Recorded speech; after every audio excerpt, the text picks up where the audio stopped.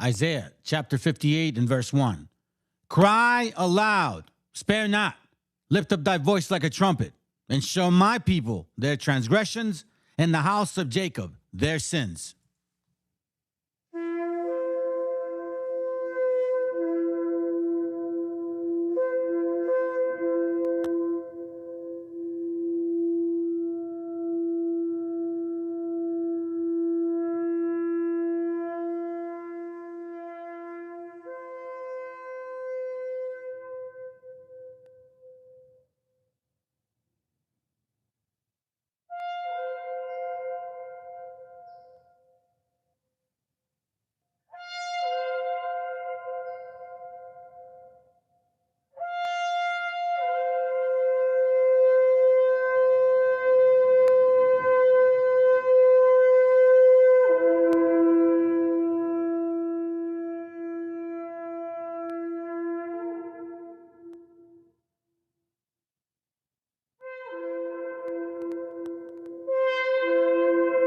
Copyright disclaimer. This content does not belong to Bible Chronicles or claim this intellectual property. The content provided today has and always will belong to the content owner.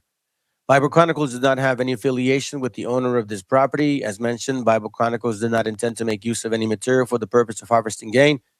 However, Title 17 of United States copyright law states material in use can only be done when it's for theological or general educational purposes, and thus Bible Chronicles believes that this principal material falls under fair use, which honors protection under Section 107 of the same U.S. copyright. Antes del nombre América, antes del hierro y la cruz, había pueblos que hablaban con la tierra y con la luz. No era un mundo vacío, era ciencia y corazón.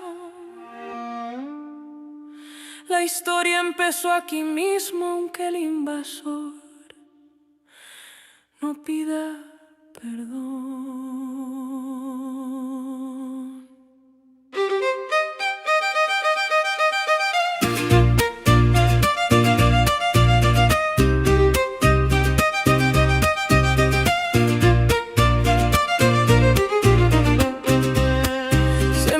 Tiempo en el cielo cuando el mundo no sabía contar. El cero nació en la selva, el maíz nos enseñó a pensar. Calendarios y medicina, ciudades frente al sol. No era mito ni leyenda, era pueblo, era voz. No fue descubrimiento, fue invasión. No fue silencio, fue opresión. Antes del mapa, antes de ti, había pueblos completos que no vas a entender. No éramos pasados, somos raíz, aunque nos llamen historia, seguimos aquí.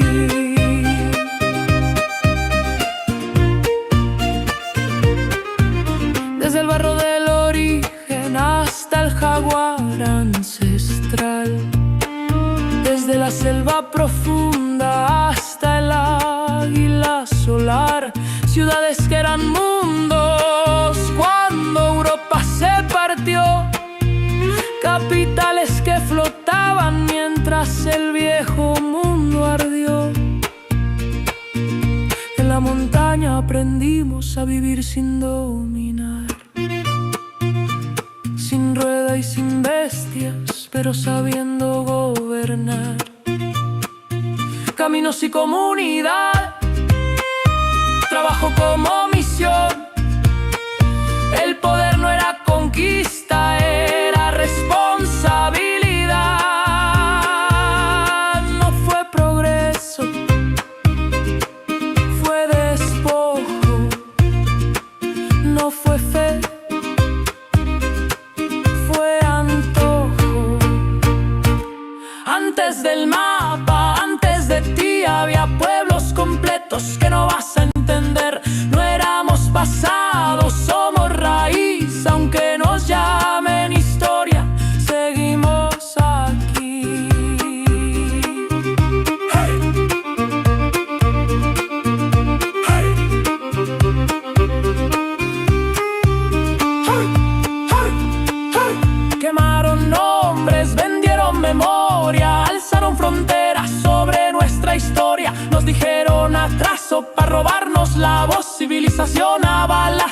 la fe pa'l control, pero la tierra recuerda. La raíz no se rinde, aunque cambien las banderas, la herida no se extingue. De norte a sur somos la misma raíz, la misma herida que se niega a morir. De norte a sur nadie sobra aquí, Latinoamérica sigue y no va a pedir permiso para existir.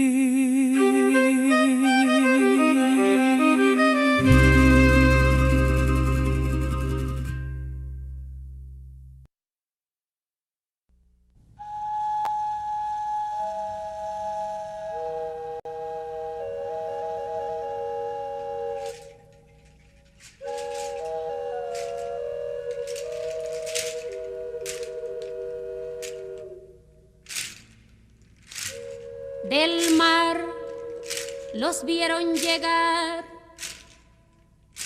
mis hermanos emplumados eran los hombres barbados de la profecía esperada. Se oyó la voz del monarca de que el Dios había llegado y les abrimos la puerta. Por temor a lo ignorado, iban montados en bestias, como demonios del mal, iban con fuego en las manos y cubiertos de metal. Solo el valor de unos cuantos les opuso resistencia, y al mirar correr la sangre se llenaron de vergüenza, porque los dioses ni comen ni gozan con lo robado. Y cuando nos dimos cuenta, ya todo estaba acabado, y en ese error entregamos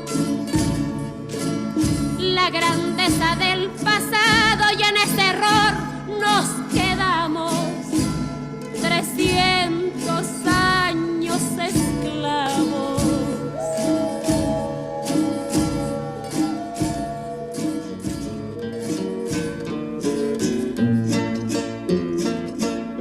Se nos quedó el maleficio de brindar al extranjero nuestra fe, nuestra cultura, nuestro pan, nuestro dinero, y le seguimos cambiando oro por cuentas de vidrio, y damos nuestras riquezas por sus espejos con brillo.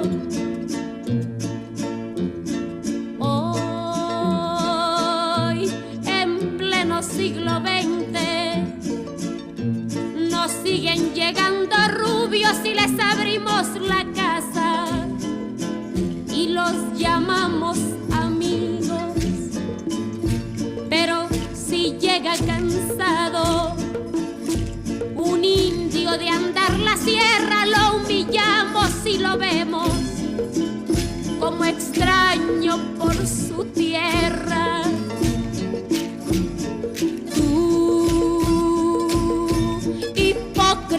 Que te muestras humilde ante el extranjero, pero te vuelves soberbio con tus hermanos del pueblo. Oh, maldición de Malinche, enfermedad del presente, ¿cuándo dejarás mi tierra? ¿Cuándo harás libre a mi gente?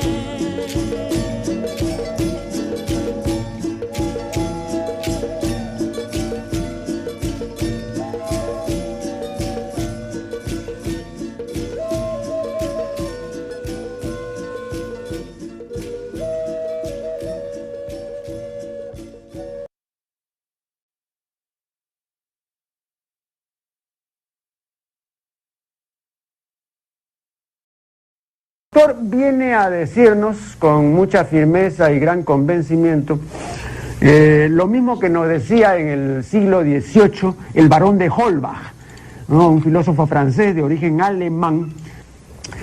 Si nos remontamos al comienzo, entonces hallaremos que la ignorancia y el temor crearon a los dioses. La fantasía, el entusiasmo o el engaño los adornaron o desfiguraron.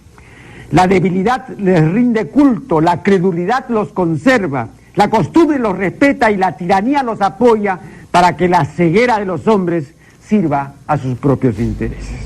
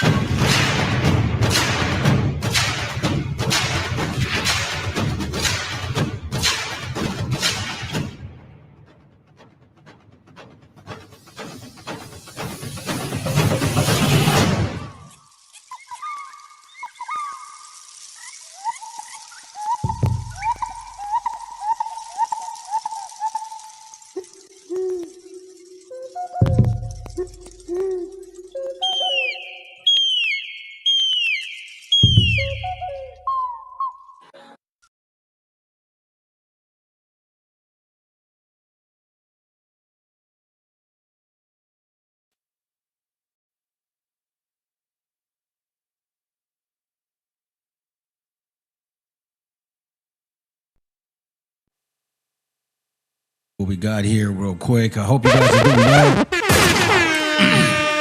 It's been almost a week. It's been a long time. I think this week I was feeling really tired, man. That's not normal for me to feel tired. So I think I was just kind of from the sickness of last week. I don't know, man. I'm getting older, you know what I'm saying? Maybe the body's a little different now and shit. But anyhow, thank you all for being here tonight. See, there's several people watching, so we're going to get going right away. First and foremost, this is the topic, sovereign Moorish stupidity.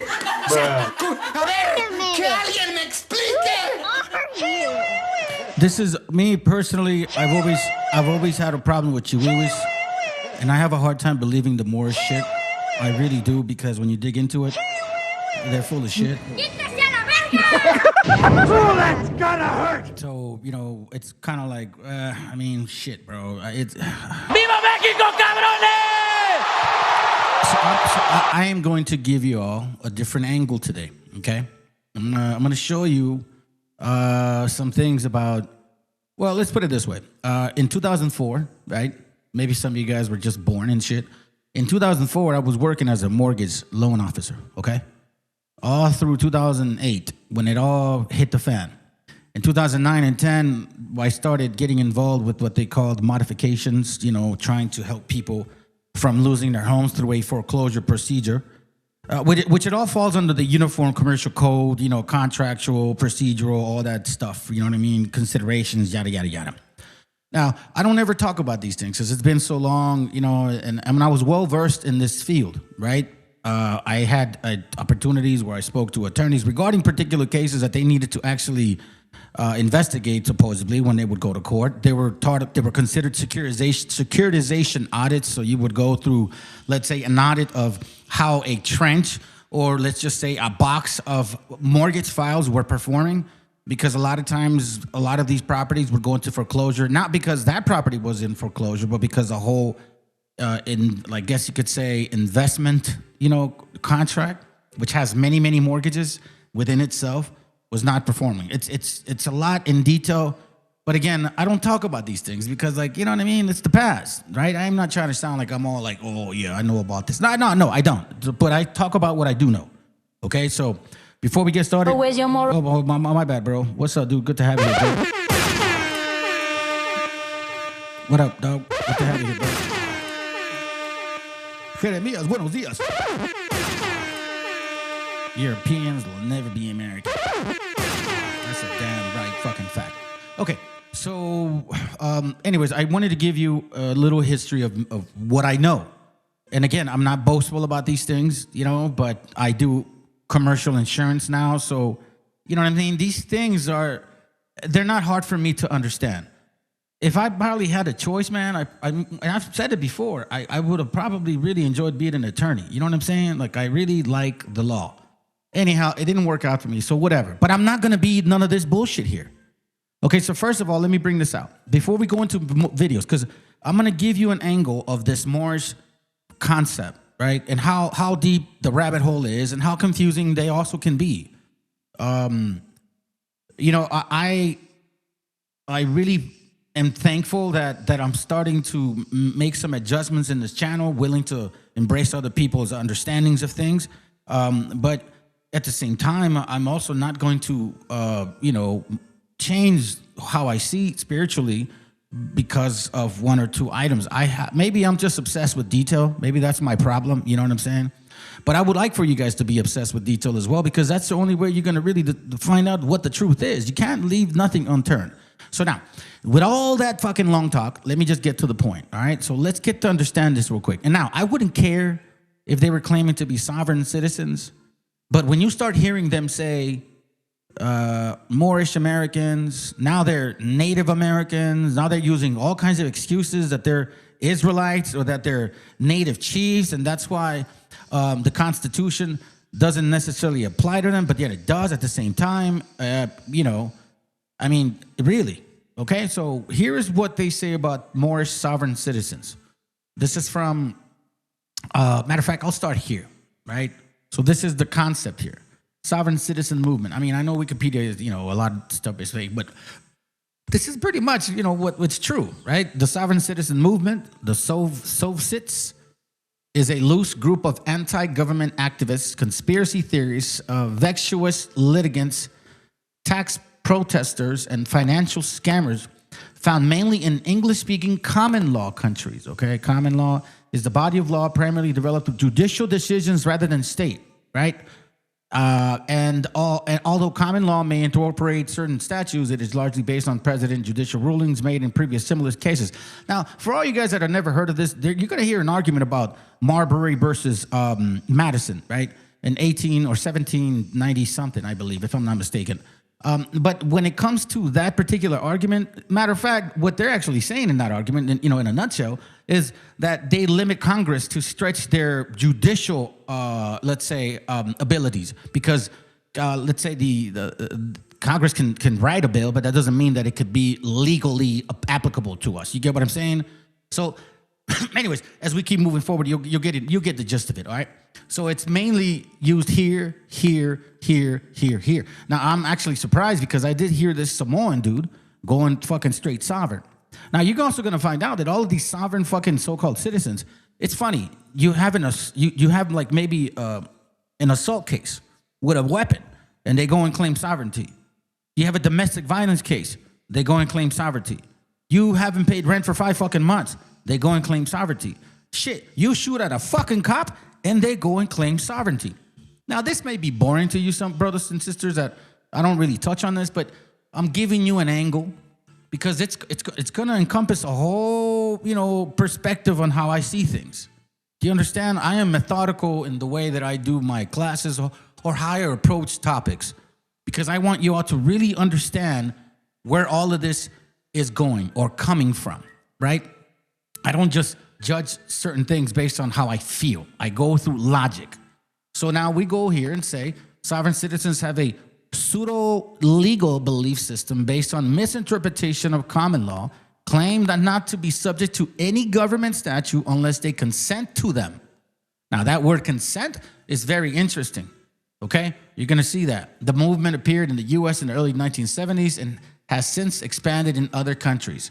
The similar free man on the land movement emerged during 2000s in Canada before spreading to Commonwealth countries. All right, so now you guys get the gist of it. Now, for the sake of who they are, this is who they are. Okay? This is their actual link. Uplifting fallen humanity for over 100 years. Now, listen to what this belief is. Okay? Which I have no problem with it. You know, the thing is this, that a lot of these people that are going to these courts, and the reason why I'm bringing this up to you, family, because it's going to trip you out, that a lot of them say that they're natives. And that's why, because of the Indigenous Peace Act, you can't fuck with them. I'm serious. But let's, for the sake of letting them speak for themselves, the Moorish Americans do not even, like, they're telling people to follow the law of the land. Seriously. It says, for over 100 years, Moorish Americans have constantly demonstrated plans for the betterment of mankind, teaching those things that make our people better citizens, and promoting ideas that our social, moral, and economic condition can better. Okay?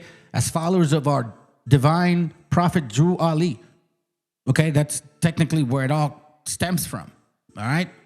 And the members of Moorish Science Temples of America were also greatly involved in the great program of uplifting fallen humanity. All right? Unfortunately, there has been a recent surge of so-called Moorish groups. Woo!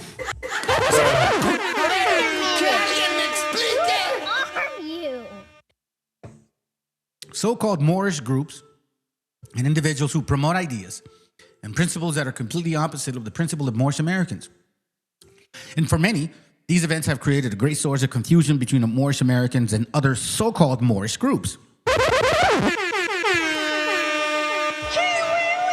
Hold on, let me do that again. In case you guys don't know that, that's what we call wobbles here in this channel. Fuck that puto!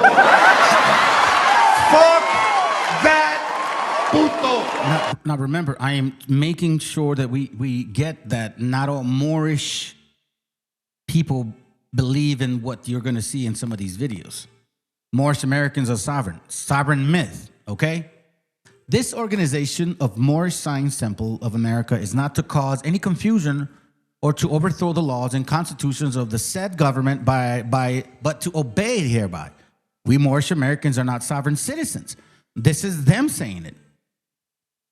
We are not anti-American nor anti-government. They basically say you got to follow the structures of government. Moorish Americans do not need a driver's license. All members must preserve this holy and divine laws, and all members must obey the laws of the government, because by being a Moorish American, you are part of and partial of the government and must live life accordingly. Now, keep in mind that a lot of these guys are saying that, you know, they justify their sovereignty by, you know, ignoring their crimes and then saying they're Moroccans. Like the peace treaty of 1792, I think, or 96. It's like, what the fuck? Listen, fam, I spent a whole week watching these cases, so you don't have to. Okay, so we're going to look at them. You know what I'm saying? We're going to look at them because you really have to understand that there's a difference between Moorish religion that really do want to follow the laws, statutes of this land, and then you got some fucking maniacs going to court. And again, I don't care if you want to call yourself a Moor, but the way that they say it, it's like they're Moorish people of indigenous descent, meaning like they've always been here. So I'm telling you, it's fucking nuts. Then it says, let's see, Moorish Americans can squat in and take possession of someone else's property. Like, yeah, we believe all Moorish Americans should have adequate shelter, but taking someone else's property is not the answer. This is not only illegal, but it also goes against the Moorish American Moral Code of Conduct. Moorish Americans need to file paperwork within the court to proclaim their nationality. Let's see, Moorish Americans have to pay for their nationality. That's something between them. Moorish Science Temples of America is government. Moorish Americans are not subject to the laws of the city-state. Okay, so there. Moorish Americans are not subject to the laws of the city-state or USA, right? All free national citizens, Moorish Americans, Irish Americans, Spanish Americans, Chinese Americans, etc., are subject to the laws of our country for the peace of our society, according to the teachings of the Prophet Drew Ali, right? So basically, like, I'm just trying to set you guys an example that whoever these people are, they're not. It's contrary to what the actual Moorish society believes, right? Look, I'm not going to argue, debate on like where this goes. I'm talking about what we see in regards to court cases. Okay. Now, real quick, Moorish sovereign citizens. This is from the SPLC. You know, we already know about them.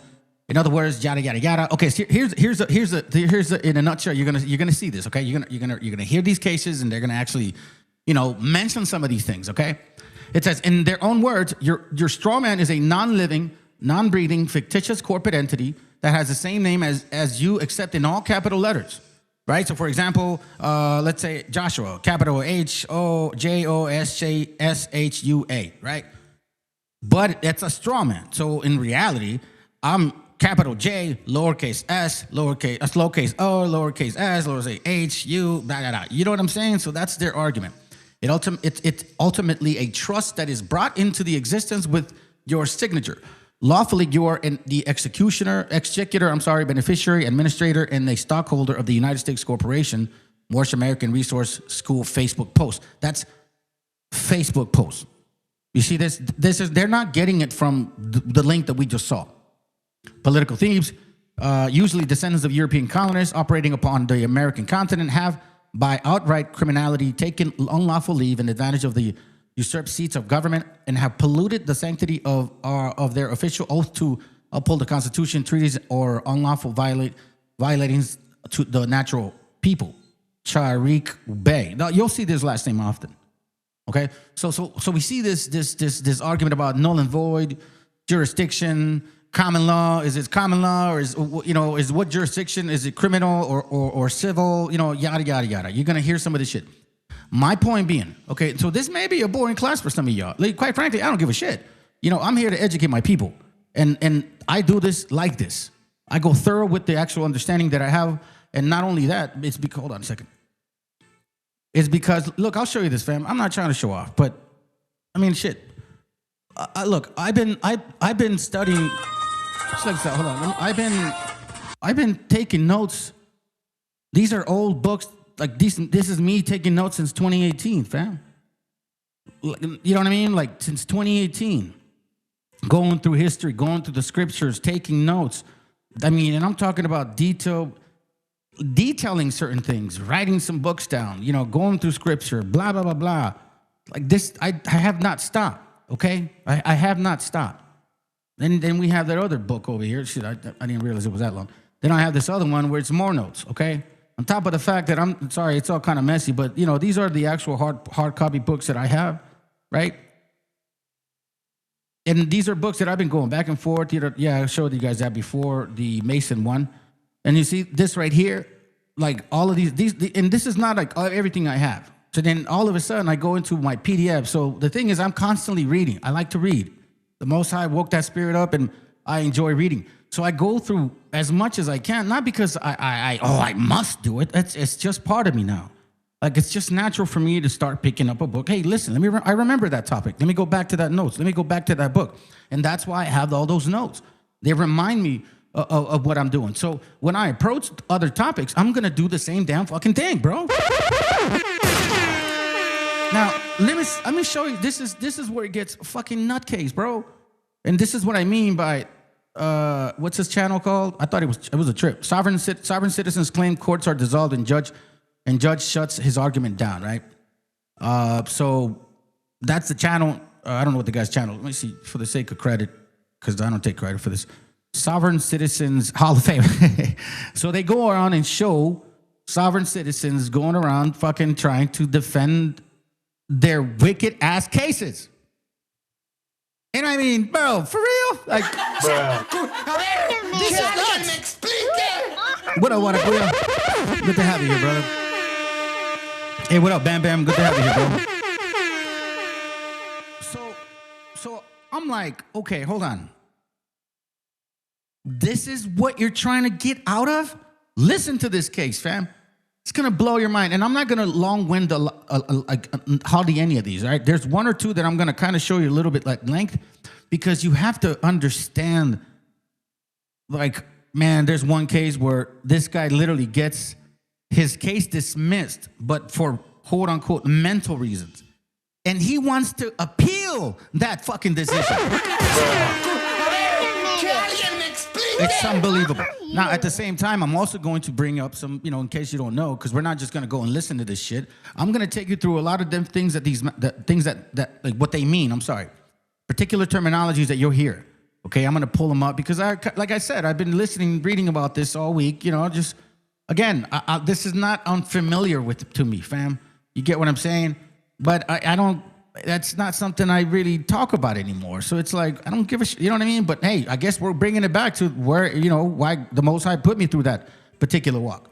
Okay, so let's begin. Let me shut up now. Right into the proceeding in Judge Dominique's courtroom. Appreciate you guys. Let's jump into 125.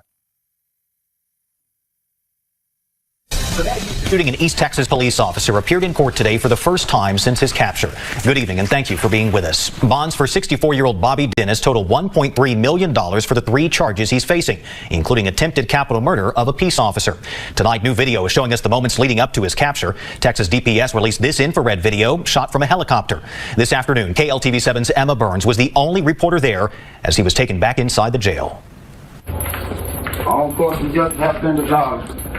64-year-old Bobby Dennis made his first appearance in front of a judge after Wednesday night's arrest, bringing the end to a 4-day-long manhunt. That must be a grand jury indictment, not by information. Dennis making claims to the judge about court procedure and jurisdiction. He is charged with attempted capital murder of a peace officer, interference with a public service animal, and 2 counts of obstruction or retaliation. This comes after he allegedly shot a Jacksonville police officer and her canine. That video.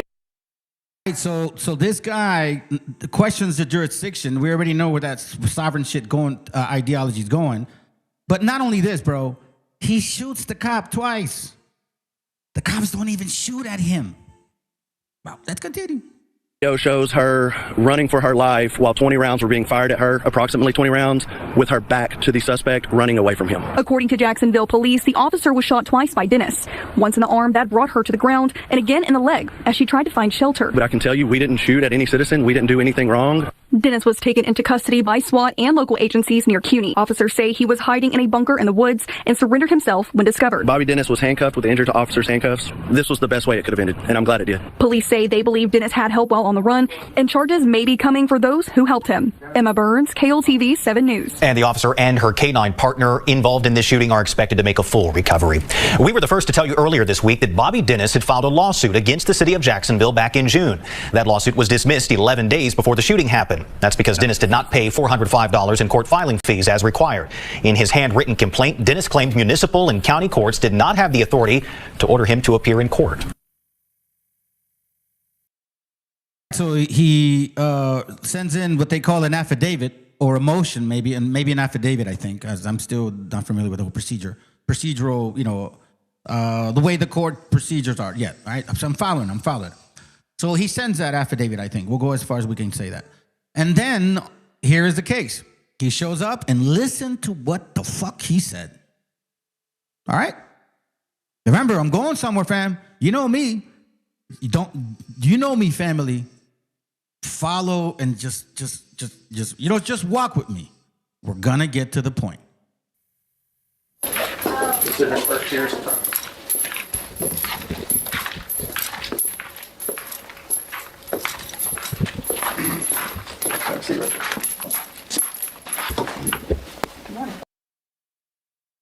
Keep in mind, every court is different. This one seems to be more smaller and personal. It must be, I don't know if it's a small town or not, but be mindful also that, the classes that I've been sharing with y'all for a long time, a lot of times I've told you that sometimes this is a spiritual, not sometimes, a lot of times this is a spiritual war. So we're dealing with spiritual things. So if you choose to be, for example, that title of a Moor, you're putting a spirit upon you too, fam.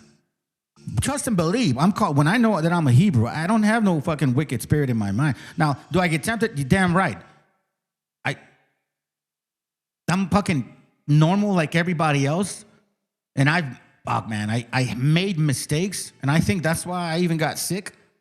But at least I'm mindful of what the fucking potentiality could be. And sometimes you just got to nip it in the butt right there at that moment. But let's continue.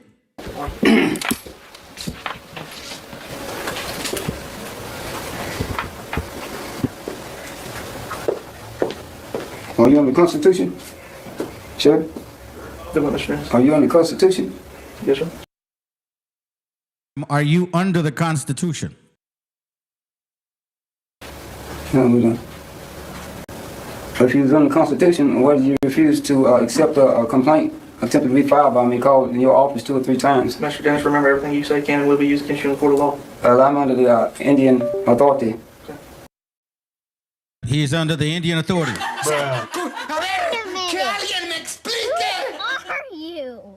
You hear that? Now, you guys saw why he's in there. This is not a ticket, like a street ticket. This is not even like a domestic violence, no big deal. He fucking shot a cop, fam.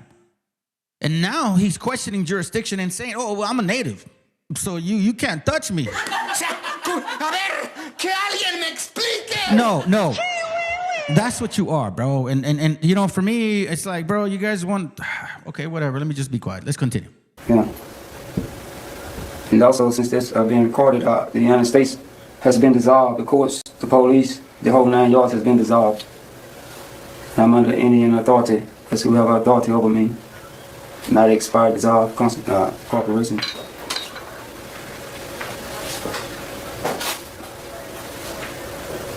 So this is your refusal to accept my complaint. Let me remind you guys, in case you don't know, right? They're deporting natives. In case you don't know, right, fam? Aren't they deporting natives? Are they not deporting natives? So-called Native Americans, right? This is what they call it, people. They are getting deported. There's no jurisdiction that Native Americans can actually benefit from, especially when they're outside the reservation and you commit a crime like everybody fucking else. Now, this is not a ticket, family. This is not a fucking ticket, okay? This man had a gun and shot at the police 20 times. 2 bullets hit that person. What resulted to this day in Jacksonville, Texas, we will not accept a complaint. Sheriff, I called your office and I talked to you personally.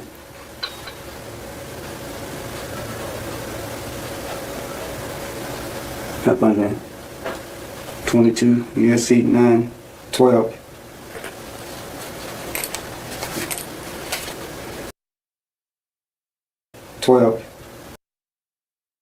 He says, yeah, 22 USC 9112. Let's see. 22 USC 9112, whatever that means. Outlines a standard of assistance for the U.S. diplomatic and consular missions abroad. Okay. Foreign relations, maybe? U.S. Code Title 22? Foreign relations and intercourse? I mean, but these talk about diplomatic and consular services generally. I mean, trust me, family, I am very familiar with this stuff because when it comes to modifications, helping people to avoid foreclosure, when you get into securitization audits and you understand exactly how important it is for a paper trail to be to like under the Uniform Commercial Code, whenever you, let's say, have a note, that note cannot be another instrument. It's either a note or a stock. You get what I'm saying? The Uniform Commercial Code is very strict about those things. That's why when it came to the 2008 debacle, they completely broke the fucking law. That's what that happened. Again, I trust and believe, family, this is not a topic that I'm young in, okay? It's just been a long time. I'm just for the first time trying to really understand, okay, you know me, man. I don't come at you straight ahead. I go behind you. And I try to understand what your psychology is. Let's go.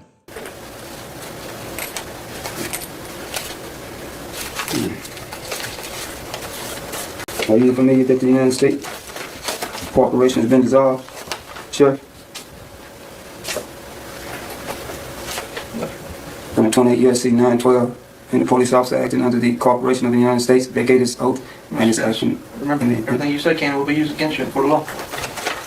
Called the 28 U.S.C. 912, and the police officer acting under the corporation of the United States vacated his oath and is acting in an individual capacity as an illegal security guard operating under an illegal government.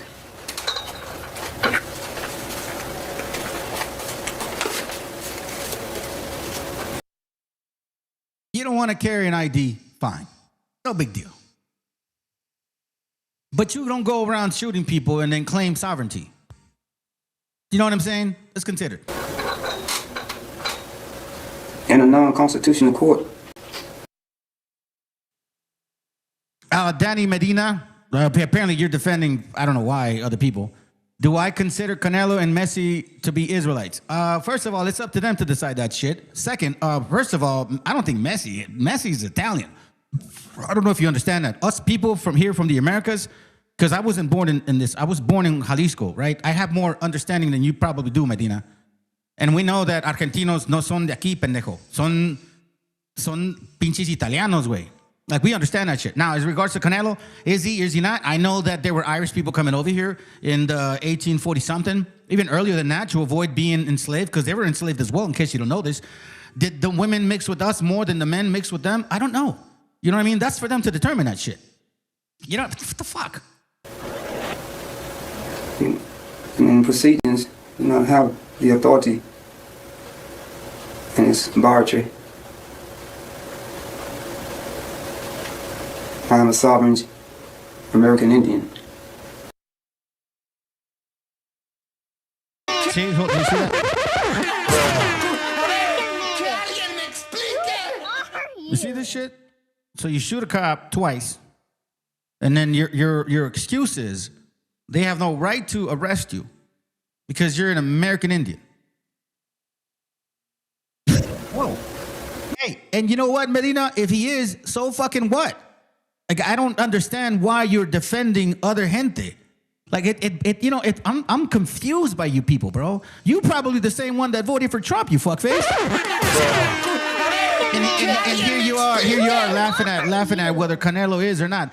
It doesn't matter to me. I don't make money more or less if he is or he isn't. You know, I don't care about that stuff. I don't even fucking know why that matters to you. You know what's funny, though? You're defending other people.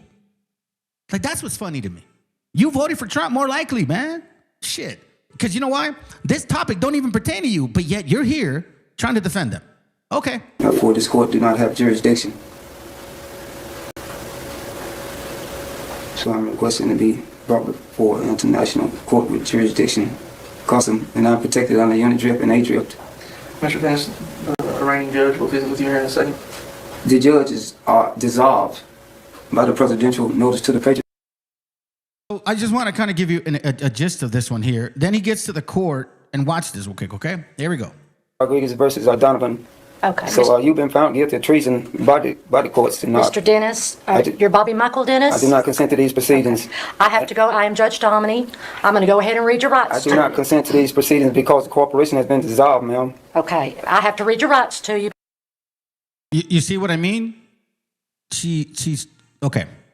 Now, I watched a lot of these cases, right, throughout this week, and they say the same thing over and over and over and over and over and over. Hey, let's see. I told you. Bro, what did I tell you? This fucking guy. Y'all are so easy, dude. You guys are so fucking easy. We are Americans. Do you understand that the Americas is all the way up from the north all the way down to the south, you fucking dumbass? You know, there's Estados Mexicanos Unidos. There's Estados Americanos, something like that, Unidos. Like, all of the Americas are all American. In reality, what you're trying to say is we're North American. I think that's what you mean. Because even Hondureños, though they call themselves Hondureños or Guatemaltecos, they're still Americans. Because this is the Americas. Hold on a second. Fuck that puto. Fuck that puto. So anyways, let me go back to my point. What I was noticing about these constant cases was there's a mental issue going on, fam. And I'm not trying to be offensive to anybody in particular. I'm just saying that because it's not just, them. It's also gringos, bro. I even saw some fucking Hispanics going in and arguing that shit. But they weren't using Moorish concepts, or that they were Israelites, or that they were indigenous Americans, and they have absolutely no reason to follow everybody else's laws. They could be cowboys, shoot people, break the law, pass, run a red light, I don't know, rape somebody privately and shit, and be like, hey, you're out of jurisdiction. You're out of jurisdiction, Ak.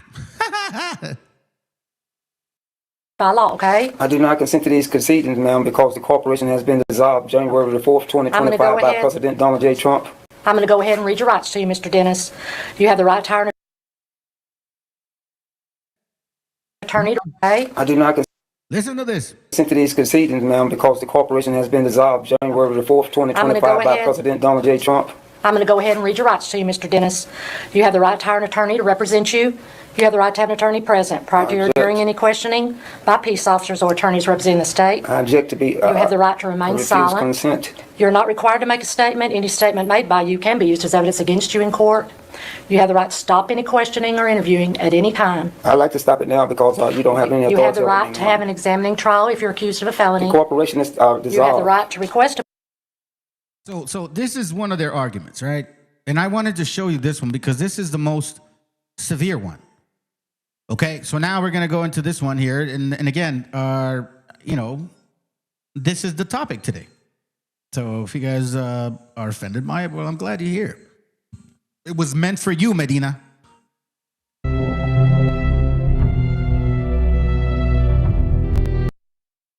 I've never shared this side of the situations that we be talking about here on this channel consistently. I never shared with y'all this side. I mean, this side is real. They're literally claiming to be natives on YouTube, on TikTok, and even arguing about it in court, trying to get away from responsibility, from accountability and shit, and from morality. It's just kind of weird to me, bro. Let's go. On the record? Yes. It's not going to take 20 minutes, Your Honor. I'll give you my word. Well, you said you have a question, sir. What's the question you want to ask? Is this criminal or is it civil? So you're going to hear that often. Is this criminal or is this civil? Okay, here we go. This is criminal, sir. It's punishable by up to 93 days in jail and or $500 fines and costs.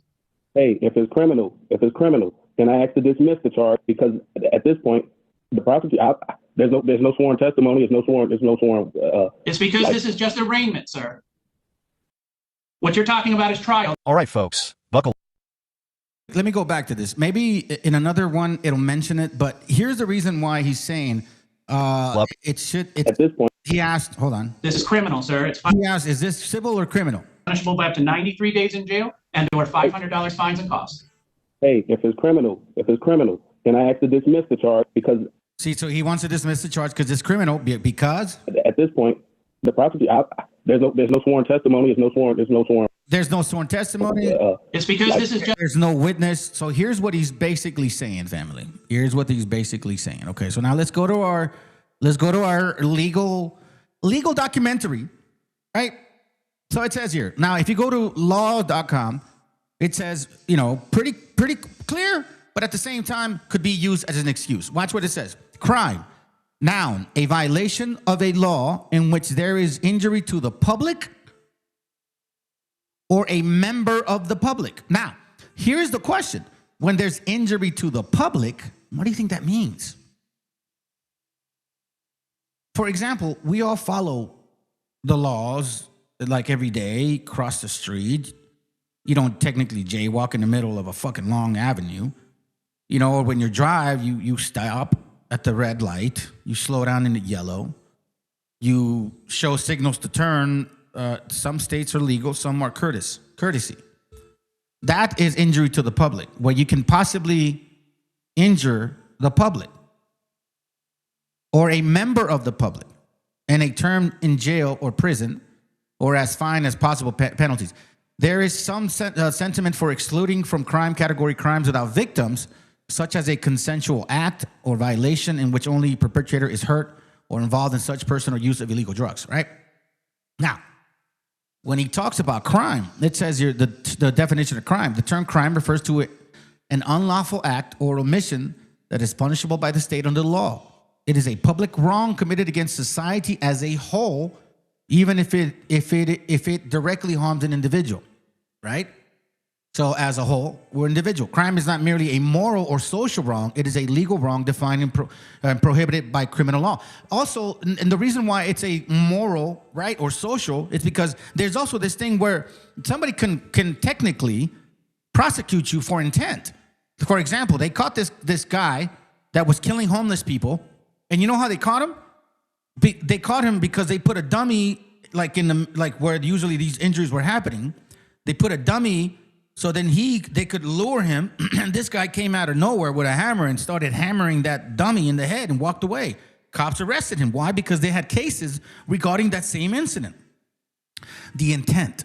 He didn't hurt nobody. The intent to harm someone. And there's proof of it because of previous cases. Do you understand where this is actually not in a broader sense, but it's limited, but at the same time, it's very, very clear. Just arraignment, sir. What you're talking about is trial. All right, folks, buckle up because we are diving straight into a courtroom showdown that is equal parts confusing, frustrating, and absolutely jaw-dropping. Today, we're watching not one, but two self-proclaimed... Yo, so this right here. I work for the British Broadcast Corporation, you sicko pendejo. So what the fuck does that mean? You got a job at a broadcasting channel that happens to be over there or here, whatever. What does that mean? That's what he's talking about, the BBC shit. See, that's how dumb you are, Danny. See, that's how dumb you are. You claim to have some type of superiority, because you can tell, by the way, you've never been here before, and you started making fucking comments out of nowhere. Now, there's not a single correlation when it comes to Indigenous American language in Hebrew or Aramaic. If you don't love the greatest nation on earth, just leave and go fix up the narco. So why are you here? Do you think you're going to change people's minds and shit? Or you just want to let loose and shit? Yeah, you just kind of jacking off, letting loose? Is that what it is? You want to be, like, accepted by the gringo man? Is that how bad it is, bro? You married a white woman? Is it how you sliding in there and shit? You think that's what it is because your kids are white? They're always going to be you, no matter how fucking blonde you are. And here's the funny part, family. He goes out and says Canelo is Irish. He's not even indigenous. But then at the same time, he's like, Benavides is more indigenous than him. But then at the same time, he's saying, you guys need to stop being Hondurans, Mexicans. You need to be Americans. But at the same time, he's saying, we have nothing to do with Hebrewism or anything or Aramaic. We should just love the greatest country. You see how fucking confusing you are, Danny boy? That's why I know you're sliding in that ass. Brother, please, by all means, help yourself, bro. Because look, I'm going to show you something. Because in this channel, we also bring up a lot of different things here. And one of the things we actually do bring up is also Bible. You know what the Bible says about people like you? This is what it says about people like you, right? So Proverbs 2:2, it says, as a matter of fact, I'll give you 6. It says, for the Lord giveth wisdom, out of his mouth cometh knowledge and understanding. But you see, that kind of knowledge and understanding doesn't just open their mouth, right? Because you showed up for the first time. You actually pay attention. And you understand what you're looking at before you make a comment. And then you pay attention to the comments that you made before you go and trip on your own fucking mouth. There's no single correlation to Indigenous Americans' language in Hebrew and Aramaic. If you don't grab the latest country in our nation, just leave it. You know what's so funny, fuckface? Because there's a lot of documentation where even the people that gave and funded all the trade, the slave trade, specifically our people, admitted it themselves. And they're called Israelis today. You know what I'm saying? It's so fucking funny, bro. Yeah, you know what? Go watch American Cholo. Go watch American Cholo. I'm sure he's going to like you because he's one of your Honduran dumbasses. You know, it's so funny, bro. You guys are all thinking the same shit. No wonder you're fucking dumb. And your country don't mean nothing. That's why you're like, I want to be white and American. Because Honduras sucks. Shit, you guys even suck at the easiest sport is soccer, bro. And you guys still suck. You're so easy to figure out. Go have sex with your wife, bro. That little blonde or so-called wannabe blonde woman that you want to sleep with. Sovereign citizens try to bend the law to their will. And let me tell you, it gets wild fast. Right out of the gate, we have Mr. White questioning whether this is even a criminal case. He's asking the judge to dismiss the charges before anything has even started, citing no sworn testimony. Classic sovereign citizen talk. The judge, unfazed, calm, collected, and ready to lay down the law. You're going to see him navigating legal nonsense with precision, making it crystal clear that the courtroom isn't a place for theatrics. The reason I'm sharing this with y'all is also because you need to not fall for this stuff. You know what I'm saying? Don't fall for this. I mean, listen. I got some brothers in one Pacific one that he gets into this, and I'm like, I haven't seen a case, bro, where you guys found $1 million and shit, and you're living fucking like that. Not one case. Not one case of sovereign citizens, and supposedly there's $1 million being traded under your Social Security. I haven't found one case where one person has actually said, yep, here's my account, and he lives for free like a millionaire. Not one. No offense. I'm just saying. So I'd rather not have our people fall for this fucking dumb shit. A place for law. And for you viewers, this is your chance to weigh in. What would you do if faced with someone claiming to be above the law? Stick around, because the next few minutes are going to test the limits of patience, legality, and just plain common sense. Right on the telephone ending in 1336. Sui juris and personal persona. I'm Stephen Tyrell White, beneficiary of sovereign. I'm here under fraud, menace, and arrest. Fiduciary Daniel Williams Norbeck. Okay, Mr. White, we're going to pop you over in the waiting room because you're just going to be a distraction for all the citizens here willing to abide by the laws of our country. So we'll pop you over in the waiting room and we'll get back to you. In case you guys have ever heard of the term sovereign citizen in the news, that's what one of them sounds like when they try to come to court. All right, Mr. White, are you able to hear me? Your Honor. All right. I'm going to read this to you so you understand what you're charged with. This says that on January 7th of this year on 2nd Street there in the city of Fenville, that you were driving while license suspended. That is a misdemeanor. It's punishable by up to 93 days in jail and or $500 fines and costs. Do you understand your charge? Objection, Your Honor. I do not. I do not understand my charges or okay. Thing they say, I don't understand my charges because they're arguing about jurisdiction. Okay, let's go. I'm going to mark you down as not guilty, and we'll set you for a jury trial. You can continue to. Your Honor, Your Honor, you're practicing on the bench. Now that right there, he says, Your Honor, you're practicing from the bench. Okay, hold on. Let me show you. Okay, I'm going to mark you down as not guilty, and we'll set you for a jury trial. You can continue to. Your Honor, Your Honor, you're practicing from the bench. You're practicing from the bench. That's my job or my attorney job. I'm You see, so he says, Your Honor, you're practicing from the bench because the judge pled not guilty on his behalf. Now, why does the judge do that? Okay, I'm going to show you something real quick. Watch this real quick, okay? That's their job. Because unlike the old days, if you did not argue the case that very moment, plead guilty or not guilty, before they would just say you're guilty. Hold on a second. You're guilty. And that's it. Which was a British law. Now, the Federal Rule of Criminal Procedures 11A4 and various state laws, example California Penal Code, specifically authorize judge to enter a not guilty plea on behalf of a defendant who refuses to plead, remains silent, or is uncooperative during an arraignment, which is what they're going through. This ensures the criminal process proceeds with a full trial. He gets the right to do a trial. But at the same time, it says what? This action protects the defendant's constitutional right to a fair trial and the presumption of innocence. So that's why he pled not guilty on his behalf, because the judge has to either have to hear him say not guilty or guilty.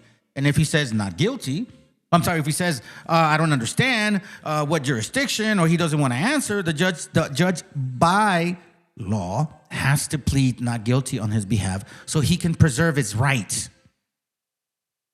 Okay? Let's continue. I'm sui juris. I'm appropriate first. Okay, first time. Mr. White, I don't know where you read the stuff that you're saying, but it's legal nonsense. It means nothing in a court of law. So if you're not willing to state that you even understand or recognize the authority of the court, my options are I can make you come in for arraignment and not give you a PR bond, and then you'll have to post bond to not sit in jail. You want to do it that way instead? Right now, if I get through arraignment with you, I'll give you a PR bond. Mr. White, I'm asking you a question. What's the question, sir? I'm not arguing. The PR bond basically saying that he doesn't, personal recognizance, I believe that's what it's called, where it's like they trust that he's going to show up to court. Like, okay, fine, you don't have to post a bond. Just, I get it. I think you're going to come back, right? So we do a PR. But if you don't want, I'll just fucking put a bond. And if you don't show up on that day, you'll get a warrant after that. I'm telling you, I've been listening to this for a whole week just to make sure that I give you guys a good understanding of what is the argument in these courts. And they're also saying that they're Native Americans, which is fucking ridiculous. Like, it's kind of like this guy here, Medina. Like, I go watch your brother on American Cholo, bro. He's one of your kind, bro. He voted for Trump just like you. This is funny. And then he says that the fictional book was used to enslave our indigenous ancestors, but you keep quoting it. What the fuck are you talking about? Don't you guys stand strong voting for Trump because he's a Christian? Bro, you are fucking dumb, Medina. I don't know why they hired you at that fucking place. I'll tell you what, I would have been your boss had I been working there. With you, Your Honor. I just want you to hear me. Okay, but I don't want to listen for 20 minutes. Go ahead and ask your one question, and we'll start there and see if it's a real question. Am I on the record? Yes. It's not going to take 20 minutes, Your Honor. I give you my word. Well, you said you have a question, sir. What's the question you want to ask? Is this criminal or is it civil? Is this criminal or is it civil? Right? Same argument he said earlier. Let's go.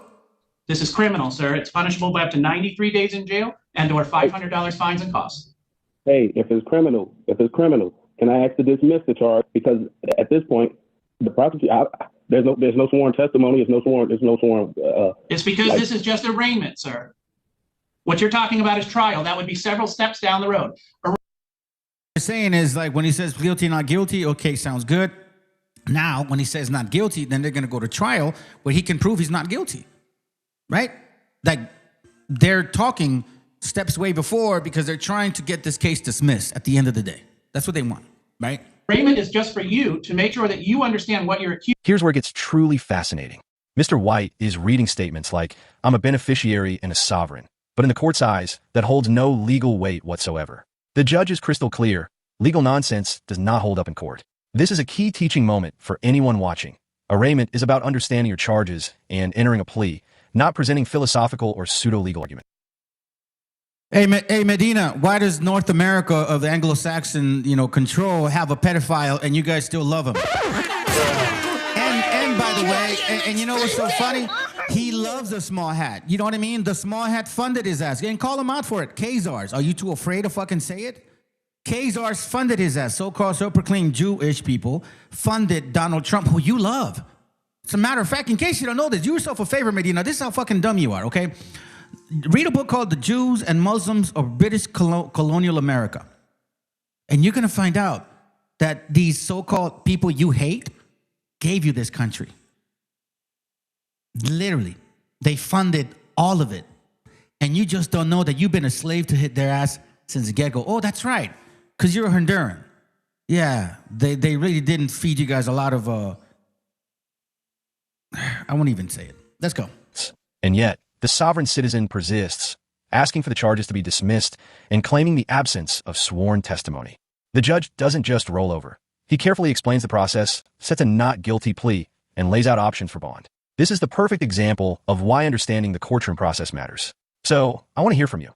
If you were in Mr. White's shoes, would you stick to your sovereign arguments or play it smart and hire an attorney? Accused of, what the penalty is, and for you to enter a plea. You're accused of driving while license suspended. I read to you what the possible penalties are, and I asked you if you wish to plead guilty or not guilty at this time.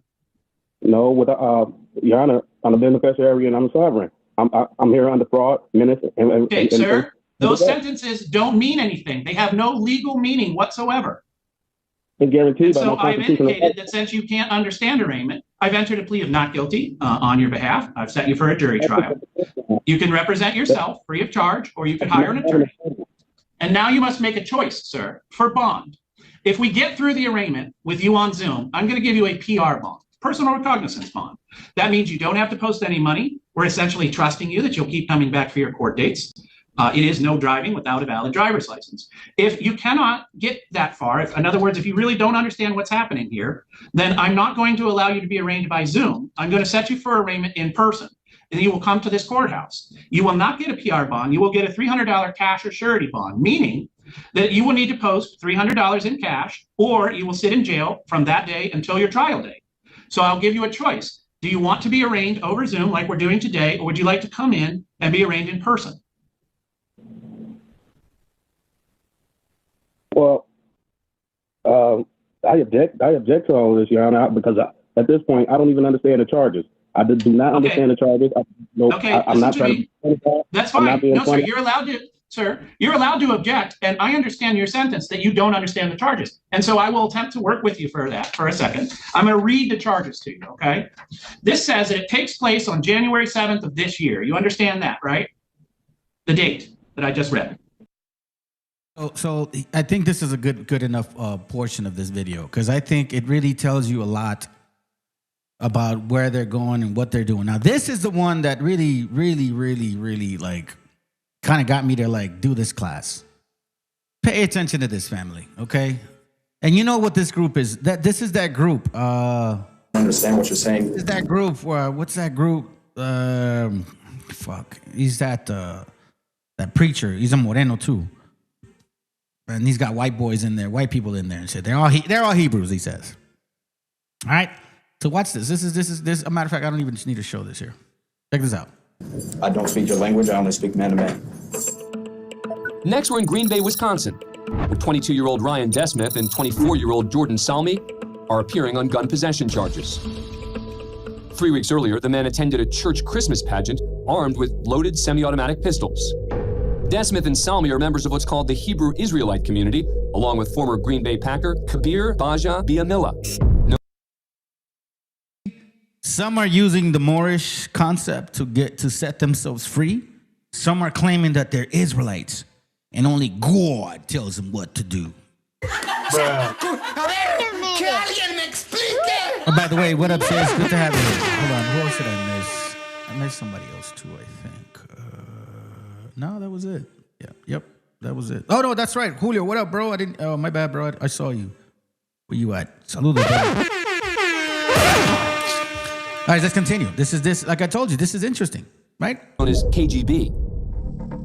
KGB was involved in a dispute with his ex-wife over his religious objections to their children appearing in the pageant. He asked the men to film the event in his absence for evidence. Desmith and Salmi refused to leave when church leaders asked.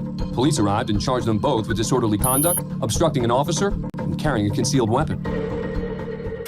Today, they're at the Brown County Court for a first appearance on the charges. And they're not going to make things easy for County Court Commissioner Cynthia Vopal. Did you get my notice?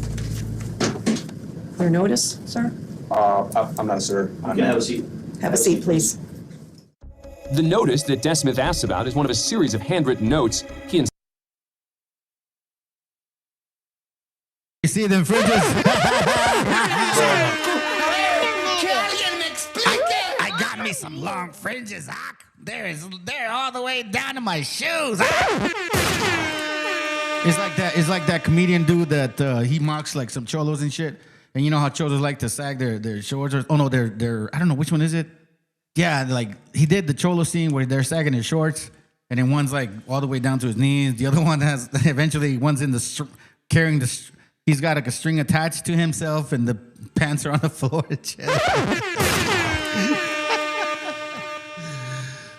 This is so. Okay, let's go. The notice that Desmith asks about is one of a series of handwritten notes he and Salmi filed, which claim they're not part of the legal society and quote, idiots before the court. Their list of demands includes $300,000, no jail time, and various apologies and retractions. The commissioner moves on. Do you plan on hiring an attorney? I don't understand what you're saying. I don't speak your language. I only speak man to man. Okay. I'm going to enter not guilty pleas on your behalf. If you enter a plea on my behalf, you will be held fully liable. And you will have these cases. We will be then sending this case upstairs. Desmith's defiance and language are similar to courtroom strategies of the sovereign citizen movement, which claims that state courts hold no jurisdiction over them. Who are you? I am the court commissioner. I'm in charge of hearing this introductory hearing in the court. Who are you? She just answered the question, sir. Sir, we don't have time for this. I have a courtroom full of people. I'm not a sir. The hearing ends when Desmith refuses to sign his bond paperwork. Either sign this or we're going to mark it as refused. I deny service. Okay, refused, and then you can leave. Okay, we're done here. Goodbye. On his way out, he fist bumps his supporters, including KGB, who's watching from the gallery. The court has even less time for Salmi's dissent, which lasts only 30 seconds. One where they say straight up Hebrew. Even a gringo and shit says he's a Hebrew, bro. Wow. What the world has turned into. Okay, let's see if we can get to this. Oh, yeah, here goes. Here's the one that you'll get to see. Okay. Hey, what up, bro? Good to have you. Let him, bro. Let him love Trump. Let him love Trump, bro. Hold on, is this it?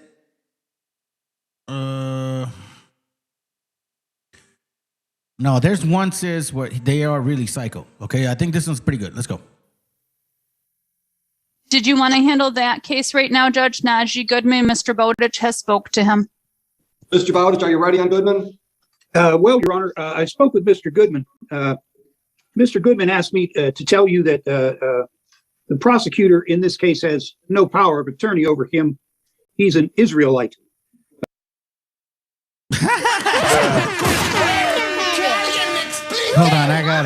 You gotta hear that again, family.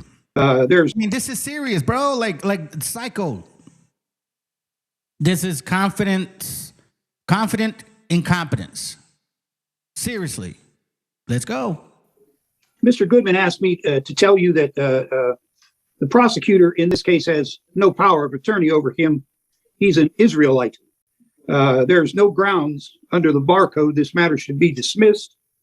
I believe he may want to represent himself. You may ask for some clarification if you talk to Mr. Goodman, but that's what he told me to tell you. Thank you. Mr. Goodman, are you requesting that you represent yourself on this matter? You're muted, Mr. Goodman. What I'm saying is, nobody has power of attorney law over me through the barcode. I'm the beneficiary. My name is not those capital letters, so I'm an Israelite from the 12 tribes. So what I'm saying, he's an Israelite from the 12 tribes. Medina, you know who you should be talking to? You should be talking to someone like him, bro, for real. You know what I'm saying? Like, you coming here worried about us. That's a really fucking big problem. That's the problem you should start worried about, Honduran. I'm representing myself. That's all that needs to be said, because that's what the law is. I got common law jurisdiction. It's a non-violent crime.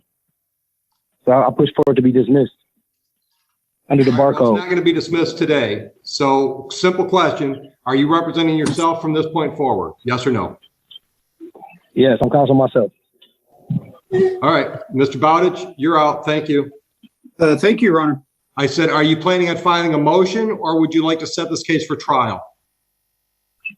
I'm planning on filing a motion to dismissal because there's no grounds or no standing over my case, because nobody has power of attorney law to hear me, to even take this process even further. You got to prove that first. You got to prove that you got power of attorney law over me to hear this matter. Okay, I'm an Israelite. You're saying, but you don't know what you're talking about. I do know what I'm talking about. You don't have power of attorney law. The prosecutor don't have power of attorney law. You don't have power of attorney law. It's under the barcode. Mr. Goodman, please do not interrupt me. I'm trying to be polite. Okay, it's under the barcode though. This is what you signed up to do. You're a public servant. So Right, unless you are a price on a can of beans, we don't need a barcode. I forgot about you. I forgot that you had said that. Look, I think that we can be very clear that I don't go around telling our people, you guys are Hebrews, or we have similarities to those people. And I don't have proof. I've been showing this since 2022, family. I haven't stopped. Do you get what I mean? For Medinas or whatevers to come over and start wondering like, no, that's a fucking lie, but we love America. That book is fake. And wait a minute, hold on a second. People like you love America. Isn't that based on supposedly, or North America, Christian wobble shit like WASP, white Anglo-Saxon Protestants? You know, the ones you love, they believe in that. Now you're saying their book is not legitimate? Supposedly their book? Confusing, bro. Confusing.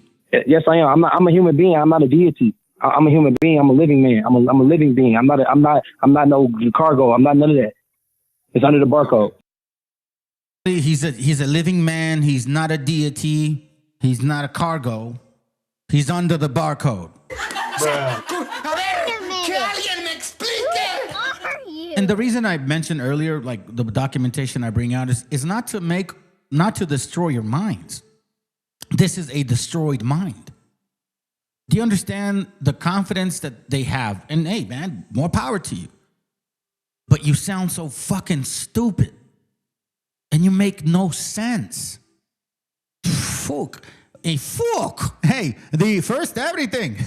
This is the real law. Yeah, no standing or no ground. Mr. Goodman, I'm going to give you a date for your motion. I'm only here to threaten cohesion. Pardon me? I want all my rights intact to me at all times. Do you agree? I can't understand what you're saying. I think you're too close to your mic. I want all my rights intact to me at all times. Do you agree? I can't understand you, so no, I don't agree. I hear you're something okay, all the time. I want all my rights intact me at all times. I want all my rights intact me all the time. All right, I can't understand you. Okay. Are you still living on border? Are you still living on border? Mr. Goodman, are you still living on board? Ashley, keep yourself muted, please. Your child keeps crying. Thank you. No, I live somewhere else. I moved. All right. Can you give me that address, please? I stay at hotel rooms from time to time because I don't have no house right now. Here's a problem that I have. He's an Israelite from the 12 tribes, but he doesn't have a house. He stays at a hotel. He looks like a capable man that could work and keep a job, I think. I mean, with that confidence.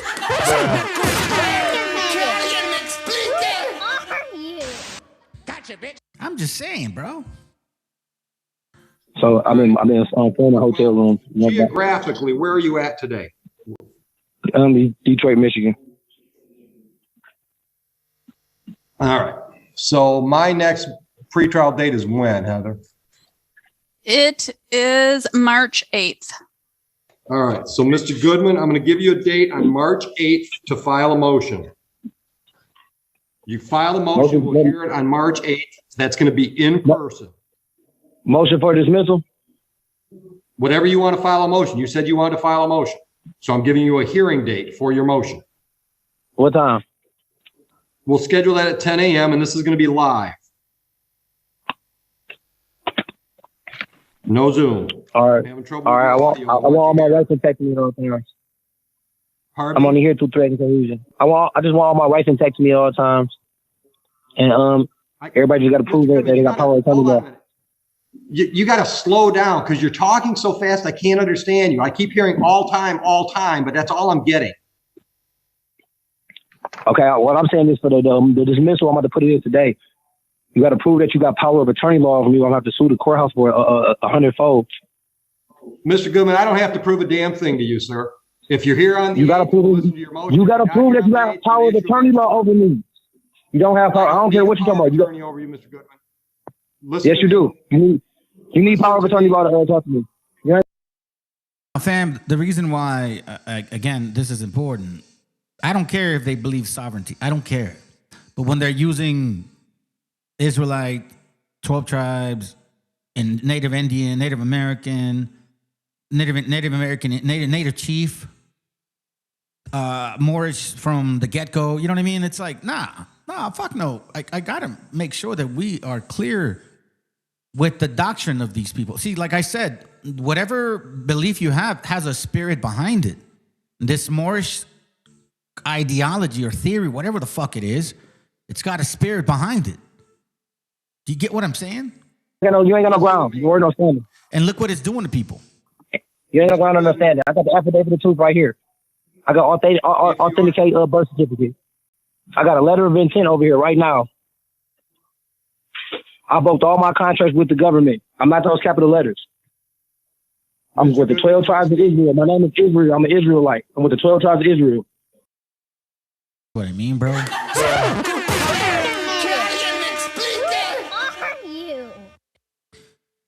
Hey, I'm a Hebrew.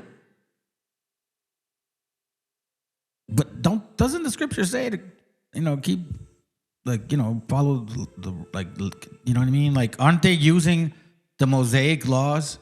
Isn't this what this institution, corporation, or country, whatever you want to call it, they're using Mosaic laws from the Bible who were for the Israelites, and now you're saying you don't want to follow the Mosaic laws? Because last time I checked, the Most High wants order. Like, you know what I'm saying? A lot of order. But you don't? Like, this is fucking weird. You don't got no power of attorney law over me. I'm pushing for dismissal. I'm suing your courthouse for 100-fold. 422. So I don't know if this is the same guy. Give me a second. Knows he has pending cases in Frank Murphy. He went before Judge Michael Callahan yesterday. He was his bond was reinstated with a tether. Representing yourself on that one. I have nobody to represent me. I think it was Langford or something was supposed to be my attorney. I'm not sure how it went south. Okay. All right, counsel, go ahead and make your bond argument. But before you do, just so we're all on the same page. Of that. Weird one, but you know what? Just for the sake of time, let's continue moving forward. Because we do have a couple more, and then that's it. And then we're gonna try to. What time is it? 1:20. Maybe. Oh, okay. This is a good one here. Okay. And again, family, I know that there are some channels out there claiming that there's such a thing as a straw man concept. But I would tell you, like any fucking adult, just pay your registration. Just get your license. Just get the insurance. I mean, let's put it this way. A lot of these people end up going to jail for several months, several weeks sometimes. You would think that's losing money, correct? Like, what the fuck? I mean, okay. Now, this is a very interesting one because, look, Tariq, those guys. Do you see what I'm saying? This is stupid FBA bullshit, fam. Wobbleism hidden. And I think dressed up in a certain way where we're not really watching it. Now I'm showing you what's going on in the courts. I was telling you what was going to happen since 2022. I told y'all this was going to happen. I fucking told you. I was the only channel that pointed out the wobbleism, BHIism, FBA, and the fact that it wasn't just the white folks that were enslaving our people. This was the only channel that was bringing that shit out with historical books. And now we're here. And now we're seeing them that they're actually taking these arguments to the court. Now they're getting embarrassed. But I don't know if that's confidence, family. That's a spirit in their mind. Like they just don't realize they're running into a big fucking wall. Do you understand what I'm saying? And it's not like it's... A lot of these cases have more to do with some other shit that they've done. Dude, it's crazy. Let's continue. Tariq Samar, Tariq Ade here. Ready Judge, Torshio Fleecer, Assistant Public Defender on behalf of Mr. Day. He's there. Can you turn on your camera, sir? I don't have any contract with a public defender's office. You what? I don't have any contract with the public defender's office to represent me. You don't have a contract with them? Correct. Yes, Judge. I reached out to Mr. Day to try to help pre-try this case. It's going to be a Bellinger thing? I think so, Judge. Okay, go for it. My understanding is that he had enough counsel that he's going to have, I believe, on his file. And I wish him good luck if that's the case, but I don't see another attorney here, so I don't know what's going on, Your Honor. No, Mr. Day? I'm defending myself. I told him that I would notify the court that I relieved him of any implied obligations to this case. So you're going to represent yourself? I'm defending myself, correct. Okay, then you need to be here. Now. Well, as I told the court, I requested a Zoom hearing because I have COVID, so there is no way I can. In a vehicle with a hat on, no mask. Oh. I am inside my vehicle right now. What'd you say? I said yes, because I'm inside my vehicle right now. He ends up showing up, okay? It gets interesting. Let's go. 3 minutes. I'm going to take a recess, then I'm going to come back, because everything's going downhill. This court does not have jurisdiction. I'm going to take a recess, then. There gets to a point where, no, this is not even the good one. I'm telling you, the good one is where they do a competence test. The fucking dude fails a competence test. He fails it. They're like, you know what, sir? The judge says, I have to dismiss the cases. Like, you're free to go in a sense because you're not competent. The guy's like, no, I need to appeal that because I am competent. It's like, bro, didn't you want to dismiss the fucking cases, bro? Being incompetent is the best fucking route to take. But no, that's not this one. You know what I mean? So we're almost there. I'm going to come back because everything's going downhill, and it's those two guys' fault. What's your name? Tariq Samar, Tariq Ade, the executive of the Tariq Samar, Tariq Ade Living Trust. Another thing you're going to hear, Living Trust. Tariq Ade, Wilson Estate. Sir, you indicated that you wish to represent yourself on this matter? Yes. All right. You understand at your arraignment you were given the charges that have been filed against you? I was given a charge. So if there were any additional, I was not given those charges. The only charge I got was a fleeing and eluding. Fleeing and eluding, 3rd degree. 3rd degree, correct. And if any... Fleeing and eluding, 3rd degree. He didn't just stay there. Like, he literally fucking took off, okay? Third degree is like pretty severe, by the way. First, second, and third. You understand what I'm saying? Let's go. Anything else was tallied onto that? And I was not told. I have one charge. Okay. That is a felony punishable by up to 5 years incarceration and $1,000 fine plus court costs. The Secretary of State would be required upon your conviction to. Considering what he just said, it's a crime. Okay, so we go back to crimes.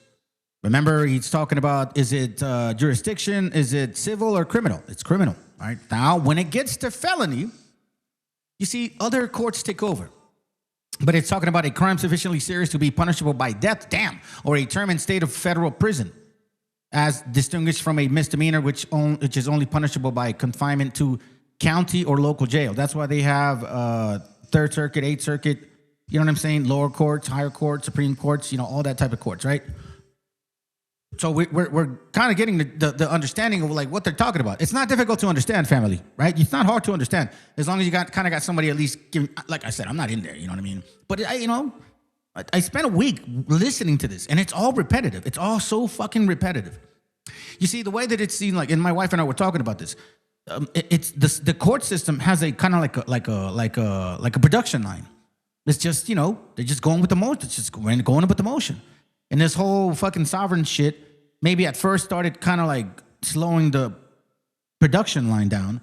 But then eventually they're like, oh, you know what? We already know how to handle this. And they're just pushing them right through because they really have no fucking case. Even if you sit by and say, okay, the Moorish people gave me the authority because I'm a Moor. I mean, we just saw earlier, and this is why I shared this with y'all. Where you at? This right here. This is why I shared with you their link. And then their link, they say it expressly. They express it themselves. There's no such thing as taking positions because you're a Moor. There's no such thing as, you don't have to have a driver's license. That's not what the actual Moorish Americans believe. This is why they even say it, some fucking pseudo group. It says, unfortunately, there has been a recent surge of so-called Moorish groups and individuals who promote ideas and principles that are completely opposite of the principles of the Moorish Americans. Do you see what I'm saying? This is not just happening on TikTok, talking shit. They're the natives, so-and-so, and all this and that, doing YouTube classes, whatever. They're taking it to court, arguing that supposedly they can get away with breaking the law because they're Native Americans. Spend your life. Who are you? All right, let's go. License for a period of 1 year. You understand that, sir? I do, but I have some questions. As soon as I get through this, you have indicated that you wish to represent yourself. I have to advise you that there are some dangers in you representing yourself. You understand that, sir? I do comprehend. And you understand that if you proceed to represent yourself, that the court is not going to assist you to understand the procedures or anything regarding the court proceeding, that you will be responsible for that, and I will be holding you to the same standard that I would be holding the attorneys in the room in terms of even ruling on evidence or anything along those lines in regard to the procedure and the process. You understand that, sir? Correct. I comprehend. All right. You also, so I will ask you again, do you still continue to wish to represent yourself in this matter? Yes, I will be defending myself. You understand also, sir, that should you change your mind and could not afford to hire an attorney and wish to be represented by an attorney, the court would consider making sure that you are afforded counsel. You understand that? I comprehend. How do you wish to proceed on this matter, sir? First, I wanted like an oral motion for dismissal based on the fact of the lack of probable cause and also the lack of a personal and subject matter jurisdiction based on the fact that this is a trust matter from the name. Again, the trust matter, judicial jurisdiction, that kind of shit, right? Okay, let's continue. See how repetitive it is? Let's continue. Let's go. Name to the private conveyance that was stolen by the third party, Wall Street Towing, and impounded on the colorful actions of Officer Trowbridge of the Washington County Sheriff's Department. Also, I have not been able to, as of Constitution Amendment 6, being able to face my accuser. Amendment 6. Okay, so let me pull that up real quick. Constitution Amendment. Hold on, Amendment. Hello. 6. It says the Sixth Amendment guarantees criminal defendant the right to a speedy and public trial, an impartial jury, notice of charges, confrontations of witnesses, compulsory process for defense, witnesses, and legal counsel. Now, it's true. He did. It's right, but it's within the trial. You get what I'm saying, family? This is not the trial yet. You got it? Let's continue. With the state of Michigan being a fictitious entity. He does have the right. Like, they're giving it to him, but he doesn't see that. He's stuck on a repetitive, regurgitating, script. I'm sure that's what they got. And say this and say that and say that again and again and again. Just because you say it doesn't make it so. If you really understand the law the way it works, you probably get away with a lot of other shit. But anyway, let's go. And there's no injured party. There's no crime that has been committed. The injured party, supposedly the understanding of crime, the only way it's a crime is if somebody's injured. No, it also says if you injure the public or an individual within the public.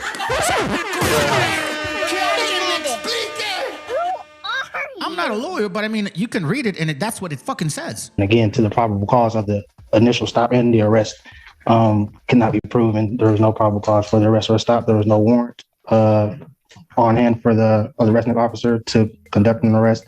And even more so, again, as I stated, this is trust property, so this court doesn't have jurisdiction to adjudicate over the foreign trust.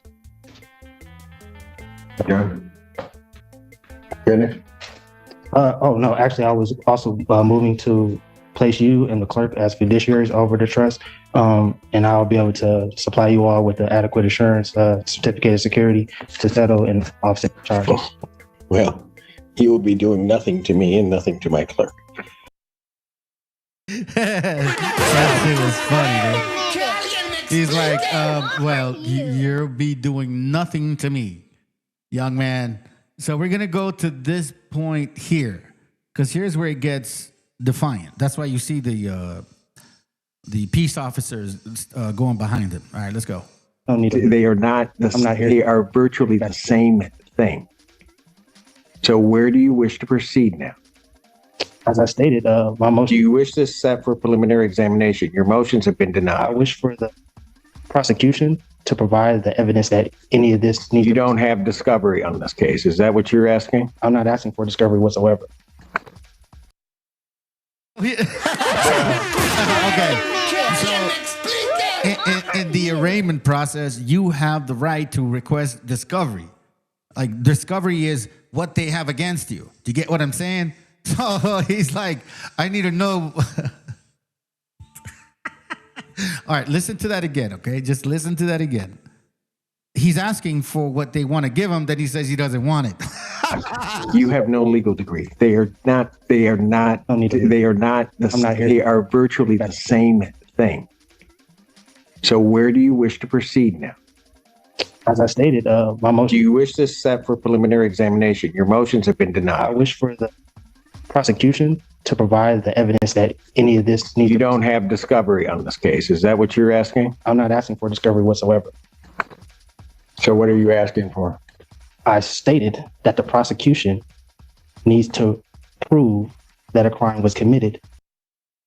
The judge just said, so you don't have discovery. Like, you don't have what they have against you. No, that's not what I want. Hold on. Fuck that. No, actually, that don't belong to you. That's like stupid ass, move out the way.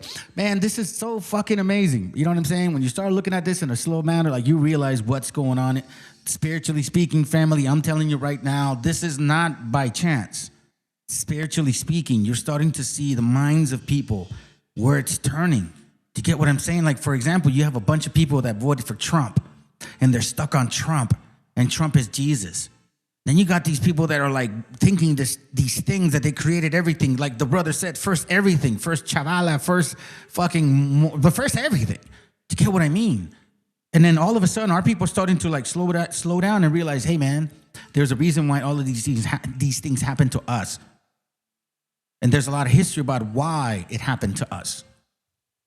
Even in our own history, you don't even have to go to the Bible. Our people wrote about these things. Come on, man. Let's go. And they also need to show and prove that there is an injured party for the crime to have even been committed. As I've indicated, you will have that hearing. Do you wish to have discovery? Discovery should be provided regardless. There's no wish about it. Wish to have. See what I'm saying? Oh, that's gonna hurt. Shit, this is so crazy. Gotcha, bitch. All right, let's go. Discovery should be provided. Don't play word games with me. I'm not playing. Mr. Allen.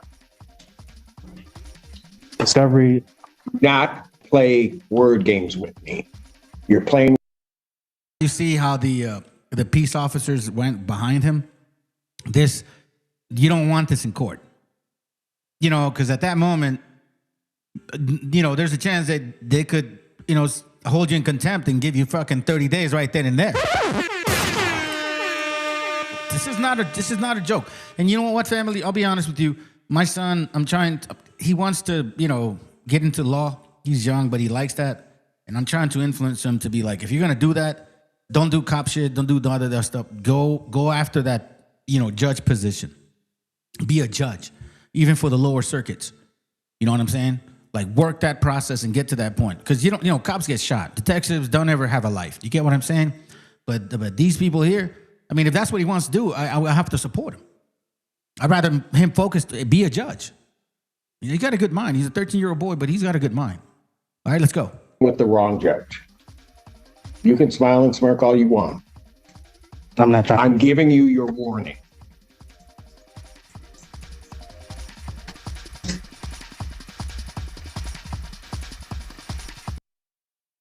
You see, so at this moment, this is when whoever is advising these young people, because most of them are young, a couple of them are older, they really are putting you in a bad fucking position. They're fucking with your brain, your spirit, and now you're getting in trouble because you're believing these processes that it's like everything else, man. I'm not a mechanic. Sure as hell know how to do an oil change, you know what I mean? I could probably fix a fucking brake. You get what I'm saying? But there's some stuff that you just can't find on YouTube. Just like you can't be a surgeon, you know what I mean? You can't, come on, bro. Like, I still have not seen no sovereign, quote unquote, citizen live off their Social Security being invested in the stock market. Still have not found one. Without having to go to court, without any of doing that. Just all of a sudden getting some bills and calling them legal tenders and signing them and boom. Not tenders, legal tenders. Like using a bill and says pay to the order of, sign it and send it, and thinking that gives you credit. Not one sovereign so-called citizen have I met personally, and trust me, I've known about this shit since 2007, that I've never met one that lives off of that so-called $1 million Social Security traded account. It's only gonna get you in trouble. If you really wanna be smart about it, go to fucking law school and figure it out. You might actually be good at it. Let's go.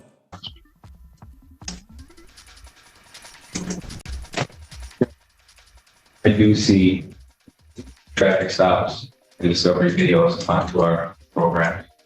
All right. All right. Those need. So here they say, listen, this is a prosecutor, and he's like, or assistant prosecutor, and he's saying, hey, I think we need to maybe consider a cognitive test.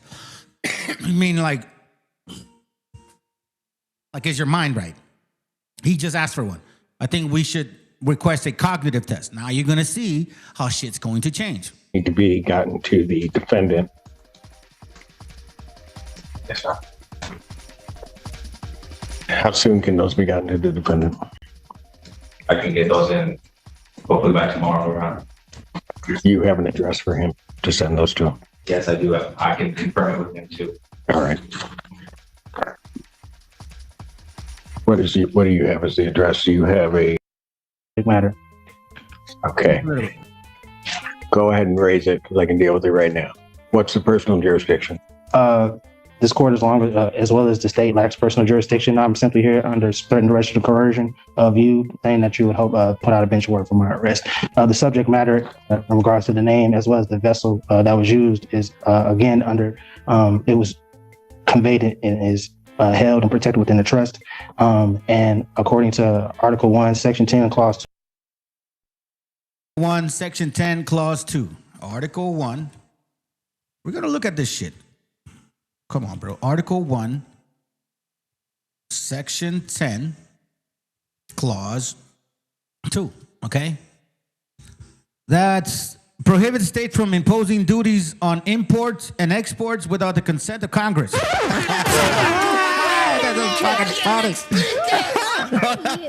the fuck is going on here? Hey, Ak, don't import and export me, bro. This is nuts. Article 1, Section 10, Clause 2 prohibits states from imposing duties and imports on and exports without consent of Congress, ensuring that such powers remain under the federal control. No state shall, without the consent of Congress, lay any impost or duties in imports or exports, except that what may be absolutely necessary for. Okay, you see what I mean? And trust and believe, like they're based on these particular pronunciations. Article 1, Section 10, Clause 2. When you look that up, it brings up pretty much what you're asking for. There's no confusion. Like Article 1, Section 10, no state shall, without consent of Congress, lay any imports. You see this? Article 1, Section 10, Clause 2. So when you say stuff like that, the court should know automatically what you're talking about because it's procedural codes. Do you understand what I'm saying? Okay, so let's go back. Hold on. The United States. And again, fam, walk with me. You know me, I have an approach on how I do things. There's a reason why I am showing you why this Moorish concept is flawed and why there has to be questions with the things that they provided us, okay? So we went through the court phase first to show you legality and see how strong it stands. So far, it's not standing strong. Let's go. Is again under it was conveyed and is held and protected within the trust. And according to Article 1, Section 10, Clause 2 of the United States Constitution, there could be no legislative laws that could intercede or to interrupt the functioning of a contract. Do you see what I'm saying? Do you see what I'm saying? It never said that. Did it say that? Did I lie? Hold on, let me just make sure that we confirm. Which the trust, Clause 2 of the held and protected within the trust. And according to Article 1, Section 10, Clause 2 of the United See, Article 1, Section 10, Clause 2. Browse the Constitution and annotate it. You see, in this channel, by the way, if you're new to this channel, because I do see several people watching, if you're new to this channel, this is my approach to everything I do. That's why I got brothers and sisters that have been watching since the get-go, since 2022. Because I don't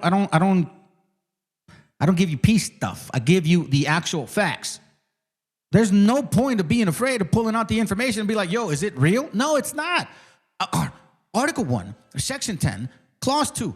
No state shall, without the consent of Congress, lay any impost or duties on imports or exports. This has nothing to do with what he said. You see how I've been saying that when you take upon a belief, it has a spirit behind it. And that spirit is a spirit of confusion. And it affects people's mind. This is not good, fam. Trust me, man. This is one example of the next one. The next one is even going to blow your mind even more. United States Constitution, there could be no legislative laws that could intercede or to interrupt the functioning of a contract, which the trust is and is properly and the trust is properly functioning at this time.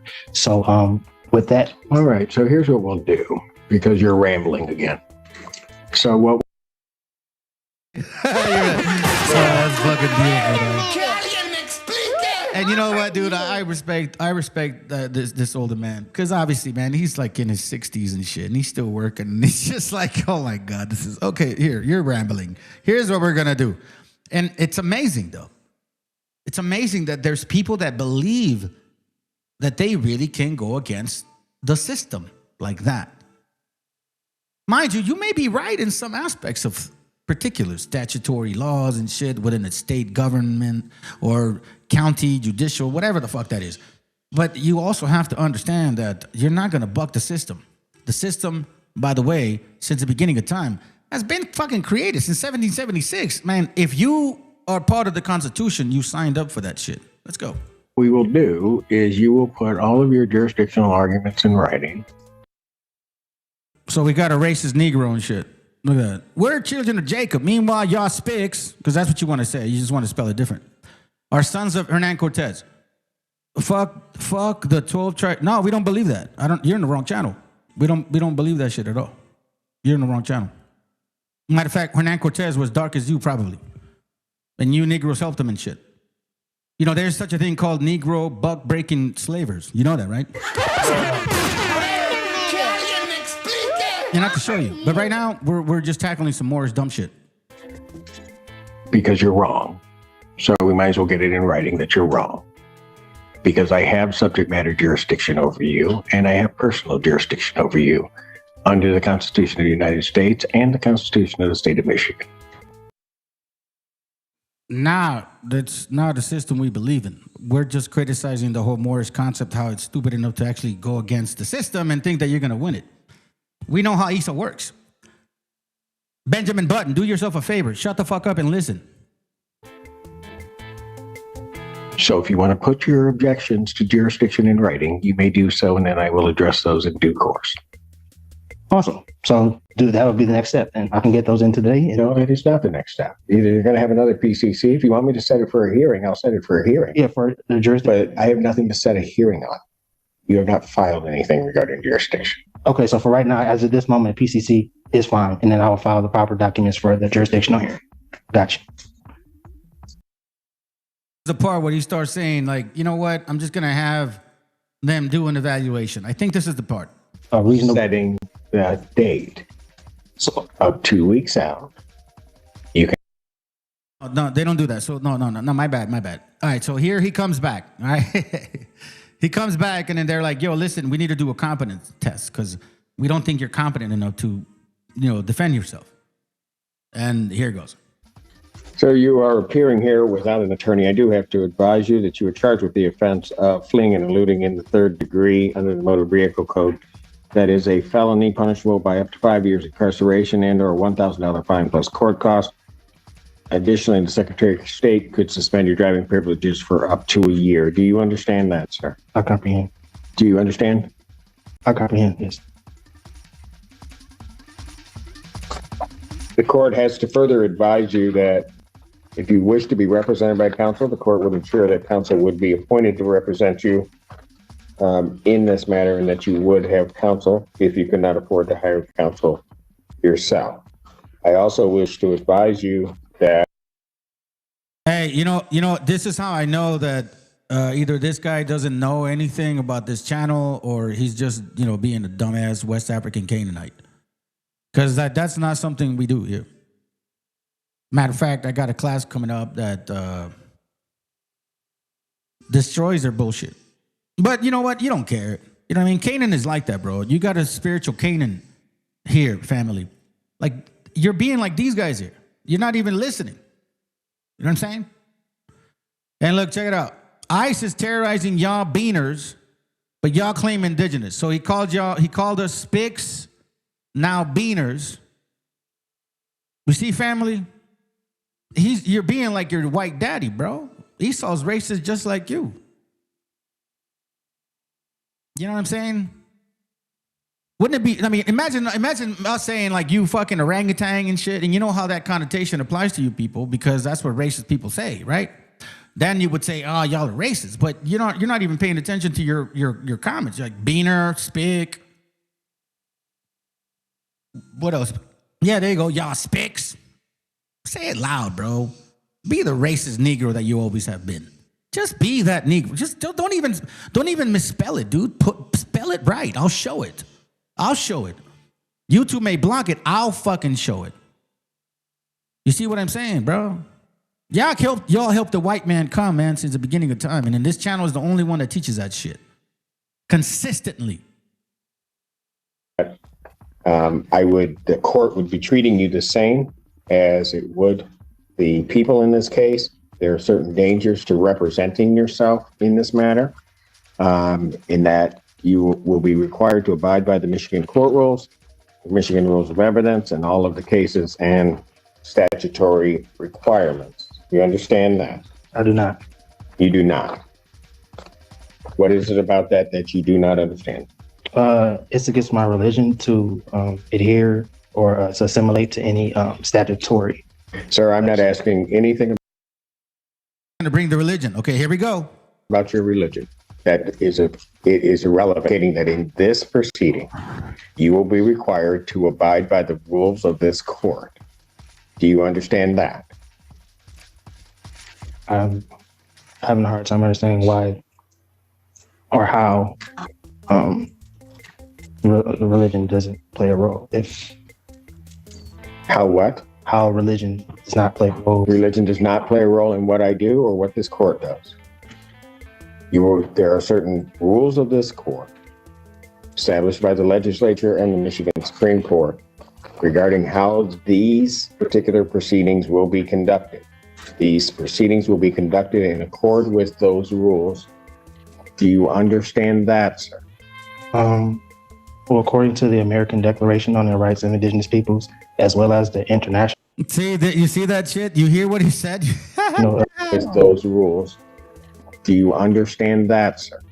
Well, according to the American Declaration on the Rights of Indigenous Peoples, as well as the international or the United Nations Declaration on the Rights of Indigenous Peoples, the state and the governments should. Sir, you have no authority for what you're about to state, because what you're about to state is incorrect. Now he's claiming that he's indigenous. Now he's claiming that. So let's go back to our law book. Let's see if I marked it down here. Here, yeah. The American Declaration on the Rights of Indigenous People. It has nothing to do with him. I mean, look at this shit. Okay, that's another point. Sorry. It talks about different articles, yada, yada, yada. Let's see. The Indian Law Center. Like, look at this, bro. American Declaration on the Rights of Indigenous People. You see what it's, look, you see all those countries? It doesn't show Africa. Gotcha, bitch. Oh, that's gonna hurt. It doesn't show Africa.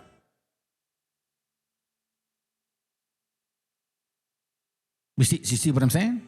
Now you're understanding what's going on in these courts. Now you're seeing exactly the bigger picture. Right? We see it on TikTok. We see it on YouTube, Instagram. Natives, whatever, this and that, and this and that, and the third. I like to say, right? Yeah, hold on. Yeah. Hold on here. Another one. Hold on, one more. Seriously. We see it on TikTok, Instagram, YouTube, you know what I'm saying? Like, all of a sudden, they're saying all kinds of shit like this, and then they're trying to argue that and shit in court, and it doesn't work. Something is wrong with the mind. Oh, I am an indigenous person. No, sir, what you're about to state is incorrect. Shit. The judge is like, bro, shut up.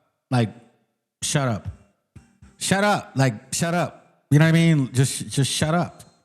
No. Do I have a button for that? Hold on. Well, do I have a button for that shit? Hold on a second. Let me see if I have a funny one. No, that's that one. No, not that one. Don't try me. No, that one. Don't try me. Don't try me. It's like, what the fuck, bro? Don't try me. Sir, you have no authority for what you're about to state, because what you're about to state is incorrect. Oh, I am an indigenous person. No, sir, what you're about to state is incorrect.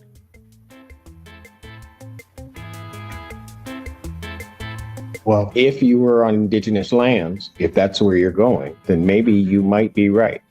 As it stands right now, this proceeding is not on indigenous land. Well, that's a matter of perspective, sir. It is, and the only perspective that's going to matter on that is mine. We are not on indigenous lands subject to indigenous or tribal rules. Saying that's why, I laugh at people like this guy. Like I laugh at people like him. They don't know their own history. They have no idea. Like, y'all helped the white man the entire fucking time. And you don't know that. Okay, let's continue. Are subject to the rules of the Michigan Supreme Court as they are promulgated, both in terms of procedure and evidence. Do you understand that that's what's happening, sir? I do not. What is it that you do not Times that he doesn't understand. Okay, so check it out. understand? I don't understand. Because I'm going to tell you something, sir. If you are unable to establish or understand what I'm saying, and go through this with you again, I have to assume that there may be some reason why you don't understand. Shit, hold on a second.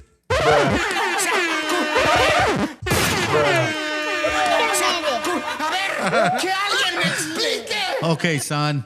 So, I'm not going to explain it again. But at this point, I think that I may have to wonder if your mind is right.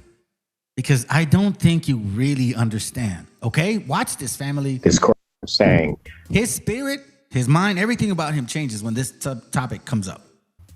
And go through this with you again. I have to assume that there may be some reason why you don't understand. This court will take precautions to protect your rights, and I will be sending you for a competency evaluation to make sure that you are competent to stand trial and to stand in these proceedings. Well, I would agree to a competency if the prosecution, as well as the court and the officers, agree to take a competency. That's not the way it works. You don't get to make the rules. I'm ordering a competency. Defendant is ordered for a forensic evaluation. I will set a competency hearing in this matter for July 25th, 2024. At what time? At 9 a.m. Now, sir, I'm going to ask you this. Yes, sir. Because it's going to depend on where you may be staying for a period of time. If they send you information as to when you have your forensic interview, yes, sir, are you going to cooperate and attend that interview? Under threat, duress, and coercion, yes. Pardon? Under threat, duress, and coercion, yes. No. It's not how it works. I'm asking you, are you voluntarily going to cooperate? Going on? So check it out. It's going to continue. What? I say yes. I mean, under it, yeah. I mean, is this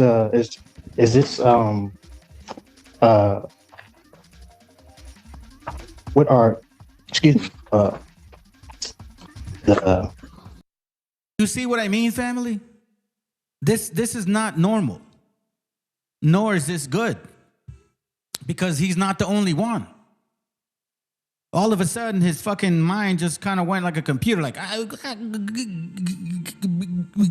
So I'm subscribing to an watch. What are you relaying to in regard? What are you insinuating in regards to where I will stay for a time? I'm going to make sure that we are going to have our forensic interview done. I've ordered a forensic interview. I am asking you whether or not, when given notice of that interview, whether or not you are going to voluntarily cooperate in that interview. I will take the interview. Excuse me? I will take the interview. Understand what just happened?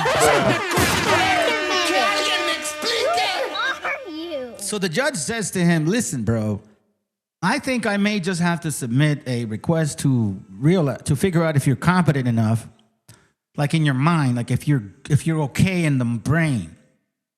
Because I don't think you are. And the guy's like, I think I can, sure. Yeah, okay. Like, he doesn't even realize that they're questioning your fucking capacity to process basic, fundamental information. I'm gonna tell you something, family. The reason why we have other nations come into this channel and saying that we're conquistadors is because they don't believe that a so-called Mexican can be somewhat smart. Nah, they don't believe that. They think we're stupid people. Us indigenous people. I'm saying Mexican because I'm, from Mexico. But we're talking about all of us indigenous people. when they look at us, they think we're stupid. Que somos pendejos, güey. Que no sabemos cómo procesar la información. Como que si fuéramos una bola de patos, güey. Nomás ahí flotando en la agua, nomás queriendo comer moscas, cabrón. What the fuck? And that's why they say conquistadors, white people. Like, nah, bro, they're really trying to demise your, like, basically insulting you. Further than just a statement of saying you're a conquistador or a white person. They're just trying to say that there's no way that you indigenous people can be smart, let alone be able to break this shit down, let alone even understand what the fuck is going on. You see, in this channel, if you guys been watching this channel, I talk about a lot of subjects. And it's not like I don't know what I'm talking about. Do you understand what I'm saying? Let's go. Oh, yeah. Huh? The first huh? Anything from the people? Report. Ask the people to prepare the order for the competency. Yes, please prepare the order for the competency, if you would, sir. Prepare the order for the competency.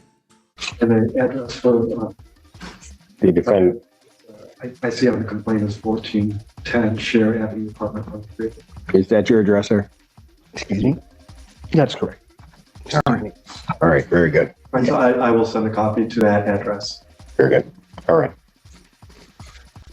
This time, then, bond is continued. Yes, sir. And I'm sorry. Can I get that date again, please, sir? This is funny. This is the next one. And you know what? I'm going to show you probably another page. Hold on a second. This is the brother right here, too. Sovereign citizen again. Oh, yeah. This is that case right there. All right. Disqualification of. Wait. No, slow down. Joey Brown and shit. So here we see the same concept. All right. Remember the words. Jurisdiction. Is it look, what jurisdiction is it? Is it civil or criminal? You need to dismiss it. I have a trust. He also says that he's a native, I think. So let's trust me, man. This is fucking nuts. And that's why I don't suggest for you brothers or sisters to believe this stuff. I still have not met one that's living off their fucking Social Security traded investment.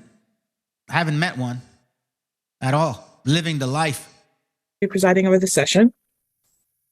The court will call the case of Country Meadows Apartments versus Tariq Samar, Tarika Day, and Erica Witherspoon. Case number 23C0276. Good afternoon, Your Honor. Christopher Borgen appearing on behalf of the plaintiff. Hello. Hello, Mr. Day. Please state your name. I'm Tariq Samar, Tarika Day. Thank you, sir. That last name, Day or Bay, whatever, right? I think it's Bay. Tariq Bay, all that shit. Let's go. All right. We're here today for a hearing regarding what I see as a non-payment of rent case. Yeah, we just got a notice from the representative of the county because this apartment is in violation. I could send the email to Mr. Borkin. It's from building official designee Carcom. And it states notice is hereby do not remove under penalty of law. Notice is hereby given that this occupier rental property is in violation of provisions of the Property Maintenance Code and Rental Property Ordinance, Chapter 48, as indicated. Date and time 3/24/23 at 10:35 a.m. Notice the tenants, you are not required to leave this building, but you can put rent money in escrow until this posting is removed with permission of the ordinance enforcement officer. Contact legal services to learn more about this process. This further validates the reason why I issued the correspondence that I sent to you privately, as well as to Mr. Borkin, that Country Meadows has not held up their end of the contract and has been in constant violation of the contract. And I'm here today seeking a judgment in the matter. Keep in mind, if I'm not mistaken, he has not paid any rent. And he's making an excuse that because they violated some of his, supposed to be some things are not fixed. I get it, man. You know, if they're not fixed, yeah. You can't, if it's not livable, but don't say, oh, it's because they're using Fabuloso. They're cleaning my house with Fabuloso and it's hurting my wife's nose. Seriously, I'm not joking. I am not fucking kidding with y'all. He blames Fabuloso, bro. Our favorite chemical to clean with. Hold on a second, I gotta say. ¡Viva México, cabrones! Bro, what the fuck? Oh, that's gonna hurt. I have concepts of a plan. What do you mean, man? Like, we love Fabuloso. What the fuck? He's like, nah, you cleaning my house with Fabuloso, and it's affecting my wife's breathing and all this. I'm telling you, this is his excuse. I'm serious. I've never really done a session or a class about this topic, but man, I kind of like the fact that, at least I came this angle, family, because you know where I'm going with you that follow my channel. You know where I'm going with this shit. Well, so you can't seek a judgment in the matter. That's not how that works. But I am hearing you when you say that the apartment is not apparently up to code. We'd have to see that documentation. The lady just left a few hours ago. Okay. Mr. Borkin, I presume since the notice was just provided, you and your client have not received that, or are you aware of any of the information? That's correct, Your Honor. This is the first time hearing anybody notice. That was the reason for the withholding of rent, along with the main issue, which I notified the management about, as well as Mark Landau and family. Let me give you a perspective on the guy to the left, Christopher Borkin. Okay, he's an attorney that got hired by the company to get their money. He gets paid by the hour. You understand that, right?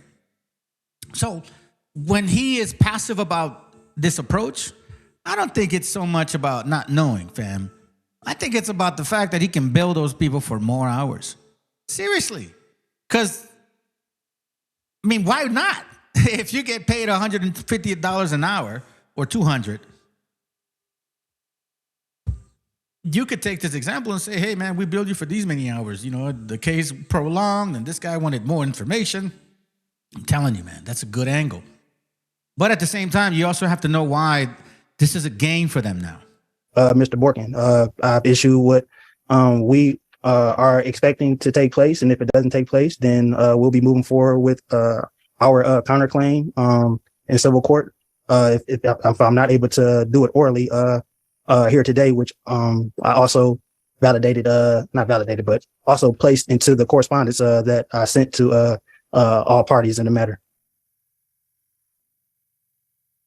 Sir, you have not filed anything entitled a counterclaim. So, like me personally, I pay attention to everything people say. Like, I have this obsession with detail. Maybe that's my problem, like I said earlier. So all that stuff, it's like I process each word and what it means, and it's like repetitive saying the same shit. Get what I mean? Let's continue. Documents have to follow the court rules. Well, it's in contrary to that belief, as I stated on our last call, I'm not a United States citizen. Sir, you don't get to use the laws when they apply to you and not use them when. First and foremost, not to cut you off, ma'am. That's exactly what you're doing. Well, when I'm able to speak, I'll speak then. Okay. Mr. Borkin. You heard him. He said, I am not a U.S. citizen. Okay?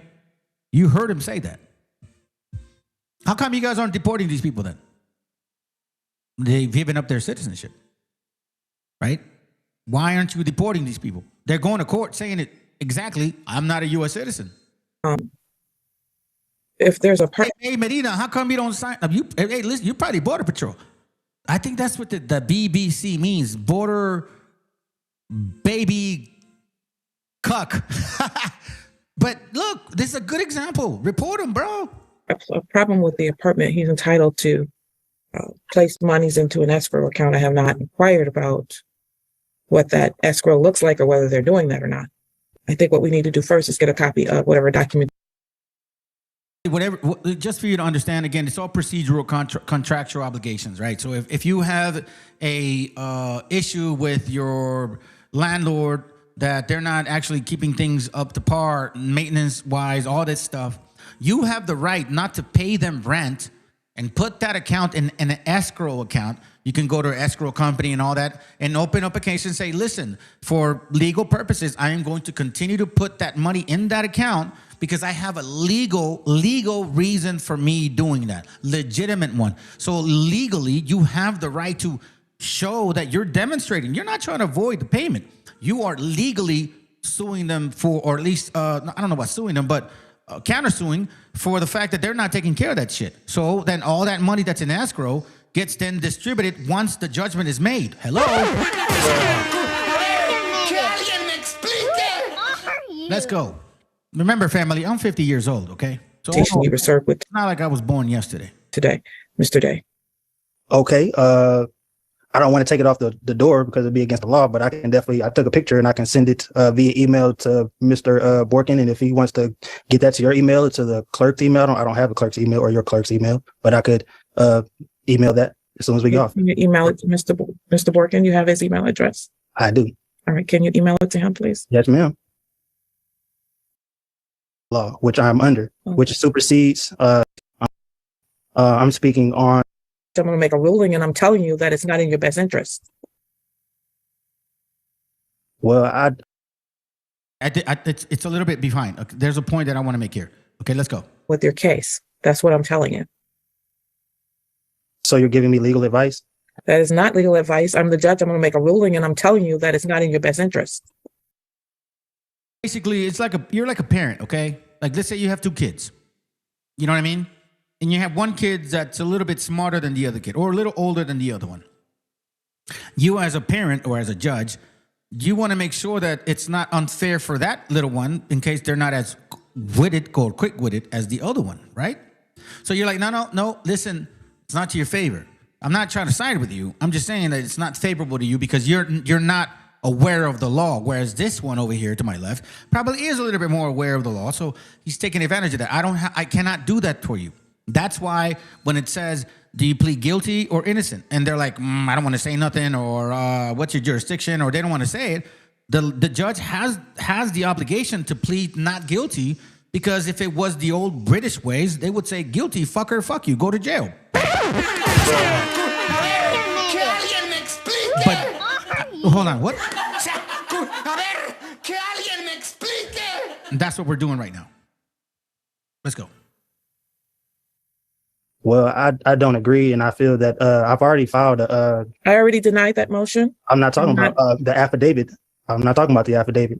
I'm speaking on your judicial capacities. I've already filed a complaint with the.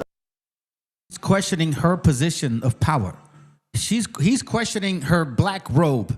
Basically, it's like, you are not a judge. You weren't given the right to be a judge. And I think he's going to mention Marbury versus Madison. I think this is the guy, okay? And I'm going to show you what that fucking case is about. Judicial Tenure Commission in regards to how you're handling this case. That's fine, sir. So you will be under investigation for that. And I've also, as I've stated, I'm not a United States citizen. And I'm not going to deal with that motion again. I already told you that does not apply here. You're going to be under the laws of this land. I'm done with that. Excuse me, ma'am. The laws of the land is treaty law, which I'm under, which supersedes state legislature codes and statutes. I am, as I stated before, a former. How many treaties have the white man broken against the Native Americans? How many treaties? Let's go back to 1848 when they took over the rest of the land, right? There were treaties that supposedly guaranteed our Mexican Mexica people power, ownership, legality, equality. And what happened? The Texas Rangers started fucking around and killing them. Give me a break. If you knew history, you would understand what exactly I'm saying.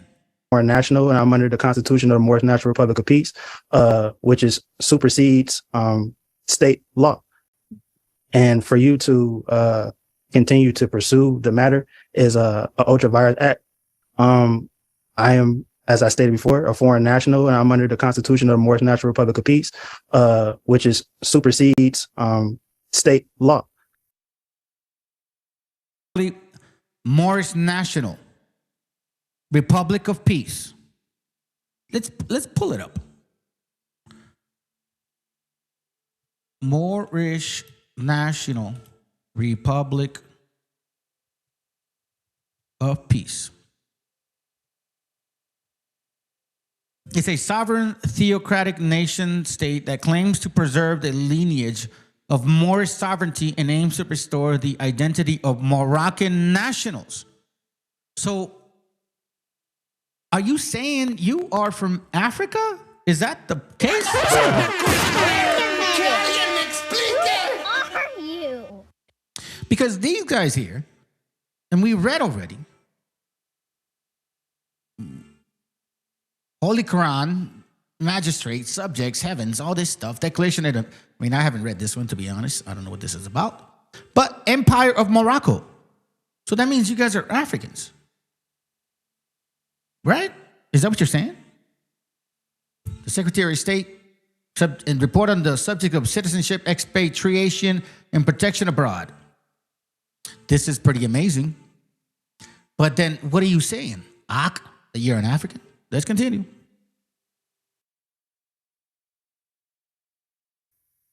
Okay. Are you going to provide the documentation or not, Mr. Day? Yes, I thought I just sent it.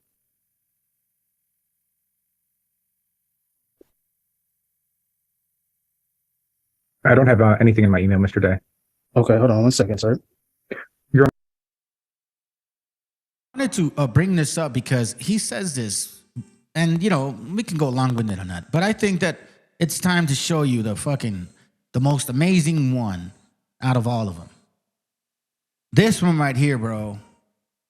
So he says a lot of stuff, right? And then he says he's like some fucking secret agent and shit. He's a secret agent, man. That only what's his name?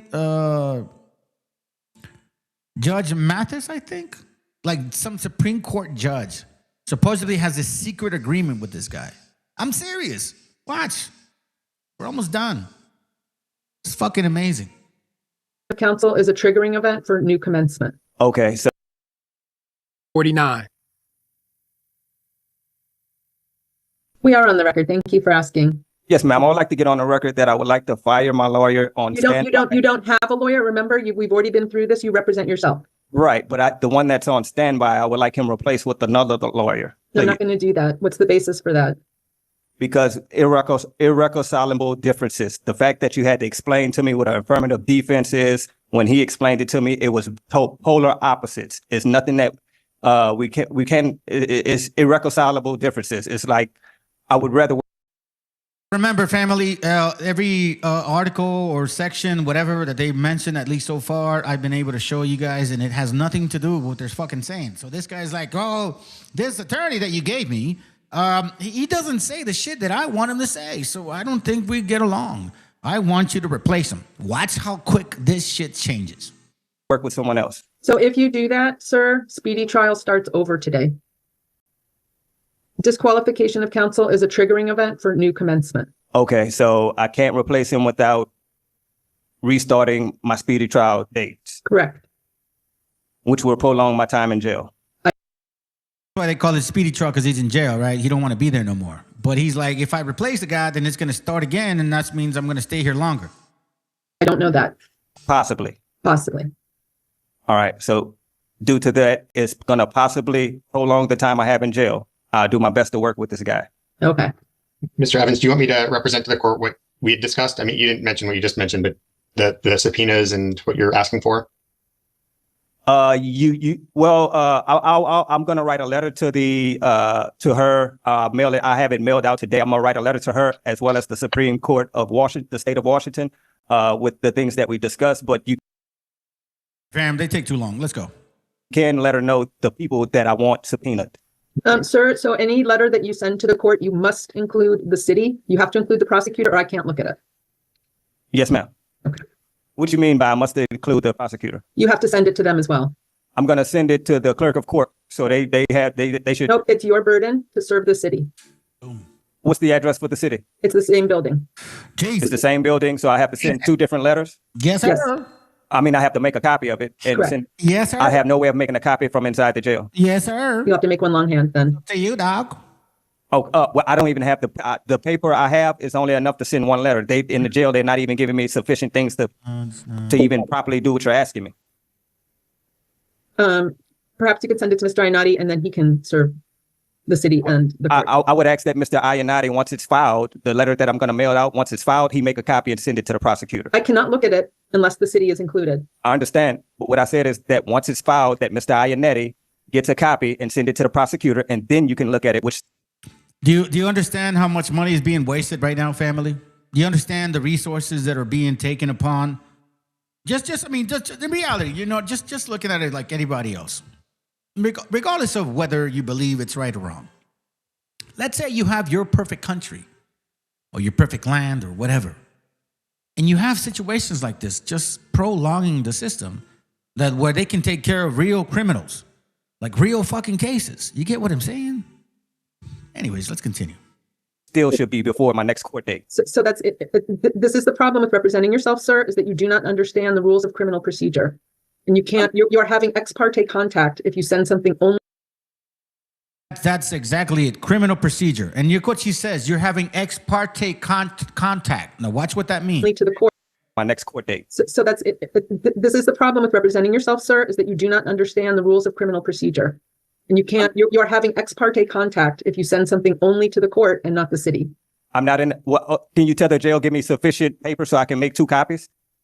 Because they're not giving me what I need to do what you're asking me. This is where it gets interesting. She says ex parte contact. Let's go to our little book of, laws and shit. Because I save them for us. You know what I mean? That's what I do. Hold on. Is this? No, that's not it. Let me close that up. Hold on a second. Family. I think this is it. Okay. Ex parte contact. What does ex parte contact mean? Ex parte contact? I think that's what it means. Right? It's ex parte communication. And it talks about, it says a judge shall not initiate, permit, or consider ex parte communication or consider other communications made to the judge outside the presence of the party or their lawyers. That's what it means. Like, that's what she's talking about. You can't bring in those things outside. Like, okay, let me read it again. A judge shall not initiate, permit, or consider ex parte communication. So outside communication or consider other communications made to the judge outside the presence of the party or their lawyers concerning a pending or impeding matter except as follows, all right? So that's what she's talking about. You can't say that because you're leaving things out that like, okay, I'm not a lawyer. I don't know this whole thing. I'm learning it as you guys are. But I think it makes perfect sense. Watch, I think she's going to explain it.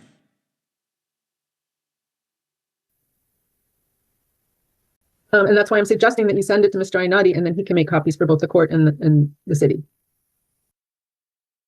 And you can use other documents and keep them outside of the court, right? And this is where it gets interesting because he starts saying, well, I'm a native, I'm a chief, and that shit is secretive. And that's when they start arguing. Wait a minute. So you're saying that you want to use that case that is secretive, that we can't check as your... Okay, watch. It gets very... And then wait till the end. Okay, Mr. Iannetti, is there a way for you to come? Is there an address that I send this to? I don't have any information on you, Mr. Iannetti. I believe it's on the paper. The orders that you got should have had our address, but we'll get you our address today. I guess what I spoke with Mr. Evans, and he asked me to let the court know that he intends on subpoenaing Clarence Thomas, and then the United States District Court for the Eastern District of Louisiana, the Honorable Judge Nanette Brown.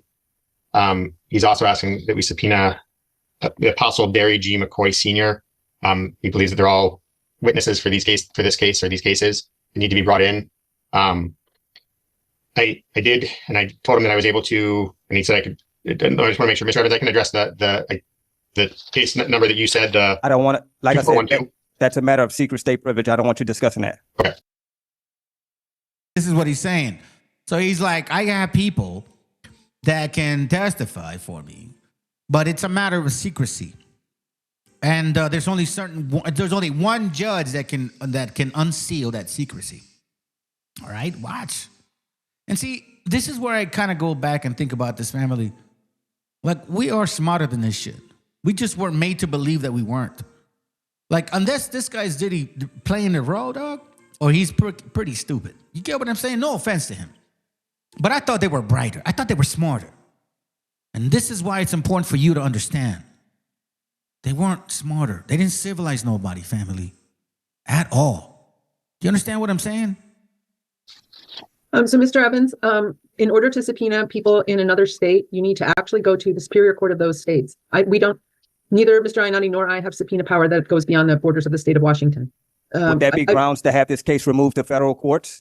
I don't believe so. This is not an issue of federal law. It's not a civil case with amount in controversy over $75,000, nor is it involving parties in other sides of the states. $75,000. He's like, well, my case is going to be worth that much, right? Gave him an angle, but didn't go that far. Let's continue.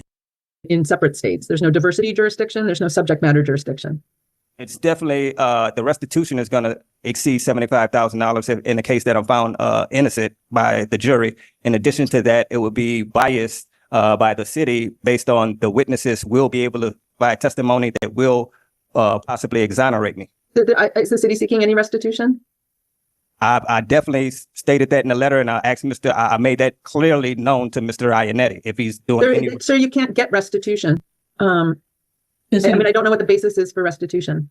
If I'm found innocent, I would like restitution for my businesses for each day I sat in jail and they lost potential money. There is a rule that provides for that is not restitution in the sense that it would go to federal court. This is not a federal. There's nothing in here. The amount that I'm asking for. That has nothing to do with it. That's a separate issue. Is the city aware of any issue that we're going to be saying, I'm a chief. I'm a chief.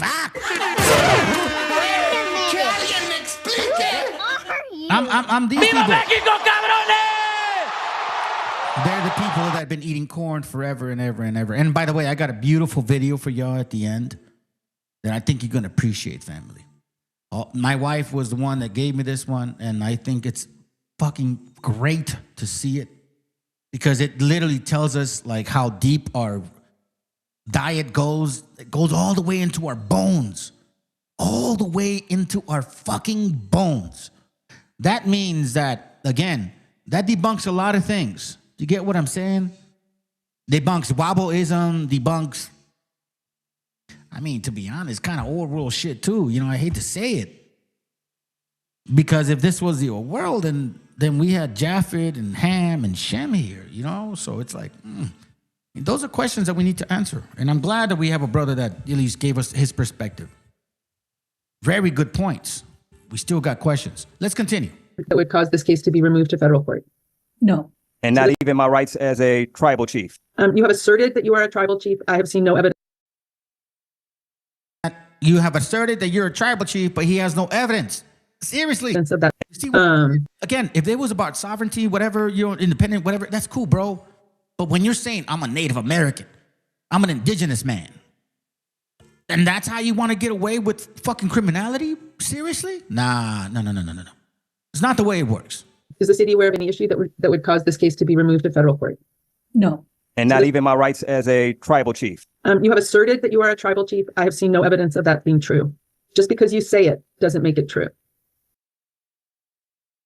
Give that. Hold on. Very true. I gave you the proof, but you needed the physical case in front of you, which has a seal on it. So even if it's in front of you, you still won't be able to see that I'm a tribal chief based on having a case in front of you. And that's that ex de facto. That's what she's talking about. You can't use outside documentation for this case and then not allow us to actually fucking see it. You get what I'm saying? So this is why it gets all stupid and hectic. Then eventually they start wondering, like, yo, you're not right in the head. I think we really have an individual that's not right in the head, and this is the one I've been telling you guys. Let's go. It's my understanding that Mr. Ainati was able to obtain that document. Correct, which is a matter of secret state privilege. So you can't say it's in this document and then not let me see it. I'm just stating facts. Family, you see what I mean?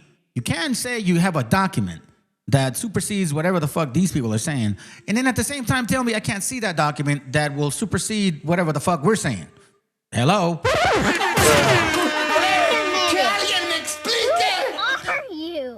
My gente raza, trust and believe, man. You are a lot smarter than people made you believe. That case is a matter of secret state privilege, so that would be grounds. Would that be grounds to get it transferred to federal court? The issue is whether you trespassed at the airport, sir. That's the only issue. I understand, but as a tribal chief, I have the right to have any grievances between me and the state heard before the United States Supreme Court due to me representing a sovereign state that's federally and internationally recognized, a sovereign tribe that's federally and internationally recognized. So you won't tell me the name of the tribe. You won't show me the document. It's a matter of secret state privilege, Your Honor. You can't. This is fucking crazy.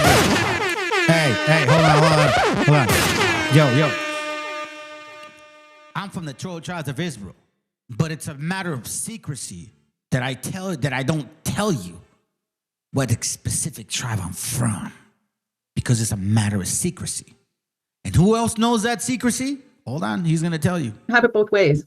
I'm just stating facts. It's a matter of secret state privilege. So no, this, as I understand it, the city is not willing to transfer this case to federal court. Mr. Arnett, I would like to appeal anything that's being declined. I just want to get this on the record that I want it appealed. Anything that's being declined, I want it appealed. Sir, you represent yourself. It's up to you to appeal. Okay, no problem. I'll send a letter out today with a notice of appeal to the Supreme Court of the state of Washington. Appeals from courts of limited jurisdiction, which is what we are, go to Superior Court, not the Supreme Court. But I'll try to speak to them based on the circuit. So you got Circuit Court, Superior Court, and Supreme Court. You know what I'm saying? All through legislation, judicial branch, which is equal to every other one, executive and judicial, legislative, and executive. Let's go. Circumstances that I would like to oblige directly to the state Supreme Court due to the circumstances and the fact that it's connected to a matter of national and homeland security.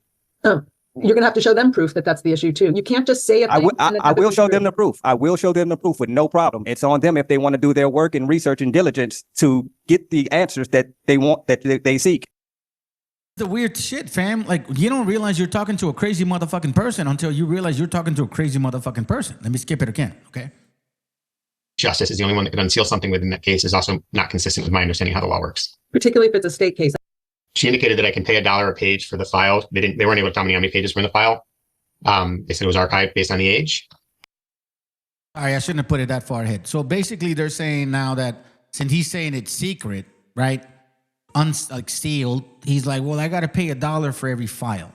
Like, you know, I didn't know that I had to do that. Okay. So that's what their argument is so far. All right, let's get ahead. And because we're going to get to this point pretty soon. And that's when you understand what is really going on. That's why I said sovereign Moorish stupidity. Because I don't understand why you guys are teaching these people these things. And trust and believe, family, I had videos of people wearing those hats, but they were kind of prolonged. They still didn't win a case. But these are more like fucking far out. Trust me. Again, this is a spirit. You take upon these kind of ideologies, bro. This is a spirit. And so far, we've seen some not really well-off people in the head. You know what I mean? So be mindful. Let's go. Allegedly, but I assure you I'm innocent. So were you able to obtain any documents, Mr. Ainati? Not without, I'd have to get funding from the court to obtain. got it. And they said it was an archive. The person that I spoke to said it was an archive, and they were willing to go down and get it and make copies, but they said it's $1 a page. Is it all or nothing? I mean, that you have to get the whole file or none of the file? I think they spent a pretty good time talking about that shit. Let me go to this point here. This is where they start realizing that maybe, just maybe, we need a cognitive test here. You know, like, is everything okay up there? Watch. You, I will, and I can assure you he's paying attention to what's going on. Okay. All right. Well, we will see you back here then for readiness. Thank you, sir. Bail remains as previously set. Do we need a commitment order, Madam Clerk, or can the... Oh, you got one in here, or I put one in here, I guess. Okay. We don't mean to add to any difficulty, but the city wants to be sure that it is prepared and clear on its obligations. So the court is leaving the jury trials previously set. So we do have readiness. Was that June 12th we had set up? It does come 2 days before. We'll likely have the evaluation. Great. So the city will go through its normal witness list and subpoena process, just so the defendant's aware. He had mentioned or named Lance Little, Director of Operations, CTEC International Report, as potential defense witness at the last hearing. We're not going to subpoena. I also Again, if he's died inside the jail. I know. I don't even have enough paper. So, Mr. Evans, I'm going to come talk to you and give you the paperwork so that it can get done. And then once it's prepared, I can file it for you. They're finishing up to that section, all right? Let me get you ahead. I don't have any of that. And I would like a full discovery, everything that the city or state's going to use in the trial. And you have a right to that, sir. I haven't gotten it yet. Mr. Miller? I can print everything off that's printable. As far as if there's anything electronic is the only issue. I don't know what. On the and I will just figure out which one goes first that day. Nobody couldn't legibly or competently explain to me, which is why I wanted him fired. Mr. Ainati, I may need to email you then on when I review the cases further, if there's electronic discovery that needs to be sent to the defendant. Okay.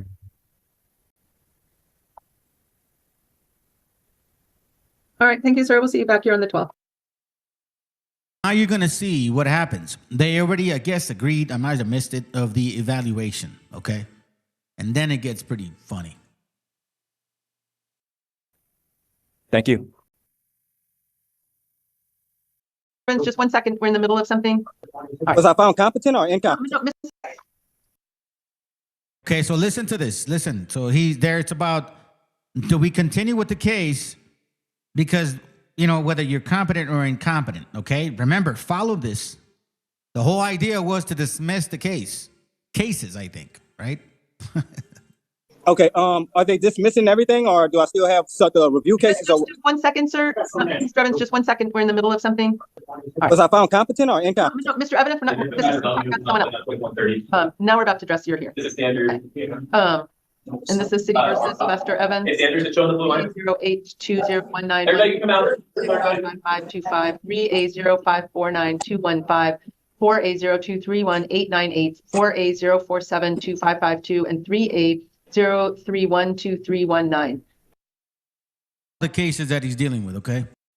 Have the parties had an opportunity to review the evaluation? Yes. Yeah. Did either party take exception to the court adoption? I have an objection. Object to the court adopting the evaluation? What's the status of the evaluation? Was it competent or incompetent? I'm not able to proceed. So I mean they found me incompetent? Yes. So the court did an evaluation on his brain. Started asking him questions about, yo, listen, I don't know what they asked, right? And they came to the conclusion, this guy's not competent. First of all, he's not competent to defend himself, and he's not competent to understand anything. So they're like saying, you're kind of crazy, bro. So because you're crazy, we're just going to drop the cases. Remember? But no. It's the way he wants to appeal him. He says no. Well, you let him tell you. Okay, can I see the paperwork on that so I can review it and have that challenged? So just to be clear, if you're incompetent, everything gets dismissed. If you're competent, then everything proceeds. That's it. Listen, bro, you're not competent. You wanted the cases dismissed. That was your whole approach, right? Right? You got him. But no, you're like, no, I'm not incompetent. I'm competent, damn it. I'm going to... All right, let's continue. Was it competent or incompetent? I'm not able to proceed. So I mean they found me incompetent? Yes. Okay, could I see the paperwork on that so I can review it and have that challenged? So just to be clear, if you're incompetent, everything gets dismissed. If you're competent, then everything proceeds. So that's what I'm asking. Did the doctor find me competent or incompetent? Incompetent. Okay, under what circumstances? What was his reasoning? Now I want you guys delusional thinking. And what proof did he have on that?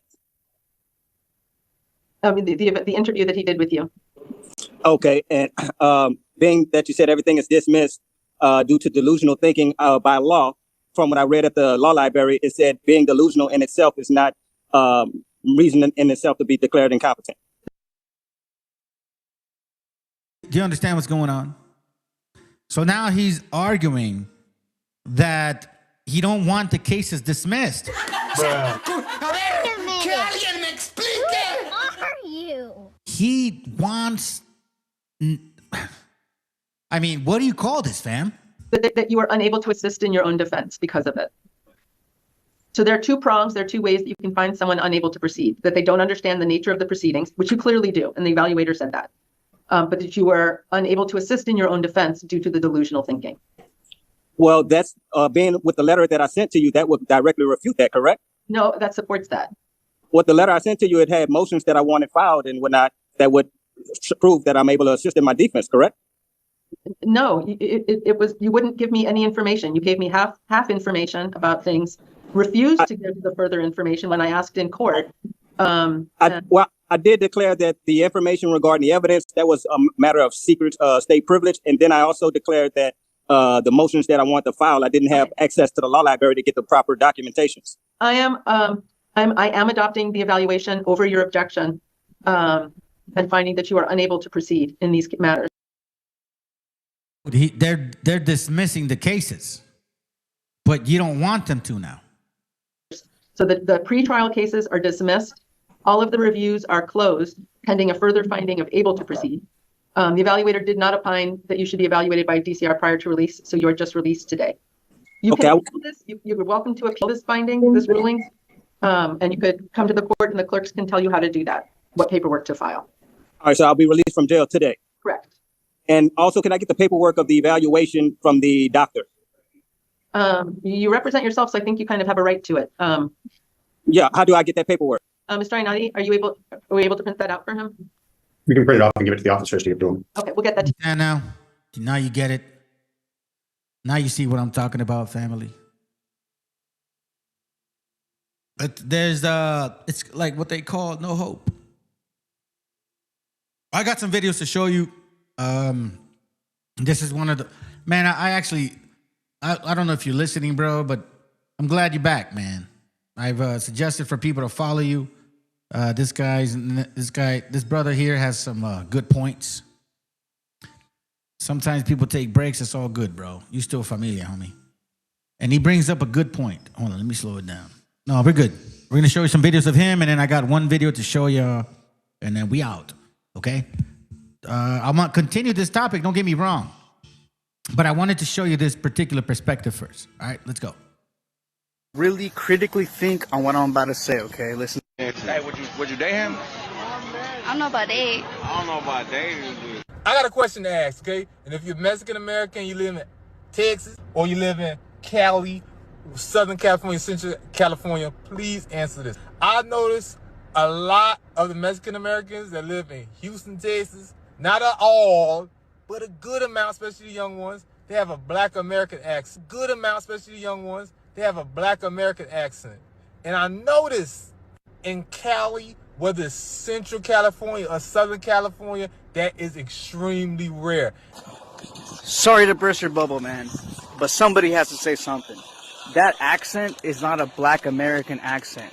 That accent originated from Scotland, specifically in the western countryside, which when you go to Scotland, in the West Country, it looks like the South, right? Those guys were hillbillies, right? The word hillbilly comes from these people. It was actually like a positive word, right?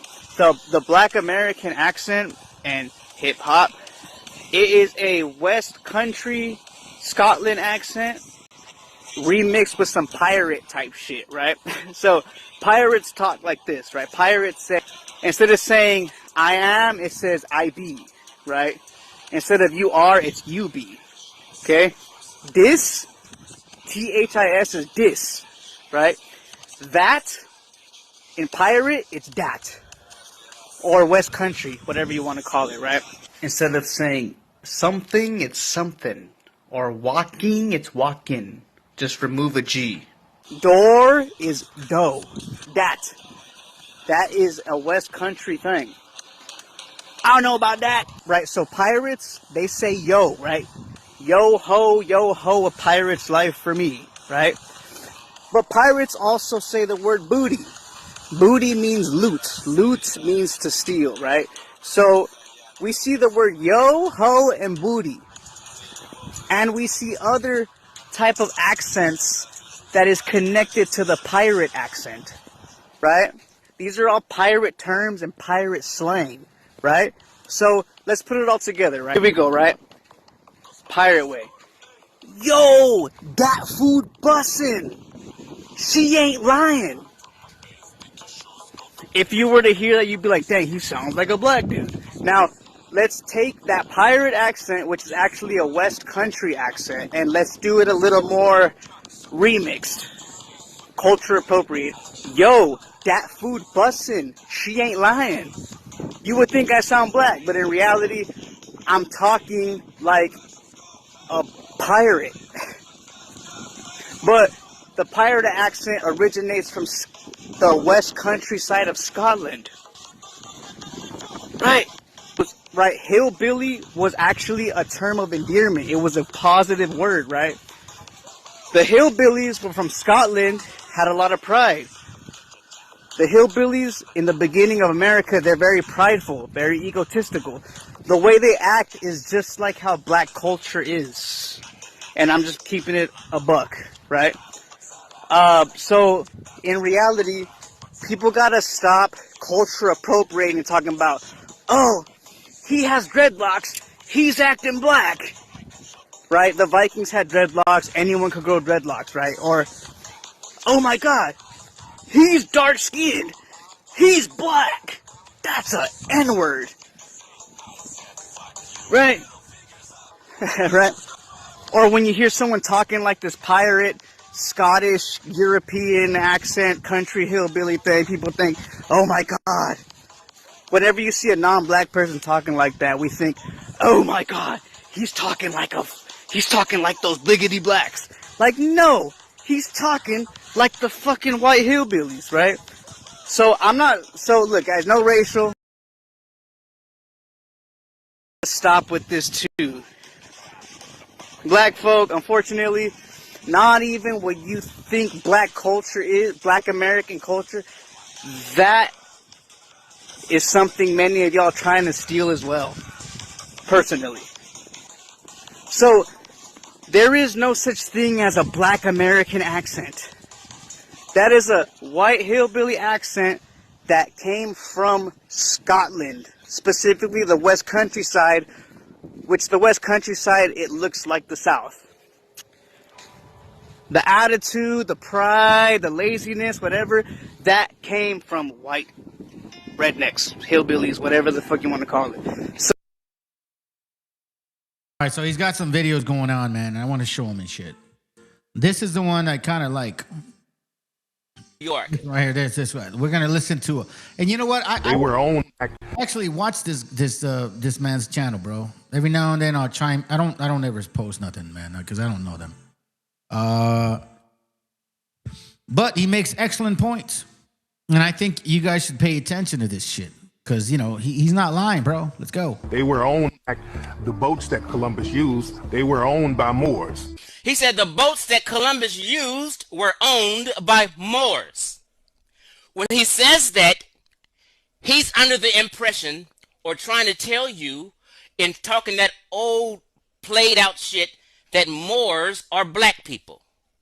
See, what happened in the conscious community, people got to tripping on on the etymology of the word Moor. That threw people off and played a mind game. Because when you get into etymology, you may see that it means dark, and then people just going to all automatically equate it to black people because they see it means dark or whatever. Erroneously. Worry about who a Moor is, and this is who a Moor is. A Moor is a member of a northwestern African Muslim people of mixed Berber and Arab descent. You niggas ain't of no Berber or Arab descent at all. His name is Mateo da Costa. He actually was one of the black translators who came from France, and he served as a translator for the Portuguese. Columbus did. Pause. They keep saying these people were translators and shit. Let me kill that noise real quick, but let me hear him say it. He gonna say the same bullshit. Watch. Definitely brought black translators with him coming to the Americas. The Nino brothers, more specifically. Pedro Alonso Nino was well-renowned traveler and explorer. Well, what's interesting is why would Columbus bring translators? Because it meant that if he brought African translators, they must have been speaking to African people here. Because why do you need someone to interpret? You understand that shit? Hold on, and this is for that Medina dude. It's for you, Mr. Babalina, Mr. Bob Da Molina. See, you don't know about that, man. I'm old school like that. I'm gonna show you something real quick. Boy, how stupid Mr. Bob Da Molina is. Boy, it's an old school gem. Watch this real quick, family. You see, we know that the ego of Edom and Amalek and Canaan, they can't get rid of it. Do you get what I'm saying? Like they are, I don't know how to put it. They're subject to it. I guess you could say that. You know what I mean? And because they're subject to this, they write it themselves. They say who they conquered, why they conquered. They don't put it in your face, but they do. They make it in such an educational, hey, it's in this book. If you like it, read it. If you don't, oh well. Either way, we know. We know more about you than you know more about you. And see, in this channel, at least with the brothers and sisters that I communicate with, we don't do that. We are very mindful of what they've been hiding for a long time. You know who this is. This is a famous writer from them. This is, he sold a lot of books and all of these people bought a lot of his shit. Jews, God, and history. I'm not giving these people credit. I'm showing you exactly what they know. And the reason I'm sharing this to you before I let, I guess he's called Chief X, continues, is because he says that they didn't speak Hebrew to our people. Oh yeah, they did. And they boast about it. As a footnote to history, this is from in page 371, okay? United States, the New Babylon. Do you understand that shit? United States, the New Babylon. It says, as a footnote to history, we must record the fact that the Indians on the Caribbean island, where the flotilla first landed, were greeted in Hebrew and Arabic by one Luis de Torres, a Jewish interpreter abroad. The flagship for Columbus was certain that the natives spoke either Hebrew or Arabic, for God's sake. Now, here's what they confirmed that shit.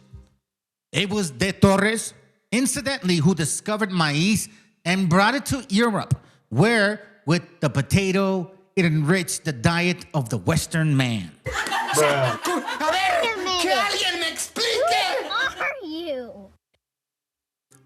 So yeah. And this whole stuff that they didn't know who we were. Now, trust and believe, family, they did. Let's continue. If you don't speak the language and they don't speak the language, so there had to have been a commonality between the two people.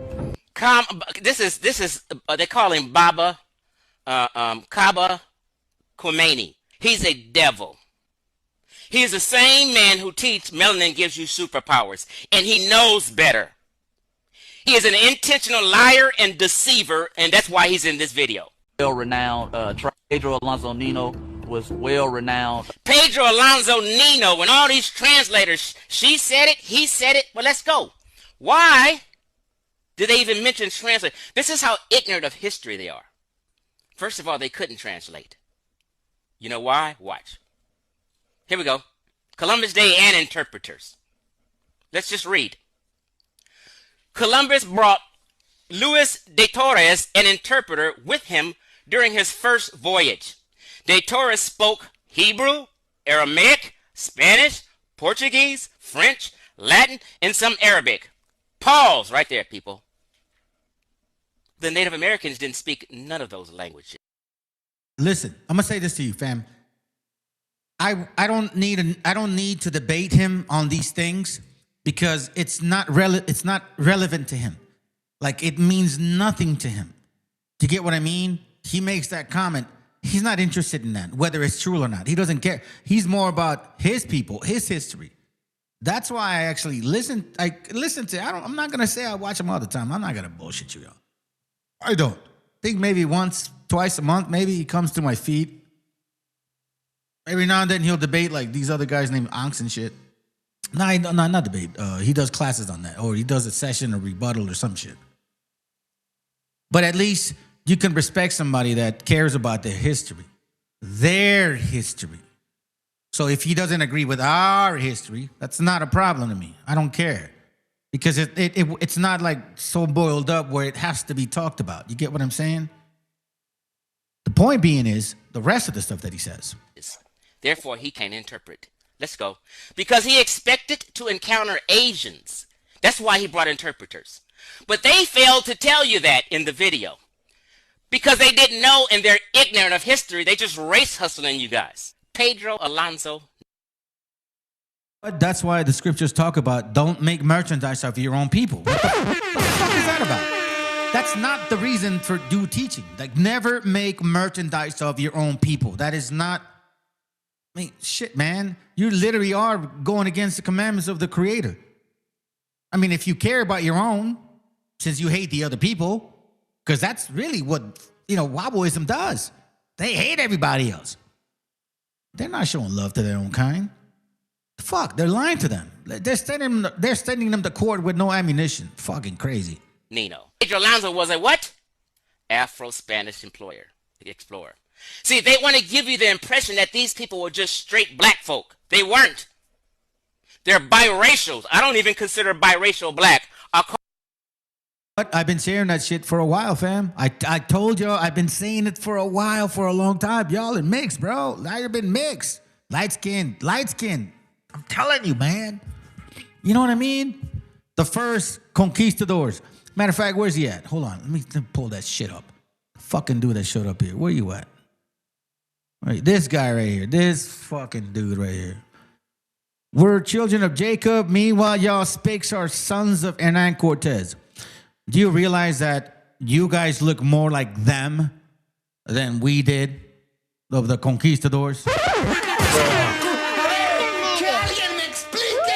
It's fucking, dude, it blows my mind how you just don't understand your own history. Call them just what the fuck they is, biracial, and that's fine. I'm not a racist. But I'm just one who does not agree with a person denying one side of their race and only representing one side of their race. I'm just not that kind of person. That's just my personal thing. So Pedro was an Afro-Spanish explorer because them niggas who was running around with Columbus and all these other explorers were children of African women they didn't and had babies with. It's the same thing happened in the Arab world. Arabs had babies with African or sub-Saharan African concubines. And there are... Wait, hold on a second. What did this Neanderthal say? White Christians will always be the leaders and rulers until Jesus arrives. Nah, you won't. Y'all need to learn how to wipe your asses and shit. We hear about you guys leaving fucking shit stains in your beds. You're too afraid to wipe your fucking fundillo, cabrones, dirty bastards. Don't come in here with that bullshit. Do me a favor, bro. I will believe it if you can tell me where it says you can celebrate Christmas in the Bible. Because you're a Christmas Christian. I'm for sure guaranteed that you're a Christmas Christian. So you celebrate December 25th, you know? Where does it say to do that in the Bible? Mr. fucking Christian, supposedly Jesus believer, who's not even white and shit. You guys hate Palestinians or Middle Eastern people, and you worship a Middle Eastern guy? Yeah, talk about fucking being dumb. No, we're over it, bro. We know about your intellect. You guys have low IQ. It comes in your Neanderthal bloodline. Offspring and those children had allegiance to who? Their Arab daddy over their mama. So these Afro-Spanish people in the same dynamic, these Afro-Portuguese people had allegiance to who? They daddy, not they mama. Pedro Alonso Nita, Afro-Spanish explorer, he piloted the Santa Maria during the Christopher Columbus' first voyage of the Americas in 1492. Nah, gringo, you're not just American. American is all of the Americas. You're a North American from a European fucking illegal bloodline that shouldn't be here. That's it. That's what you are. Am I white? I don't give a fuck if you are. 133rd first, very low. Yeah, I don't understand. The point being is you're a foreign national that is luckily being here, living. Hey, listen, bro. Like, if you guys were that fucking superior, how come you didn't make your shit happen over there in Europe? If you're that superior, you see, you need the fruits of this American land, of this America's land. You need the fruits of what you don't get over there in Europe. Because regardless of how much you think you're from here, you're not from. It don't matter. No, you're not. No, you're not. Stop it. You're a $5. You're a $5. You're a $5 guy, Doug. That's what it is. You're $5, bro. You gave it up since the beginning when you showed up here. Let's continue, fam. And accompany him on his third voyage in 1498. Nino was born in Spain. He was known as El Negro. His father was Juan Nino, a Spanish sailor. And his mama was what? An unknown African woman. Traveler and explorer. As a matter of fact, Mr. Cracker Barrel, I do. As a matter of fact, I really, really do. And I know this for a fact that you guys never came to civilize nobody. You have the help of these people here since 1492. All through 1865, both you and Negroes were slave owners. Now, I'm not saying that you specifically were, but some of what your people were slave owners like these people. And see, that's the history you don't want to admit. You guys want to make it seem like you fucking came and civilized everybody. No, you didn't. Learn about the fucking 1609 starvation times of your people before the whole Jamestown bullshit. Y'all were cannibals. Our gente were trying to help you how to survive, but you didn't want to do that shit. You didn't want to farm nothing. No, you ended up eating each other. Seriously, look it up. Starvation times, 1609. You see, you don't know your history. And the problem is they lie to you, white boy. They fucking lie to you. See, Negroes or black people helped you guys conquer these lands. They helped you guys throughout every single fucking moment. They fought for you guys and with you guys in 1865 to keep being slavers. Just like you. See, in this channel, you don't know this channel. You don't know what we know. No, not you. You didn't free nobody. You weren't born in that time at all. Well, hold on a second. I'm English and they freed the slave. No. You just said that you were like American. Now you're English. You see, you should do that. You should have came in here and said, I'm English that lives in North America. You know, like every illegal alien that is considered you. And then I would take you with that fucking assumption. Because that right there, the only reason why you call yourself an American is because you're a mutt. Because you have English blood, you have like Irish blood, you have Scottish blood, you have German blood. You guys are mixed, man. That's why. If you're a descendant of Ulysses Grant, I don't know why you're in this channel then. I must matter to you. Seriously. If you're that historical. What's interesting is why would Columbus bring translators? Because it meant that if he brought African translators, they must have been speaking to African people here. Because why do you need someone to interpret if you don't speak the language and they don't speak the language? So there had to have been a commonality between the two people. But of course, you get rid of all of that with Columbus, who didn't know where the hell he's going, but he had... Pause. See, this is why I be tripping on it. Like, to me, I had to stop doing this. Right? Hating on a motherfucker doing great things. Now, I'm not saying Columbus and these... Hey, well, listen, man.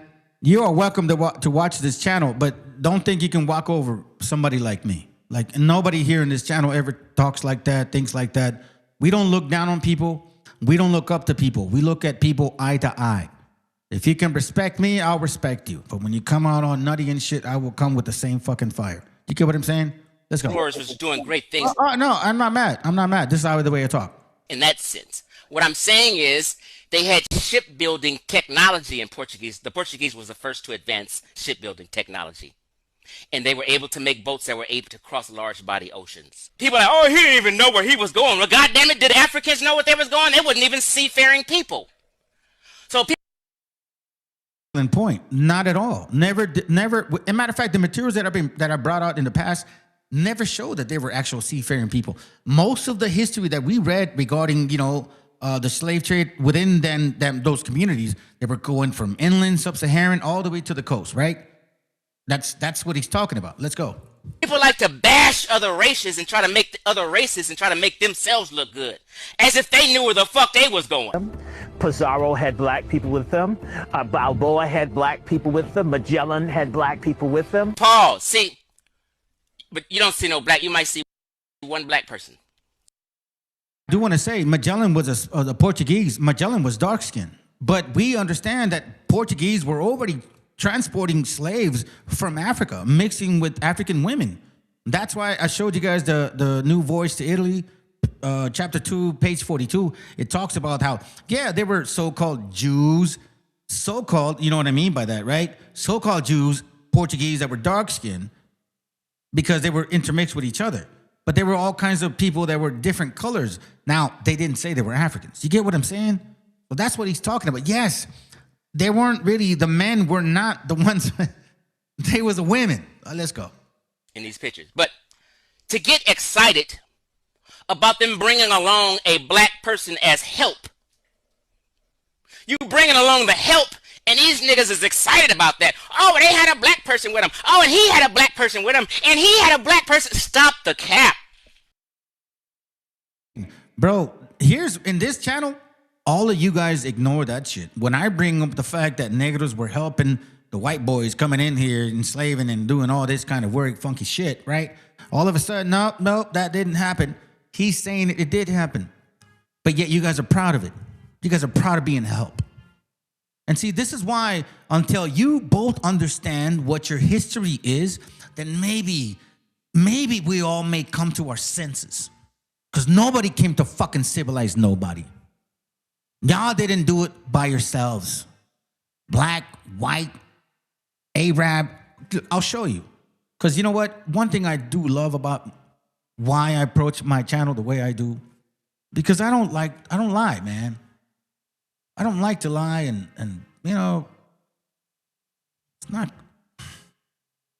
it's not even about like, oh my God. Nah, man, it's just, if you fucking know the truth, why in the world would you twist it? I've invited a lot of you brothers and sisters to come out here and download this book right here. I've shared it with y'all. Jews and Muslims in British colonial America. And it shows exactly who was here since 1492. It shows you who was funding it. Do you guys think like, oh, the Muslims are new to America? No, fuck no. They've been here since the get-go. Y'all didn't know that because people lied to you. Seriously, man, if you really pay attention to what the fuck this book is saying, you'll find out. Look here, I'll just read this real quick. It's on page, what is it? Page 8. It says, historians speculate that the first European to sight land on October 12, 1492 was also Jewish. The sailor Juan Rodriguez Bermejo, called Rodrigo de Triana, left Spain upon Columbus' return and entered the service of Moors in Morocco. You understand now why I started with the whole Moorish bull fucking shit? Follow me, family. I tackle shit all the time. Nothing gets away from me. His name and memory are honored today by American Jews for whom the story of the auspicious beginning is a point of immense pride. Immense pride. I read to you earlier what language they came with to communicate with our people. And they wrote that down with fucking pride. They didn't hide it. They hid it from everybody else because they figured you're never going to pick up that book. Why would you even consider looking at that picture?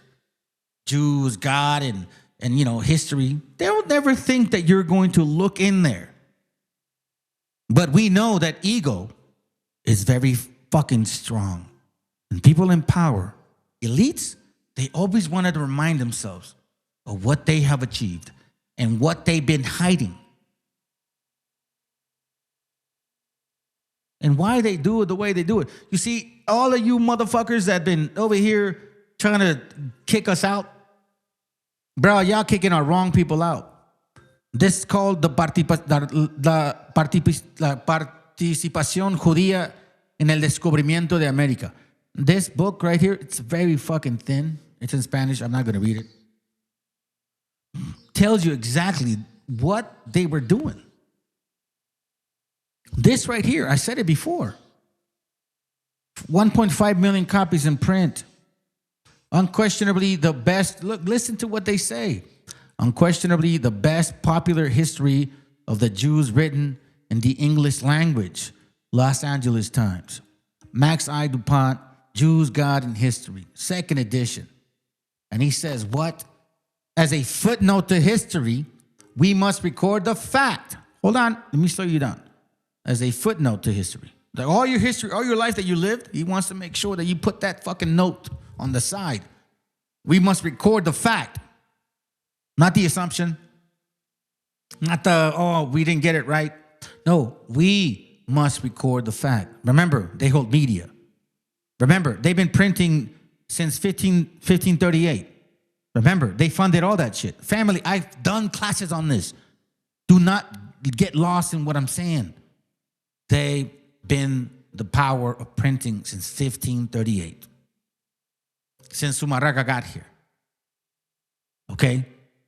Here they say and remind themselves, as a footnote to history, we must record the fact that the Indians on the Caribbean islands where their flotilla first landed were greeted. He didn't say we talked to them and, you know, it didn't work. He didn't say, hey, you know, we tried to talk Hebrew. He says we're greeted in Hebrew.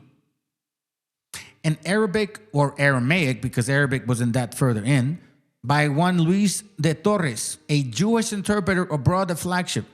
For Columbus was certain, again, remember, it says, footnote to history, as a matter of fact, were greeted. For Columbus was certain, the natives spoke either Hebrew or Arabic. Hold on. And it was de Torres, incidentally, who discovered maize and brought it to Europe. Oh my dear, does that sound like a indirect confirmation? Hold on a second. I know you hate this fucking channel, but fuck you. ¡Viva México, cabrones! We don't leave no stone unturned. We know exactly who got here since 1492. Hundreds of Jews exiled from Spain and Portugal followed Bermejo and made a name for themselves as Jewish pirates of the Caribbean. I bet you I didn't know that. As Arthur Edward Chrysler called them, including Moroccan-born Samuel. You see what I mean? Moroccan Moor. You see what I'm saying? So, like, where the fuck do you think that concept came from? I don't trust Khazars, bro. I do not trust none of these self-proclaimed Jews at all. They're Khazar converts. I've done classes on that shit. They can't tell me that I'm, you know, supposedly anti-Semite because I've proven my DNA. I'm practically that shit. So no, you can't call me that shit. But hold on a second. We're not done with this. Let's go. Calm the fuck down. They brought some help who were mixed niggas and biracials. And probably one of the people on the ship's sons or children, okay? Let's go. The technology for sailing, the astrolabe, all this stuff came from either the Moors or the Swahili. Oh my God. He just said the technology for sailing either came from the Moors or the Swahili. What in the fuck? Listen here, family. Nothing in this video that they spit can they prove or show and prove. Not one thing. When Columbus came to one of the islands and he brought one of his black translators with him. What island? What's the name of this? When the fuck did it say that he brought many of his black translators? I've showed many documents, many books, many examples that, matter of fact, he even, okay, first of all, Columbus would have understood that, you know, if you're saying he never was in the Americas, then he would have understood that if he came across people that look like you, because people like you looked like that in Africa, and he supposedly landed like that here in this land and saw people like you, he probably would have said to himself, I'm still in Africa, because that is what the Papal Bull gave authority to the Portuguese, all the coast of Africa. Do you get what I'm saying? And Spain got the other side. So Columbus would have been like, no, I'm still in Africa. Fuck that shit. That's Portuguese land. So you see, you guys don't even come to the conclusion of even thinking about that. But let's continue. This black translator. It's doctrines, and he brought one of his black translators with him. Came to one of the islands, and he brought one of his black translators. See, these people refuse to let you know that these translators were mulattoes and biracials. They're deceiving you. With them. It's documented that the translator came off the boat. It's not documented. He just made that up. But let me let him finish. Went into he brought one of his black translators with him. It's documented that the translator came off the boat, went into the Aboriginal society, and immediately started to communicate with the Aboriginal people there. Oh my God. That is not documented nowhere. That is a blatant devilish lie. Then he said he got off the boat and started communicating with the Aboriginal people. See, black Americans are so fucking confused. Not of the original people at all, if you want to get technical. We're mutants. I'm a mutant, and everybody listening to me is a mutant. You're a mutation. And immediately started to communicate with the Aboriginal people there. That means that there had to have been some type of previous contact with them to understand each other's language. Total bullshit. Total nonsense. This is what you need to know. You guys have been filled with Fantasyland history. You've been taught by culture vultures. You've been taught by people who have been ashamed of sub-Saharan Africa. They tried to make you Moors. They tried to make you Egyptians. They tried to make you Native Americans. They tried to make you... You understand why I was showing that aspect of the courts, the system, how they are arguing about that in the court system? Do you understand now why I came with that angle? Because you're going to see how it's fucking flawed as hell. All this old bullshit that you ain't. I was the first person in this so-called conscious community to debunk the fact that black folk are not Moors. I was the first person ever to come for Phil Valentine and these wackos in New York. Now, today, everybody's talking about Phil Valentine and shit.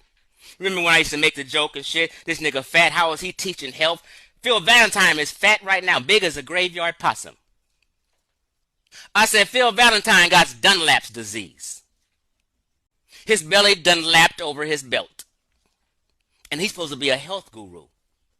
Fuck out of here. He's a devil, and he's not a black man. Your Afrocentric teachers were frauds. I'm sorry. Do you hear what he said? He's a devil, and he's not a black man. But he's a man that acts and says that he's a black man. That's why I used to ask, like, when do you stop being black? I mean, so when do you stop being, I mean, fuck, man. Because I see some people that look white and they're claiming to be black. I mean, maybe I'm fucking wrong. Maybe I'm the problem. Please let me know if I'm the problem. Because I'm trying to wonder, like, I mean, I've seen some fucking people that they're, bro, like, what was that? Hold on a second. I fucking called this dude out. There's some Crip dude, supposedly, or some shit. The guy's like a white boy, bro, with just some afro hair, and he's just like skinny. He looks like he's on drugs. He's got a lot of hair and shit. And he thinks that makes him black, but he looks like a fucking white boy and shit with just, you know, cacarizo and shit that does like drugs. So at what point does, I mean, really? That's why I'm like, bro, he called it himself. Hold on a second. His belly Dunlapped over his belt. And he's supposed to be a health guru. Fuck out of here. He's a devil, and he's not a black man. Your Afrocentric teachers were frauds. I'm sorry. And it's because you guys tried to rid the community of professionals and credentialed people. And all these frauds and uncredentialed people seeing you guys as a cash cow for them. And that right there is where the problem lays the most. I made sure that, again, I'm rooted by what I believe in, which is, you know, the scriptures. And one of the things that it says, don't make merchandise of your people. And then it also says in other verses that, you know, don't take gifts because they could manipulate the mind. And I always consider those things. And especially because truth should not cost you a damn thing. But he makes a good point because they've been making money from these people left and right. Making them, I don't know, giving them hope. Like if it's no different than church. You might as well be a Christian. You're giving these people the same money that you gave to the church. Maybe you're giving them more than the money you gave to the church. And that's the sad part. Because like, I'm not saying like lying to my gente here. My gente here that follows this channel, we got about what, 800 or some, 804 or 3 or 2. You know what I mean? And everybody knows here that everything that I share, it's you can source it. You can go there and read it yourself. I'm not making shit up. I'm literally sharing with you what I'm reading. And no joke. I'm going through scripture, history. Fuck, man, I even showed you guys my fucking DNA, and it proves the whole fucking concept. So it's like, you know, like I'm not lying. I don't think I am. Matter of fact, the DNA shit came way later. Shit, there's no point. There's no even reason for me to fucking even make an excuse. Let's go. Let me hotep hustle these niggas. They dumb. They're confused about their identity. Let's just make up and create some history for these niggas and start teaching it. But first, we got to get the professionals out the way. If they got a degree, well, move these motherfuckers out the way. We gotta give them the impression that credentialed professionals are liars. And they're like, with the government, be careful. You can't believe them. They're lying. They've been taught by the white man. For you that have been watching since the beginning, or at least maybe, you saw how I showed you that Moorish concept of sovereignty. They're taking it to court. It didn't work, right? It's no different than what he's saying right now. It's the same shit. Somebody told you that that shit was going to work, and now you're realizing that it's not. Like, it's not going to work, bro. But they confuse you, and that's the fucking fucked up part. You saw it for yourselves. A guy literally was evaluated to see if he was competent. And then they said, you know what? Because you're not competent, we're just going to dismiss the cases. Which, the same cases that he was arguing to dismiss initially.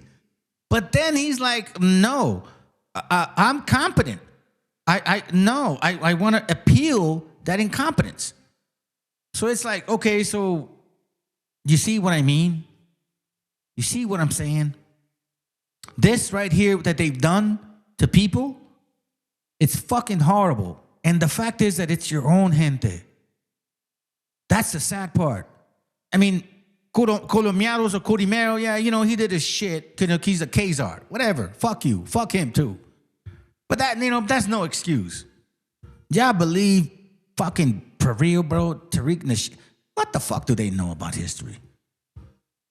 It's real, bro. Professionals are liars. And they're like, with the government, be careful. You can't believe them. They're lying. They've been taught by the white man. You know, this old dumb fear-mongering shit. What you say? I can't pronounce your name. Yeah, Phil Valentine ain't no black man. He never was black. Black folk got nappy hair. Fuck y'all talking about? 100% of sub-Saharan Africa got nappy hair. People, oh, not all black people. No. If you don't got nappy hair, that means you're a black American and you've been admixed with European. Ooh. I'm not saying it.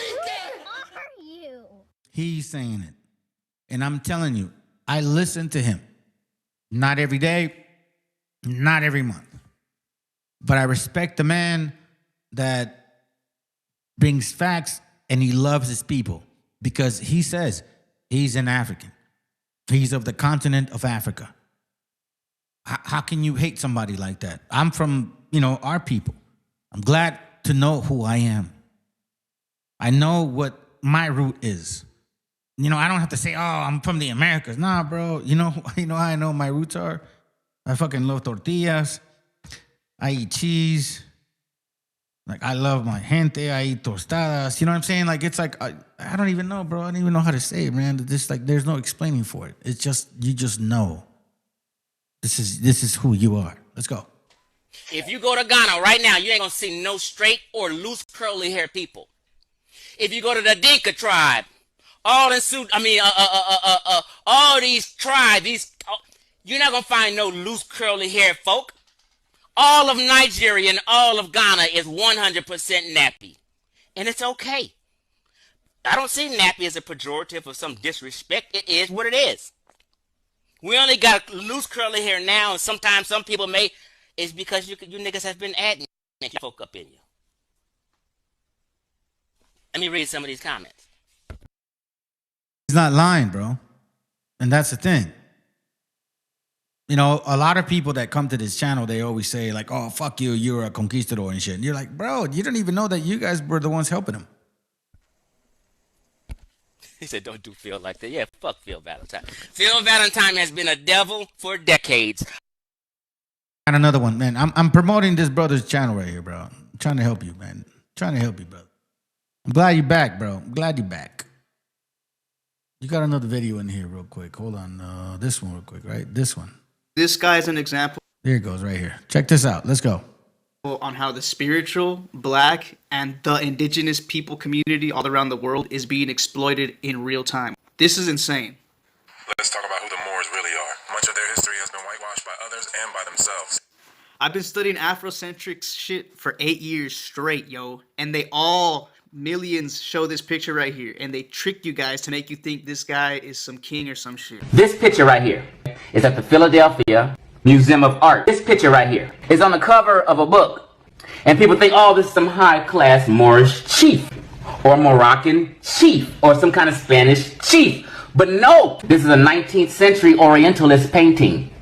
It's not a picture of a Moor in the time periods of 700 up and even up until 1700.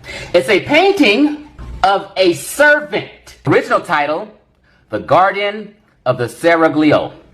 Identifies the man as a harem guard and therefore a royal slave soldier, not a native Maghreb chieftain. Guardian, what is he guarding?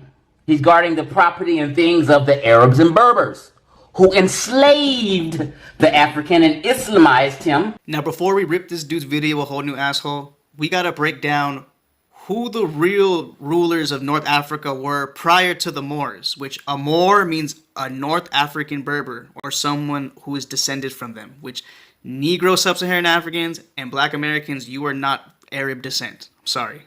And as we can see right here, this is primary source, Nubian tribute. Who are these Negroes or Nubians or Cushites? Who are they paying homage to? So, as we can see, the Nubian slaves are being brought on ships. We see the Nubians on the floor paying homage. They're bringing cattle, jewelry, all types of stuff. They're on the floor bug dancing. But bigger than that, look at the difference between how the Nubians look and the ancient Egyptians, right? They're paying homage to this guy right here. And he's not dark brown or black like the Nubians. You see this? That guy is this guy. This is what white people look like when they're in the sun, when they're tan. You see this? That guy is this guy. Those guys I just showed were these guys.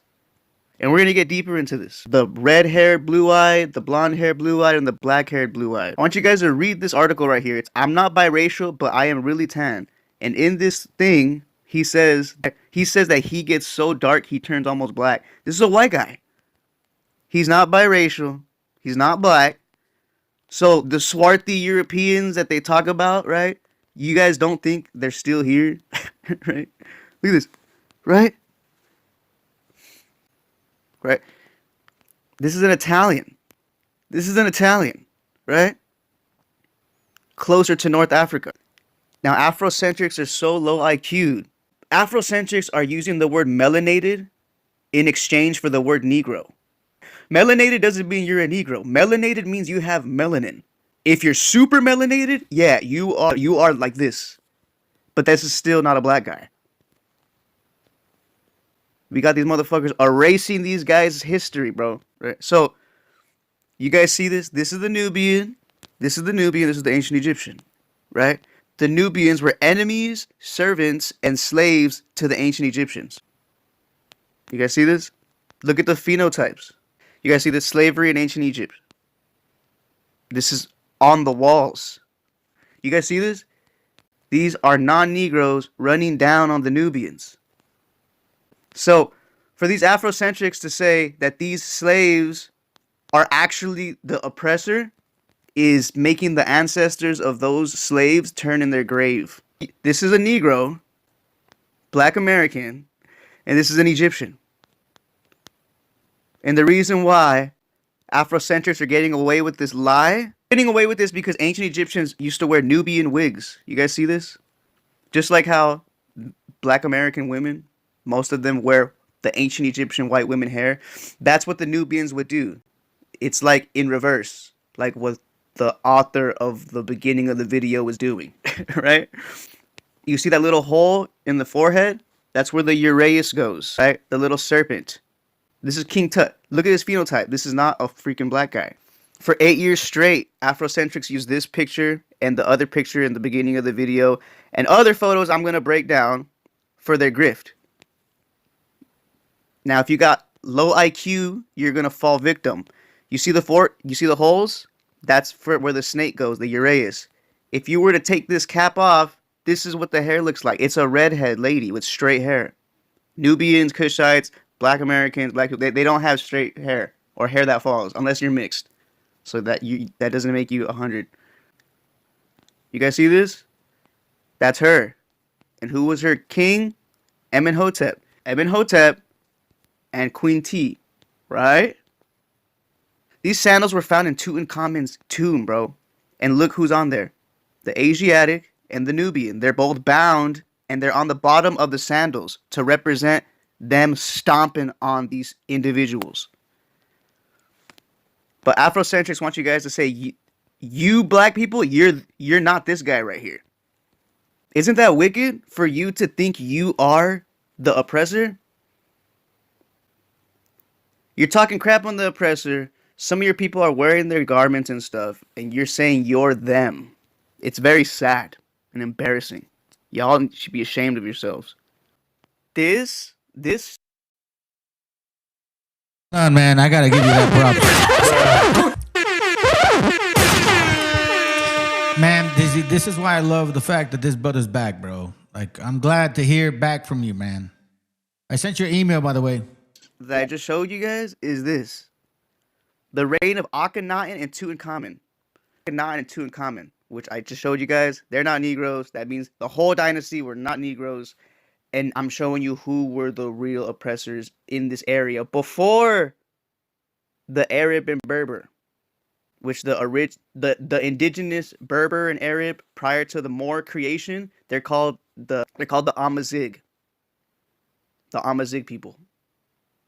Even a little kid could see the difference, bro. Because once you see the lie in this, the whole Afrocentric shit falls to the ground. All the way down to Black Americans being American Indian. Right, the truth's gonna come out soon, bro. I swear to God. Swear to God.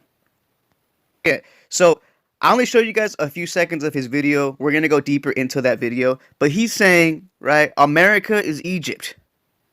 So if black people are not the Egyptians in Africa, they're not the Egyptians in America. If you're not the fucking Sumerians out there, you're not the Sumerians here.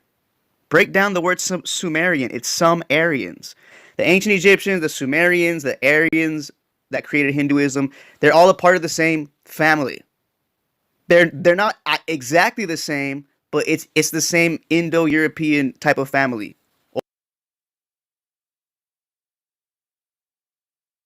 Man, y'all need to Follow this brother. Got good points. He had more videos before, man. He just kind of took them off. I don't know why he did that shit. But anyways, I want to show this video real quick. That's right.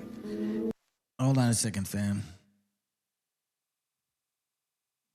We'll start right here. And then we got one more video and we out. Let's go. Full-blooded Cherokee. Like almost all African Americans I know, my relatives are convinced that we have Native Americans in the family. I have a little Choctaw Indian. You talk about the cheekbones and... Yeah, you do have high cheekbones. She always had long black hair. Tina grew up believing that two of her grandparents were part Native American. But you're only 1% Native American. You know how your family has always thought that you had all this Native American heritage? Yes. It was white heritage that you had. All this time I've been thinking Indian. I was dying to find out what tribe it was. You're from the tribe of Europe. And I'm 3% Native American. So I got this a little Indian. You got a little Indian in you. 0% Native American. And 0% Native There you American. And 0% who were Native American. We're gonna have to tell the Choctaw Nation in Oklahoma now. I misrepresented myself. I'm not Choctaw at all, you know. And you'll see there's no figure for Native American because you ain't got no Native American. Set the record straight. Even Don Cheadle, who we would expect to have some Native American ancestry because, because of the connection to the Chickasaw, members of your family owned by Native Americans. But we don't find any. Wow. And you're not alone in not having any measurable Native American ancestry. 1 in about every 20 African Americans only 1 in 20 has any significant amount of Native American ancestry. Now, according to this test, Linda Johnson Rice, you have an extraordinary amount of European ancestry for an African American. 40%. 20% European. You are 1/5 white. Wow. Oh, man. Can you read these percentages? 32.2 European. You are 1/3 white. I am not. I'm 35% European. 19% European. Are you surprised to know that you have that much European ancestry? I guess so. As dark complected as I am. It means you're 1/3 white. Well, that's surprising. You are 33% European. Guy goes, well, that's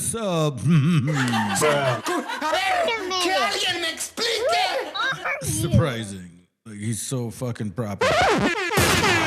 Bro, can't you tell? Shit. Let's go. European. Now, this is the 1870 census sum. And what we find is that your great-great-grandmother is living with her daughter, Janet, and her son, Robert, in the household. But can you see who is living next door? Edward Hall? Edward Hall. I'm not finished. Amazing as this was, you turn the page, my brother. That is Ed Hall's father, your 3rd great-grandfather. A Supreme Court justice in the He gets his fucking blue eyes and shit. state of North Carolina. Supreme Court justice in the state of 3. That's right. White boy, man. You a white boy. You're a white dude that has black features. You see what I'm saying, family? All of a sudden, the trope type chart starts making you think twice about what the fuck it means. Right. These guys are hey, bro, listen. A fucking negro could be an Edomite in your class teaching you about how you should be an Israelite. But he has Canaanite and hateful Edomite bloodline going through his shit. Oh, dear Jesus. Good luck for you. Hey, by the way, did you give him your daughters yet? You stupid asses. Son, Robert, in the household. But can you see who is living next door? Edward Hall? Edward Hall. I'm not finished. Amazing as this was, you turn the page, my brother. That is Ed Hall's father, your 3rd great-grandfather. Gonna tell me he's still black? Here. Let me remind you of what I mean by this shit. Because this is why it fucking bothers me, bro. Fuck the bullshit, man.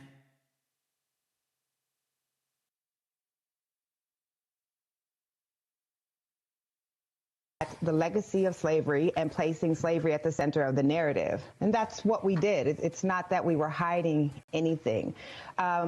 I find the backlash in some ways unsurprising and in some ways surprising. For instance, with respect to Mr. Page, when one suggests that the 1619 Project is a project about black victimization and not patriotism, it makes me wonder if Mr. Page even read the project, or if Mr. Page even read my essay, because my essay is about how black people, despite undergoing chattel slavery, legal apartheid, lynching, racial terrorism, segregated schools, segregated housing, segregated military, believed fervently in the founding ideals and have fought generation after generation to make those ideals true, and in fact had a faith in a country that didn't treat us as citizens and expanded democracy for all Americans. I don't think that. At what point is she white or she black? But that's not even the point. That's not even the video. Check it. And one that will probably be the most surprising to readers is the one by Harvard historian Taya Miles on settler colonialism, Indian removal, and how the 5 so-called civilized tribes also engaged in chattel slavery. I knew we needed to have an essay that dealt with Indian removal, but we had to find the right one. So, do you hear that? So they bring up the 5 civilized tribes like she does it with their parentheses and shit. And they had slaves. But yet, they don't realize that y'all had slaves since 1492.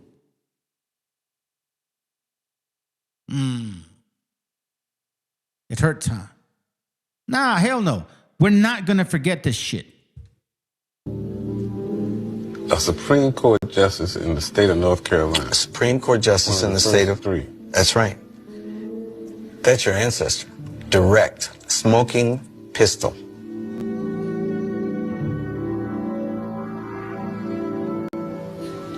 I've looked around my family. I haven't seen anybody in my family that have gray eyes. So your great-grandfather was a white man. Did you know this? Yeah, my mother said so. How are white ancestors part of Africa?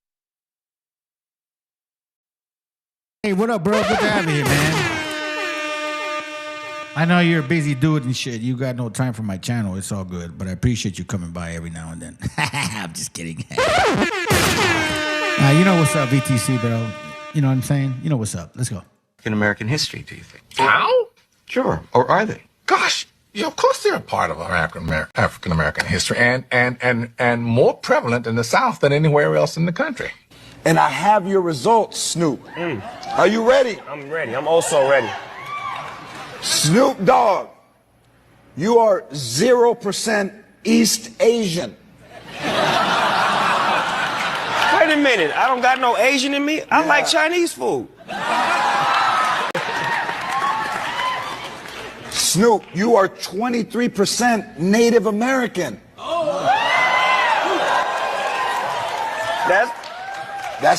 That's pretty big. That's real big. All right? That only leaves 77% left. You are 6% European. Well, so what does that mean? Hang on. The moment we've all been waiting for. Charles Barkley is 75% Sub-Saharan African, a.k.a. black. Drum roll, please. Snoop Dogg, you are 71% Sub-Saharan African. Hold on a second. Hold on.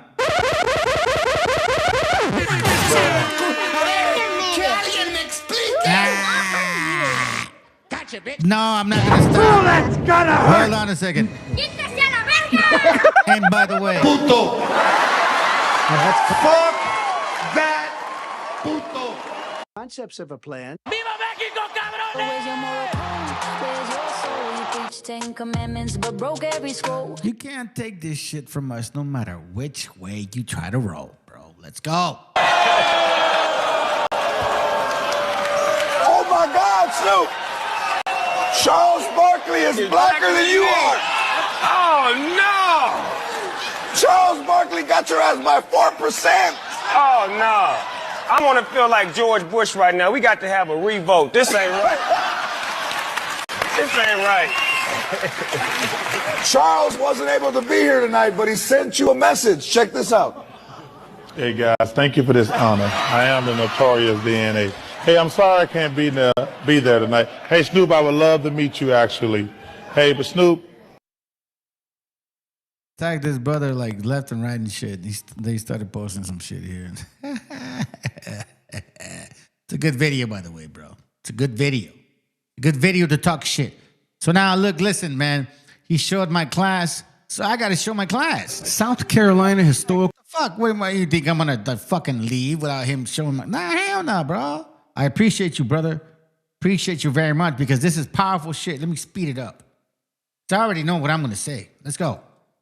Magazine. We're gonna go to this particular section. Free black owners of slaves. Let that sink in.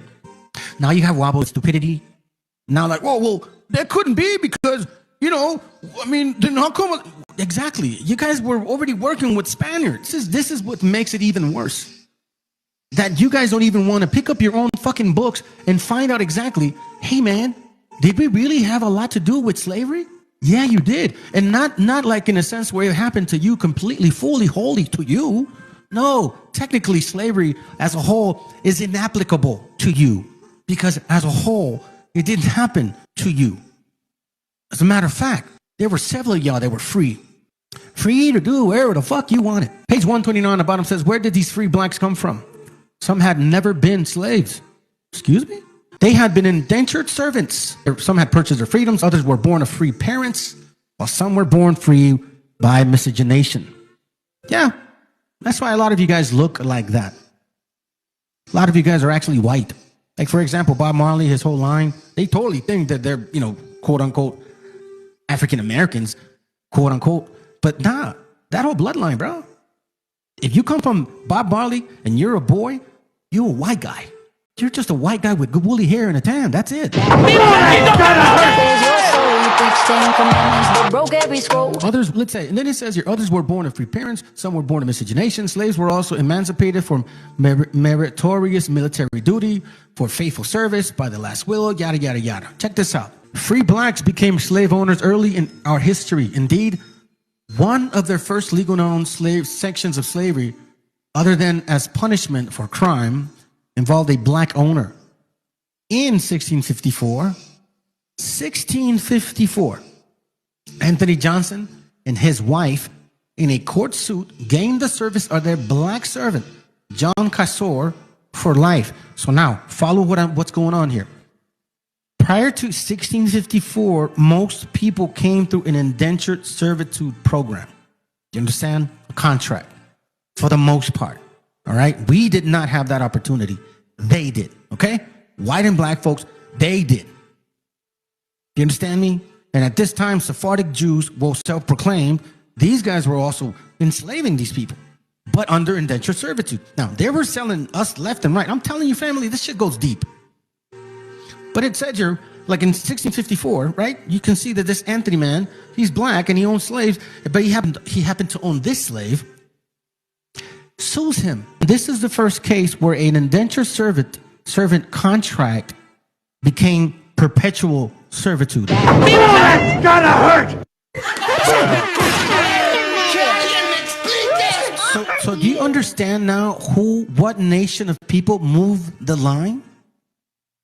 What nation of people changed the line between indentured servitude to perpetual slavery? It wasn't a white guy. It was a black woman and a black man that sent another black man to court because they didn't agree that his contract was done. So then what happened? Because of that, now you got perpetual slavery, fuckface. How come you guys don't talk about this? You're too caught up in being a racist piece of shit, stealing the history of other people while at the same time causing erasure, and you're not seeing this. Actually, let me say this real clearly. Slave owning by free Negroes was so common in that period of the Commonwealth as to pass unnoticed and without criticism by those who consciously recorded events of the time. Do you understand what that's saying?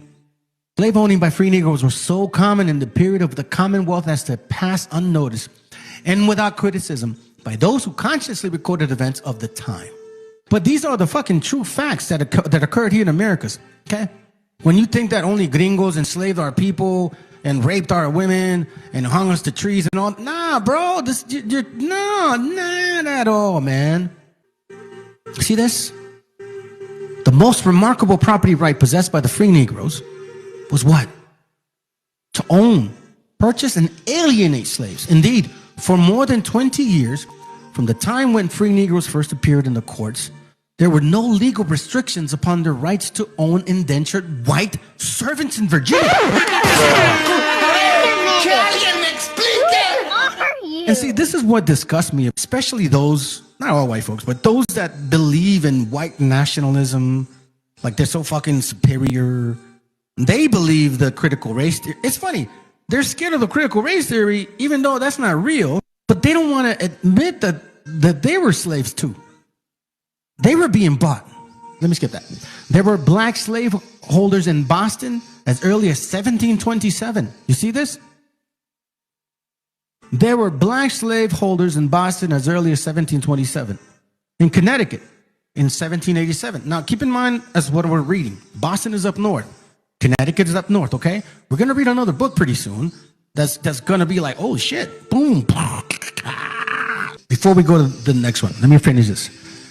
There were black slave holders in Boston in 1727, in Connecticut 1783, in Alabama by 1797. Among the earliest records in the deeds book of St. Augustine, Florida, it is a document recorded the sale of a black slave to a free black. By a free black. Hold on. Whoa.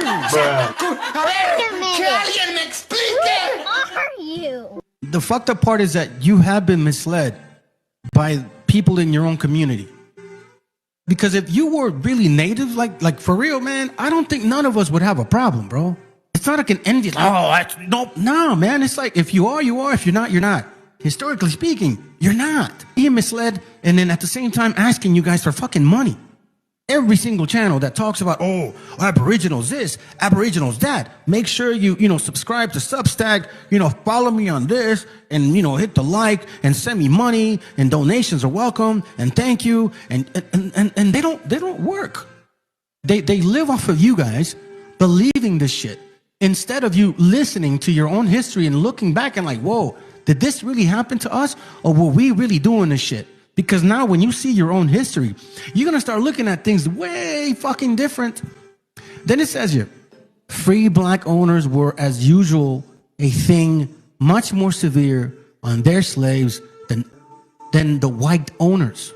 I'm not saying anybody here in particular, but if you feel good about seeing people in slavery and you think, yeah, I don't know, man. I don't feel better about it. That shit's whack. You kidding me, bro? You got children in slavery. So now we're going to go to page 434. 434 so you can actually understand what I'm talking about here. This is on page 34. Slave holding by colored townmen were likewise fairly frequent. The suggestion of this letter that many of the well-to-do colored freedmen tended to prize their distinctive position so strongly as to deplore any prospect of a general emancipation for fear it would submerge them in the great black mass.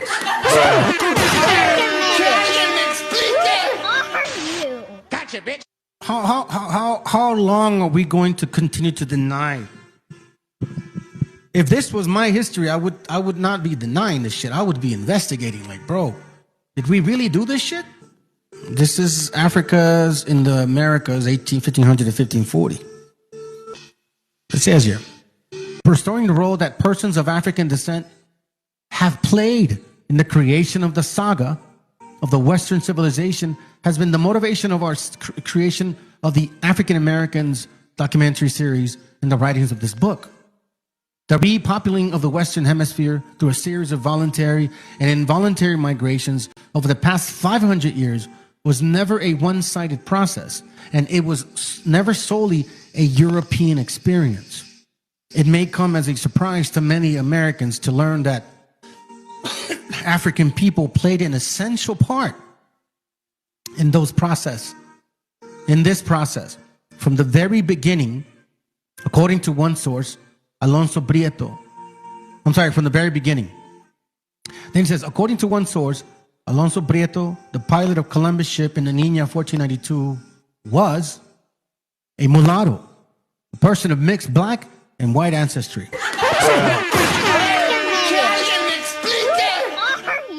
Critical race theory is a lie. Your stories did not start in 1619. In 1502, the great Italian explorer was accompanied by a black cabin boy named Diego. The year of Columbus returned from the final voyage of the Americas in 1504. You see this right here? In 1508, Ponce de Leon, usually remembered for his exploration of Florida in search of the legendary king of Ethiopia, that never found, Preston John, and his fabled fountain of youth, took armed black men with him to conquer Puerto Rico.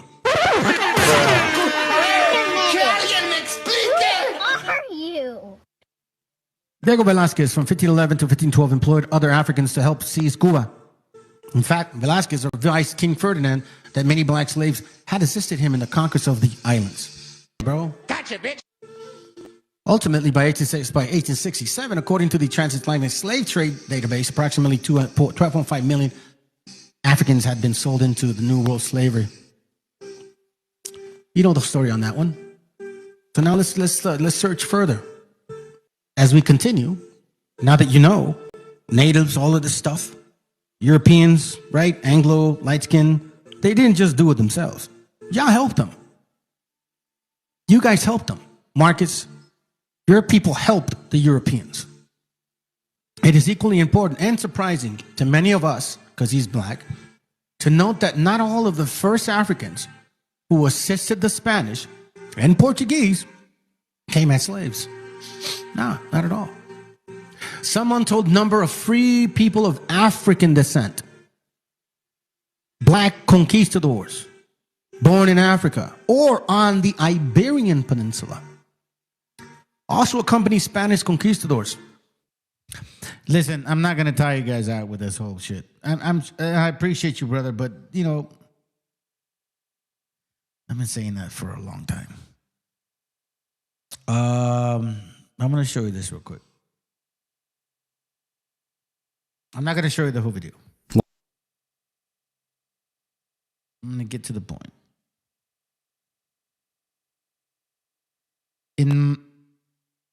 I have always questioned these Wabos, right? I've always questioned their diet. I've always said that if you are from this continent, then you should be eating the food that's in this continent. That should be part of your DNA if you are of this continent.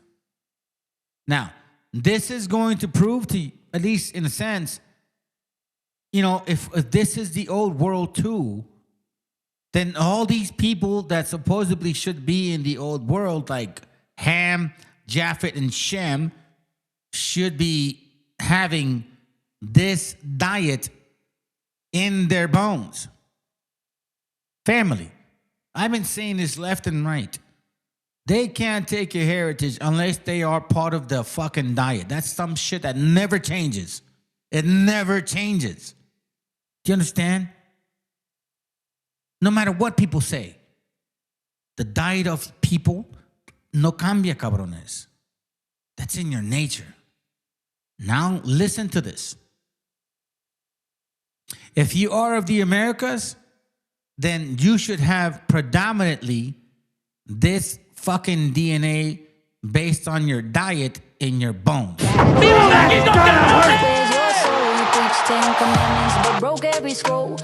Listen. Same tree, the core, and then we out. Or genetics.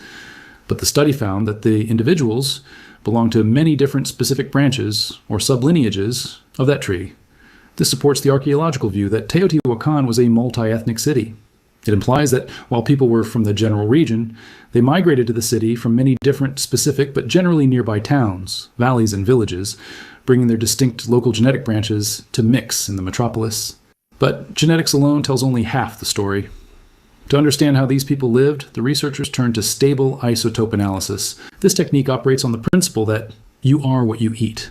As the body builds bone and tooth enamel, it absorbs chemical elements from food.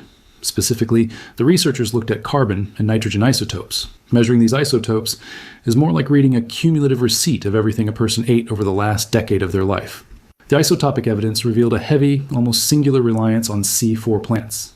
In nature, most plants, like wheat, rice, or trees, use a photosynthetic process called C3, but distinct tropical grasses, most notably maize or corn, use a process called C4. This different process leaves a heavier fingerprint of carbon-13 in the bones of the people who eat it. Understand what he said? Do you understand what he said? Distinct tropical grasses. Listen to what he's saying. Most notably maize or corn, use a process called C4. This different process leaves a heavier fingerprint of carbon-13 in the bones of the people who eat it. Means that in your bones, the DNA shows that you've been eating corn for a long fucking time.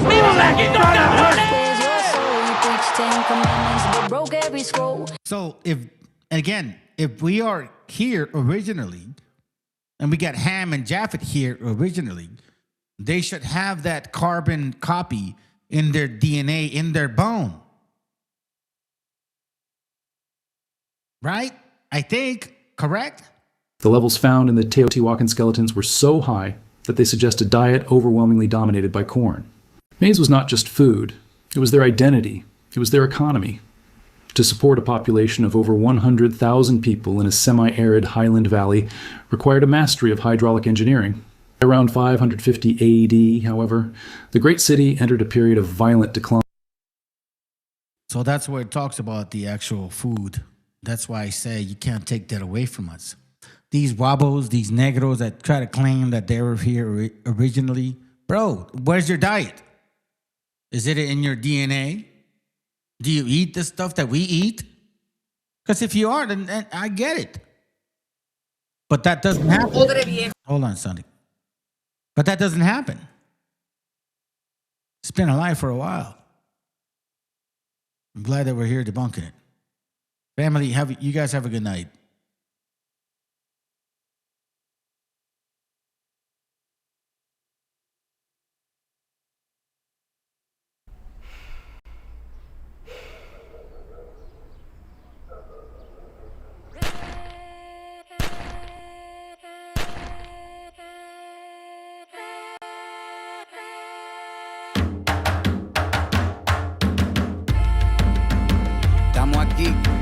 Oye, que estamos aquí. Mírame, estamos aquí. Desde hace rato, cuando ustedes llegaron, ya estaban las huellas de nuestros zapatos. Se robaron hasta la comida de gato y todavía se están lamiendo el plato. Bien encabronados con estos ingratos. Hoy le doy duro a los tambores hasta que me acusen de maltrato. Si no entiendes el dato, pues te lo tiro en cumbia, bossa nova, tango o vallenato. A los Calaboy y bambú, bien frontú, con sangre caliente como Timbuktu. Estamos dentro del menú. Tupac se llama Tupac por Tupac Amaru del Perú. América no es solo USA, papá. Esto es desde Tierra del Fuego hasta Canadá. Hay que ser bien bruto, bien hueco. Es como decir que África es solo Marruecos. Estos canallas se les olvidó que el calendario que usan se lo inventaron los mayas con la Valdivia precolombina. Desde hace tiempo, este continente camina. Pero ni con toda la marina pueden sacar de la vitrina la peste campesina. Esto va para el capataz de la empresa. El machete no es solo para cortar caña, también es para cortar cabeza. Aquí estamos, siempre estamos, no nos fuimos, no nos vamos. Aquí estamos pa' que te recuerdes. Si quieres mi machete te muerde. Aquí estamos, siempre estamos, no nos fuimos, no nos vamos. Aquí estamos pa' que te recuerdes. Si quieres mi machete te muerde. Si quieres mi machete te muerde. Si quieres mi machete te muerde. Si quieres mi machete te muerde. Te muerde, te muerde. Los paramilitares, las guerrillas, los hijos del conflicto, las pandillas, las listas negras, los falsos positivos, los periodistas asesinados, los desaparecidos, los narcogobiernos, todos los que robaron, los que se manifiestan y los que se olvidaron, las persecuciones, los golpes de estado, el país en quiebra, los exiliados, el peso devaluado, el tráfico de droga, los carteles, las invasiones, los emigrantes sin papeles, 5 presidentes en 11 días, disparo a quemarropa por parte de la policía, más de 100 años de tortura, la nova trova cantando en plena dictadura, somos la sangre que sopla la presión atmosférica, Gambino mi hermano, esto sí es América.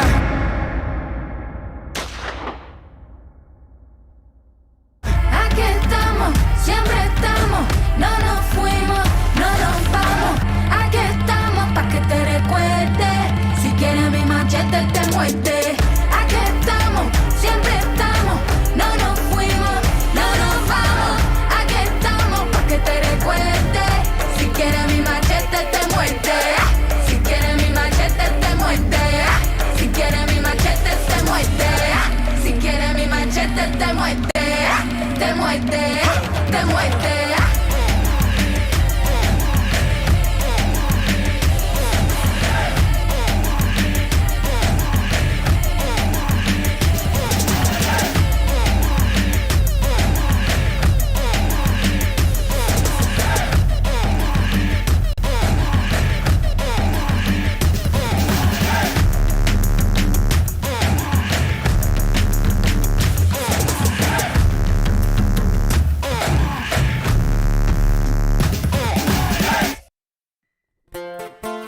Mi gente, por ahí andan las noticias que según quieren deportar a toda la raza trabajadora y les hicimos este corrido, compa Kevin.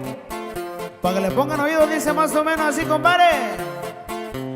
Años tengo trabajando de este lado, buscando el mentado sueño americano.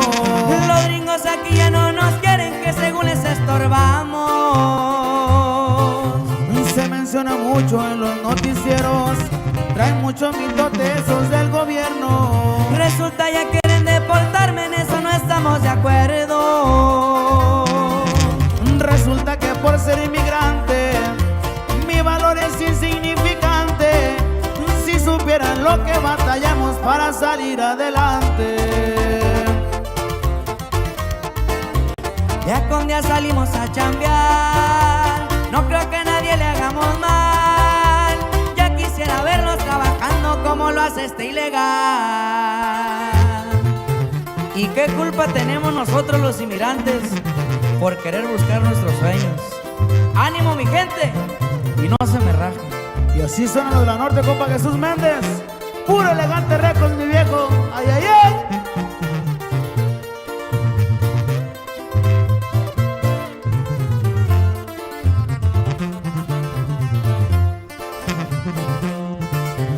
Unos días no duermo y otros como mal, pa' que a mi familia nada le pueda faltar. Se murió mi madre y a mi padre, espero volverlo a mirar.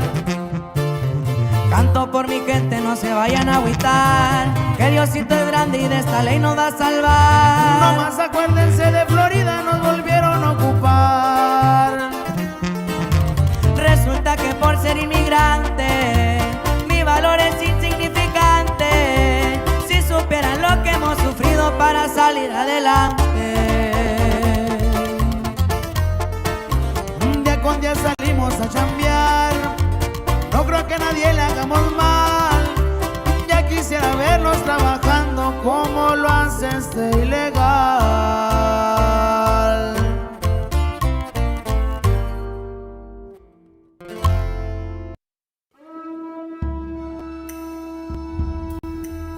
Me está diciendo Claudia Shemo ya utayu. Shabete ya comera joven que no pocayu tira pero bien que ag. De donde soy no nos rajamos, cualquier tierra la trabajamos. El sacrificio jamás es en vano, que hasta el espacio hemos llegado. Where we are from, no nos rajamos. And what we dream of lo realizamos. Gran paisano, hermano, amigo, soy mexicano. Y cambiamos de lugar, no de bandera. Verde, blanco y rojo lo llevo en las venas. Como el águila volamos sin fronteras. Rompemos la malla que separa tierras. Y nacimos con legado de grandeza.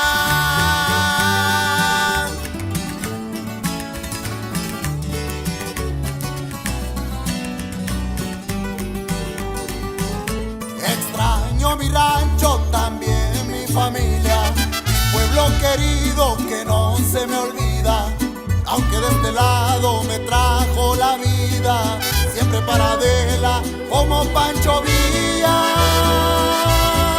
Y cambiamos de lugar, no de bandera, verde, blanco, rojo lo llevo en las venas, como el águila volamos sin fronteras, rompemos la malla que separa tierras y nacimos con legado de grandeza.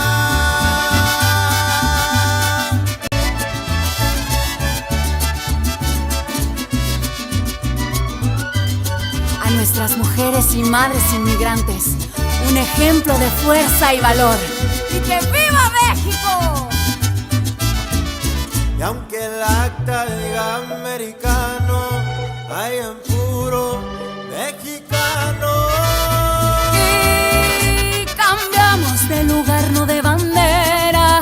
Verde, blanco y rojo lo llevo en mis venas. Como el águila volamos sin fronteras, rompemos la malla que separa tierras y nacimos con legado de grandeza.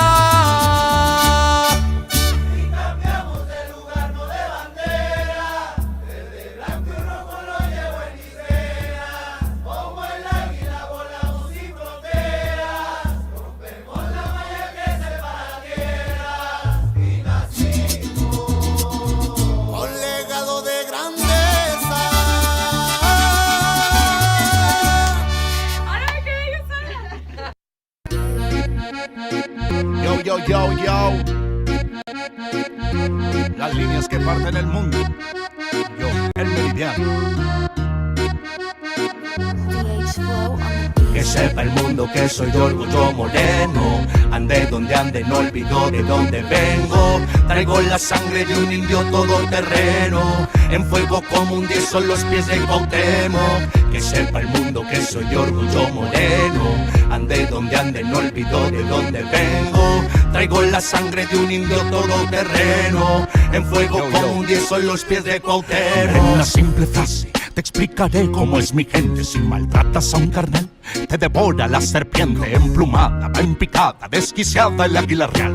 Le arrancará la cabeza a quien dañó su nopal. Somos un ejército cautivo, esperando la señal pa' comerme al enemigo. Huitzilopochtli, dime si es rival o amigo. Que del ejército mexica tus guerreros siguen vivos. Soy un monstruo con la pluma, mis rimas envenenadas. Hoy me llaman Quetzalcóatl, soy la serpiente emplumada. Dueño de la tempestad y del tempo está muy claro. Un diluvio de verdad, en la instrumental soy Tlaloc. Certero en mi disparo, hilo y camino, el flechador del cielo.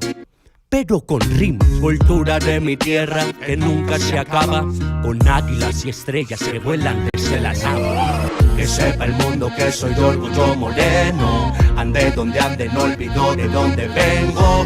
Traigo la sangre de un indio todoterreno. En fuego como un 10 son los pies del Cuauhtémoc. Que sepa el mundo que soy de orgullo moreno. Ande donde ande, no olvido de dónde vengo. Traigo la sangre de un indio todoterreno. En fuego como un 10 son los pies de Cuauhtémoc. Como aquí, bro, te juro no existen dos. Si voy a creer en alguien, solo va a ser en mi Dios. Yo me encomiendo a mi madre, que me cuida y me protege entre sierras. Amor de tonas y claro, sí, amor de mi madre tierra. El que nunca falla, el de sangre maya, el que va dejando huellas al que buscan y no hallan, el que da la talla, el que triunfa y calla, al que copian y se basan, soy el calendario maya. Que sepa el mundo que soy de orgullo moreno. Ande donde ande, no olvido de dónde vengo. Traigo la sangre de un indio todoterreno. En fuego como un 10 son los pies del Cuauhtémoc. Que sepa el mundo que soy de orgullo moreno. Ande donde ande, no olvido de dónde vengo. Traigo la sangre de un indio todoterreno. En fuego como un 10 son los pies del Cuauhtémoc. Yo soy guerrero de orgullo moreno. Mis dioses son verdaderos. La Cozontli es el que cuida mis caminos y senderos. Mi tierra pinta paisajes de autor, la naturaleza es una obra de amor donde el artista se expresa. Mira y aprecia el arte de Xochipilli, mi diosa de la belleza. La guerra, el arte tienen cercanos roces. Netzahualcóyotl, rey con tintes de dioses. Un guerrero, poeta y muy pocos lo conocen. Hoy te lo recuerdo yo, el Sensontle y 400 voces. Guerreros y leyendas que la historia a veces calla. Dioses de un ayer, de un hoy y de un mañana. Yo me encomiendo a Cuauhtémoc y Pachita es quien me sana. En mi sangre sigue viva la cultura mexicana. Que sepa el mundo que soy de orgullo moreno. Ande donde ande, no olvido de dónde vengo. Traigo la sangre de un indio todoterreno. En fuego como un 10 son los pies del Cuauhtémoc. Que sepa el mundo que soy de orgullo moreno. Ande donde ande, no olvido de dónde vengo. Traigo la sangre de un indio todoterreno. En fuego como un 10 son los pies del Cuauhtémoc.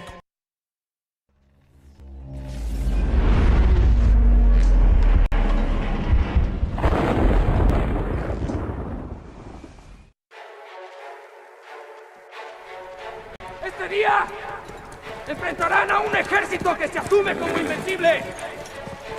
Y es así porque no se había topado con mexicanos dignos. Mexicanos guerreros, como nuestros ancestros, como los que están reunidos hoy aquí. Recordando nuestra historia y las glorias del pasado. Recuerda, oh patria mía, en cada hijo hay un soldado. Los ejércitos aztecas preparados a la vez, enfrentándose a muerte con las tropas de Cortés. Españoles invasores sufrieron en vestiduras de los guerreros mexicas, trozando sus armaduras. En 1810 inicia la independencia, con Hidalgo dando el grito a la carga y sin clemencia. Miles de hombres y mujeres con espíritu valiente murieron por un gran sueño, una nación independiente. 1821, tanta sangre no fue en vano, de la ceniza resurge el imperio mexicano. En San Juan de Ulúa intentaron reconquistarnos, nación libre, soberana, al invasor le confirmamos. En el norte los apaches atacaban sin cesar, atrapen a los traidores, los vamos a fusilar. Los gringos robaron Texas, alimañas insensatas, en el Álamo pagaron con masacre los piratas. Los yanquis expansionistas quieren más, eso es notorio, vienen marchando del norte, quieren nuestro territorio. Tomaron Chapultepec con descaro y con desquicio, lucharon hasta la muerte el batallón de San Patricio. Arizona, Nuevo México y la Alta California, esa herida no se cierra, simplemente se transforma. No pasaron muchos años desde la última ocasión, desde Europa se orquesta ya la próxima invasión. El 5 de mayo empezaron las agresiones, los valientes Acapuaxlas pelearon sin municiones. Enfrentan al enemigo con rifles y con machetes, disparen con los cañones, denle muerte a los franceses. En el campo de batalla el enemigo se destroza, la victoria es mexicana, grita Ignacio Zaragoza. Este 5 de mayo, los franceses van a respetar el águila mexicana y van a mirar esta bandera hacia arriba y hundidos en su sangre. ¡Viva México! ¡Pero viva México libre! Porfirio Díaz trajo paz, eso decían las noticias. Derroquen al dictador, estamos hartos de injusticia. Tomen todos sus fusiles, prepárense para la acción. Se escuchan por todas partes, ¡viva la revolución! En esta lucha eterna, no se pierde, no se empata. Lema, tierra, libertad, viva mi general Zapata. Que al traidor se le captura, en la pared se le acribilla. Una leyenda mexicana, el general Francisco Villa.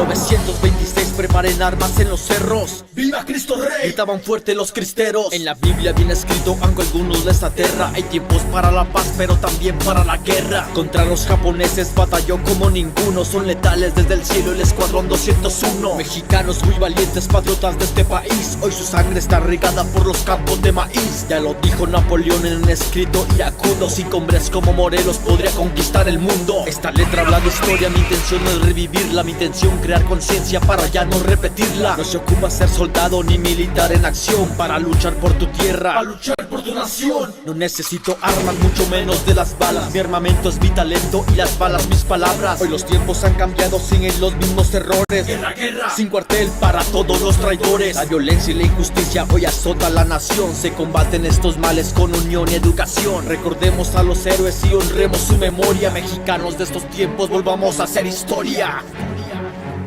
Fui forzado a sacrificar muchas vidas en búsqueda de la justicia. Pero al final he salvado la vida de mi amado México.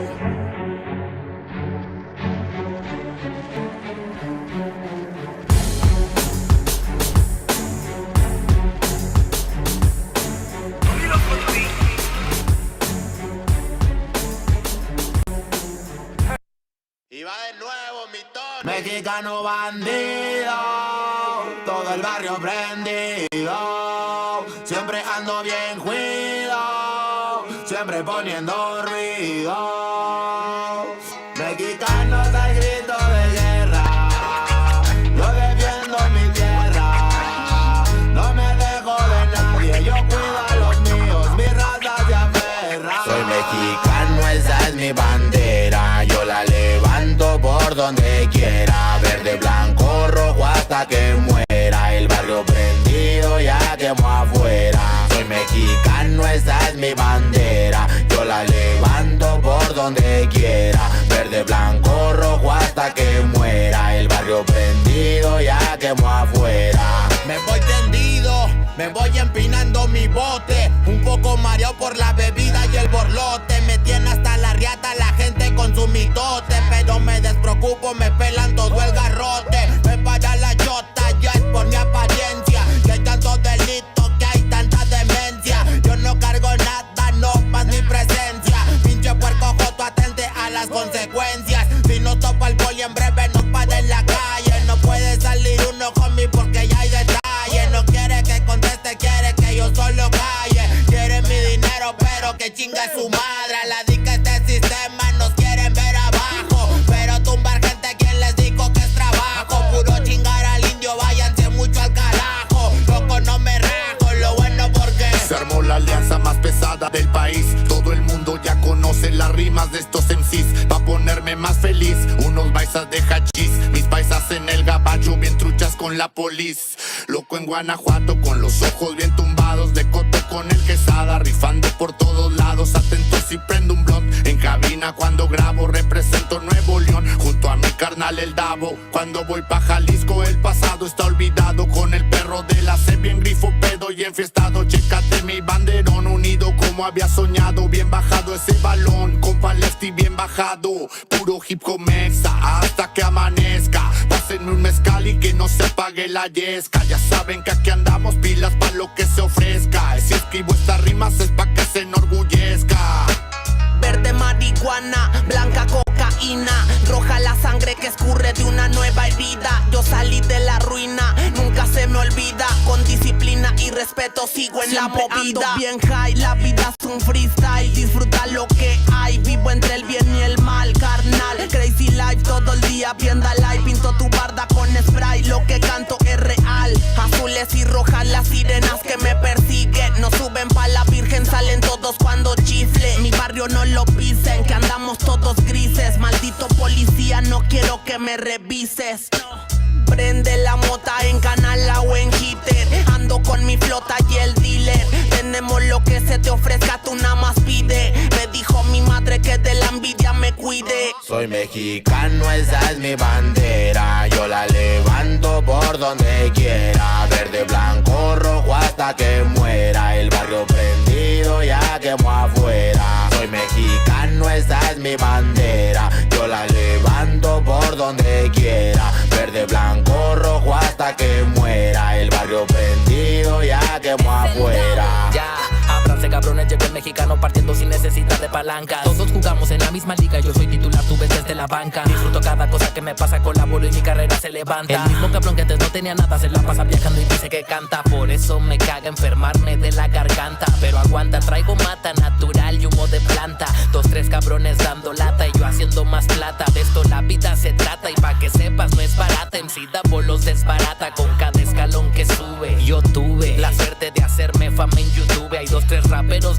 demonio que me bajé de su nube. Los mandé pa' su casa y de premio hasta les pagué el Uber. Si alguien me tira es porque sabe bien que domino el negocio y quiere de mi parte. No quiero darlas de grande, pero si me tiras la neta me toca humillarte. Soy capitán, llevo el estandarte. Somos muy pocos los que hacemos arte. Este flow si es de Marte, tú dale like y comparte. México lindo y bandido, diario a Diosito le pido que me cuide a la familia si un día el cora ya no late. Estoy bendecido porque me cuidan los míos. Orgullosamente me exatamos locos de remate. Jaque mate, no hable de volar si viene gateando. La cosa por la frontera se pone violenta, no importa el rango. Toda la raza jalándole duro, si hay algo seguro es la muerte endondeando. El sudor y la sangre en la frente, los de alzada controlando. Se roban la atención, ya saben quiénes son. Vatos locos con sazón como el de un corridón. No quiera tomarme el pelo si ando todo pelón. Levantando la bandera, viva México, cabrón. Es el perrito de la C. La bandera con un águila, Simón, mi tierra es esta. Me vale si mi piel o si mi acento les molesta. Acá jalan horas extras, nunca duermen la siesta. Están los que van pa'l jale y los que la viven de fiesta. Otros que en el pindón se tatúan de corazón. 3 colores en el pecho, morirían por su nación. Aunque su puto gobierno los puso en la situación de no terminar la escuela y terminar en la prisión. ¡Viva México, ladrones! ¿Qué hubo, les presidente? Ya saben que por mí policías chinguen a 20.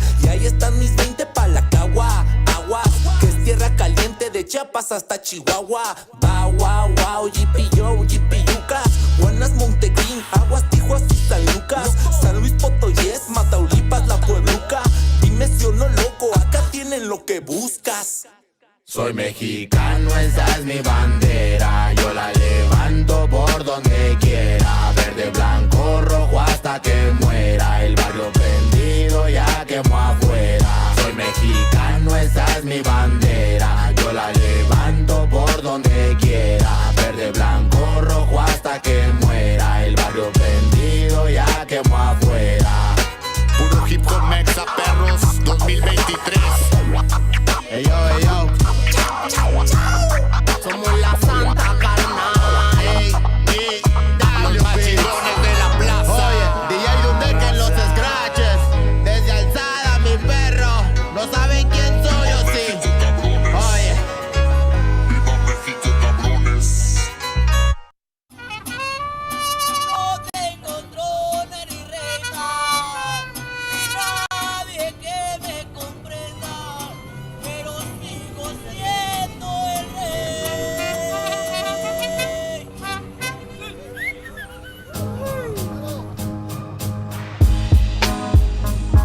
Oh, asesino, Kid Frost. Mi vida loca me vale poca.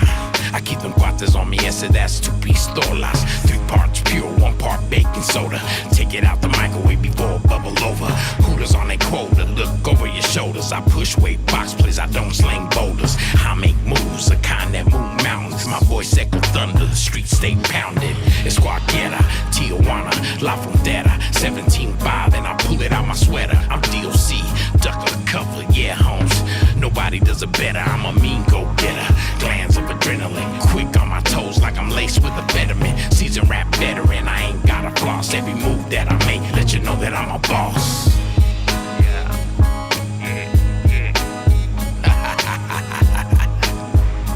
Asesino. Dice, mi barrio pesa, se llama Nesa. Puro pinche loco con tatuaje en la cabeza. No te metas en lo que no te interesa, porque el coyote está hambriento y está buscando presa. Sácate de esa maleza de la naturaleza. Vamos a hacer que la casa se ponga espesa. Si llego al estudio pego como Julio César. Aquí tus figuras tiemblan, salta destreza.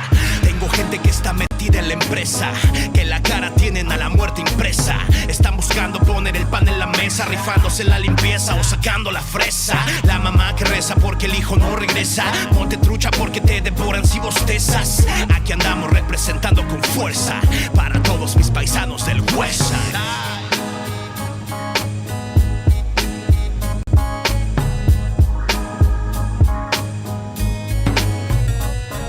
Esta es mi ciudad, ¿dónde está mi pueblo? Apenas si me voy, quiero estar de nuevo. Que me digan dormido si lejos me muero. Que me traigan aquí, me entierren en tu suelo. Te vas a quemar, vivimos en el fuego. fuego, no vas a aguantar las reglas del juego. Si soy lo que soy es porque te tengo. Si estoy donde estoy es por donde vengo. Cuando prenden el micrófono ya no me detengo. Saben lo que pretendo y el nivel que mantengo. Con el loop de scoop escupiendo un incendio hasta que Los Ángeles se vuelve el infierno. Andamos bien puestos, echándole el resto a todo volumen con los vecinos molestos. Ritmos crudos, ritmos frescos para todos mis paisanos del West Coast.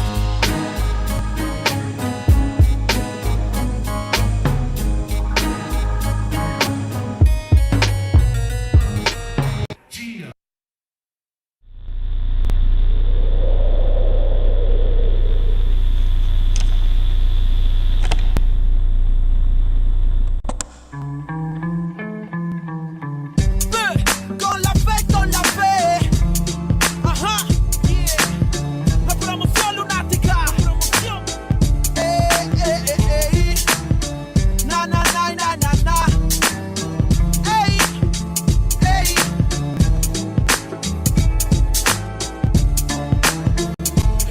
Pregunta dónde se quedó, pregunta cuándo fue que la muerte por su casa pasó, pregunta por su vida y mira su cuerpo tiro en la mitad de la cabeza y se pregunta si es su muerto más si la muerte vino por él, llevándose al día. A su hermana la puedes ver llorando todavía. Todos se preguntan quién, pero nadie puede responder hasta que pega el fierro en la mano del muerto. Ahora es un fantasma que vive pintado en una pared, el mismo que anda penando en el barrio. No está tranquilo porque caminando con otro la ve, por la que se mató sin pensarlo bien.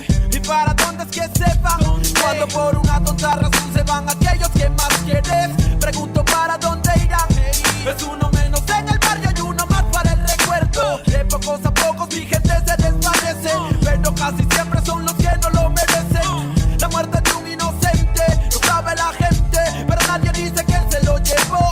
Se rompió un corazón, lágrimas de madre, sangre en sus manos y no lo comprende el padre. Recuerda que la vida no tiene un valor y grita al cielo, mejor recógeme a mi Señor. Pase lo que pase hoy, siempre con la mente tu recuerdo en mi corazón te llevaré. Para donde quiera que yo voy, pienso diferente, es que el amor que ahora está presente. Pase lo que pase hoy, siempre con la mente tu recuerdo en mi corazón te llevaré. Para donde quiera que yo voy, pienso diferente, es que el amor que ahora está presente. Dime dónde están los que desaparecieron, los que no volvieron, los que de uniforme se vistieron.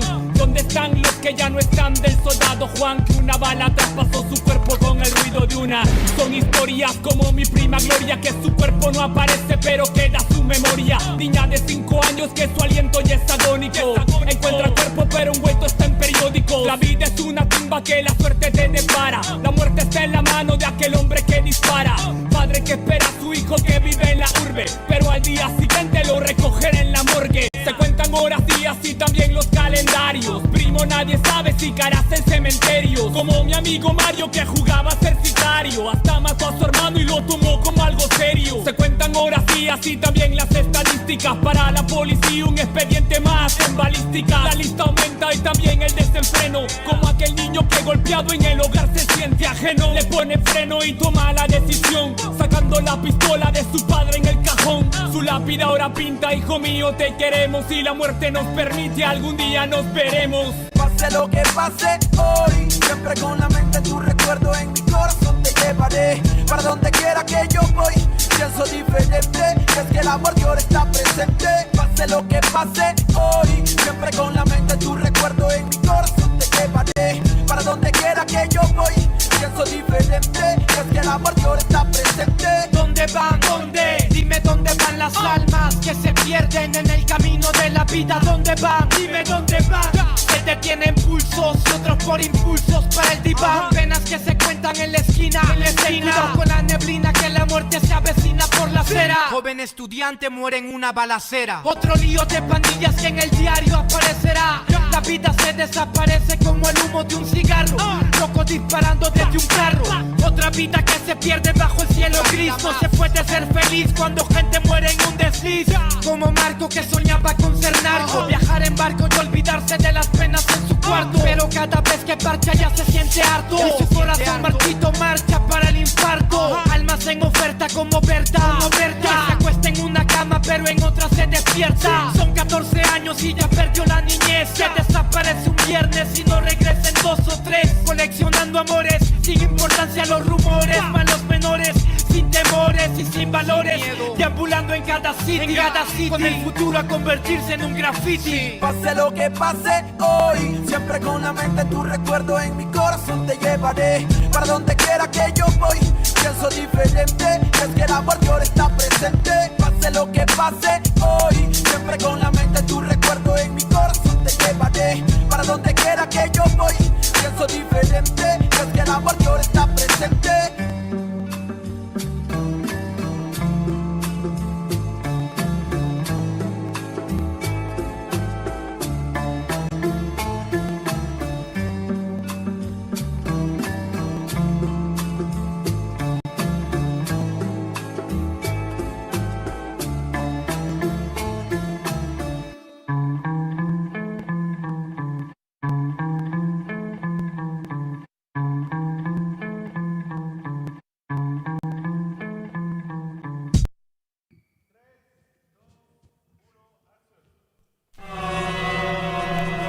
Yo, comentando, ¿qué dicen? Sí, ¿qué cuentan? Ya, escúchame, ya.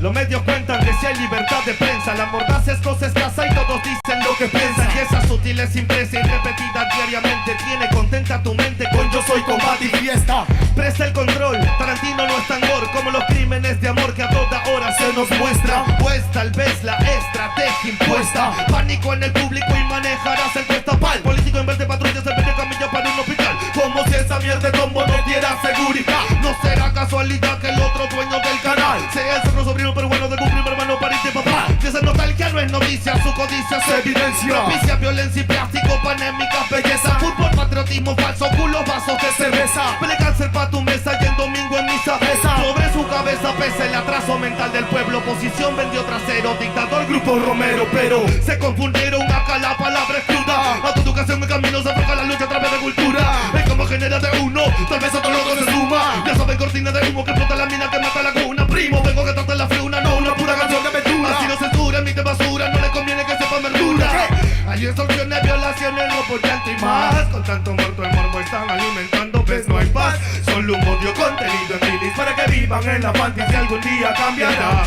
Hay extorsiones, robo, violaciones, llanto y más. Con tanto muerto el morbo están alimentando, ves no hay paz. Solo un odio contenido en milis para que vivan en la fantasía algún día cambiará. Sensacionalismo, amigo eterno de la prensa, el mismo que forjó al humano sumiso, callado y muestra. En el noticiero, en el artículo del diario, la vida de una bebé que poco invierte al vecindario. Sirven como fieles feligreses, a oscuro intereses, mienten todo el día, crean solo estupideces. La historia afirma, indica que siempre negaron información alternativa que todo pueblo merece. A cada instante pareciera su labor asesinar una memoria colectiva que hace una nación, con una prensa cómplice que juega con humor, desconociendo ese dolor que nos dejó ese dictador. Cortina de humo es su mejor función, para apartarte de la fuente harán de todo, pues miró hoy como venderte el culo de Sharon Stone, cagándose en tu derecho a la objetiva información. El narco, el almirante, el presidente, el congresista, algún ministro, algún legado, de seguro es el patrón de ese periódico morboso y amarillo que al leerlo 2 minutos te vuelve en un show.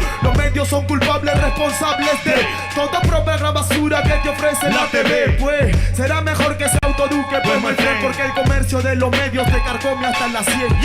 Hay violaciones, extorsiones, robo, llanto y más. Con tanto muerto el morbo están alimentando, ves no hay paz. Solo un odio contenido en bilis para que vivan en la fantasía algún día cambiará. Hay extorsiones, violaciones, robo, llanto y más. Con tanto muerto el morbo están alimentando, ves no hay paz. Solo un odio contenido en bilis para que vivan en la fantasía algún día cambiará. Que algún día cambiará. Que algún día cambiará, CPF.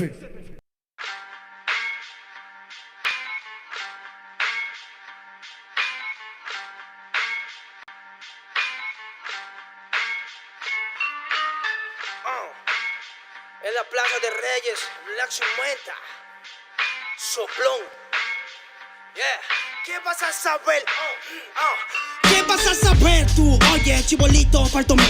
Pulpín de los pulpines, batería de Rapunzel, de rapeos, de raptos, de lagartos en cuartel. Cualquier la pega de cruel con un viejo coronel. Soy flojo, se me antojó dormirme en el laurel. Elevé mi level con un label y un Faber Castell. Ya un papel, lo empape con sangre de todo aquel que se jura Nobel y no ve mis trenes en la riel. What's so man? ¿Por qué no sacan la tablet? Juro por mis aguas que no te hablo por las powers. Soy chinchado neto, búscame por pico sour y te voy a meter al centro loco como Beckenbauer. Escúchame atento mi pro, que estamos rompiéndole en pro. El negro de Plaza de Reyes como siempre rompe de este micrófono. Que quiere meterle como yo pero no puede meterle taco pro. Si te pensaba que solo era un gallo, déjame decirle que se equivocó. Real motherfucker feeling on the street. Es el Black Sheep, Black Sea Metal de Plaza de Kings. Motherfucker, so bloom.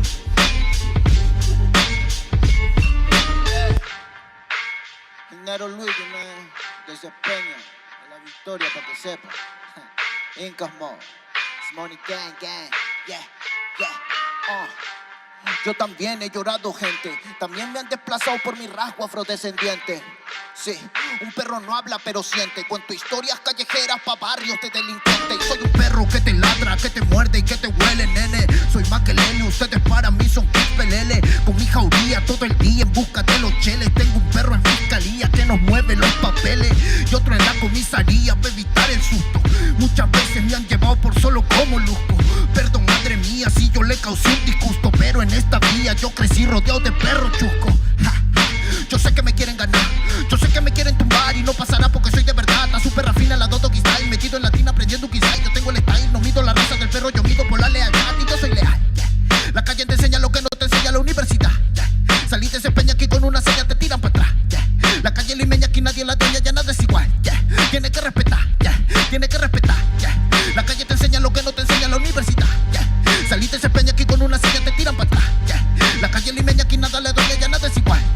Tiene que respetar, si yo soy tu papá. Es Incas Mob, negro. Es Incas Mob, nigga. Nero Luigi, man. Incas Mob, it's money gang, gang, gang,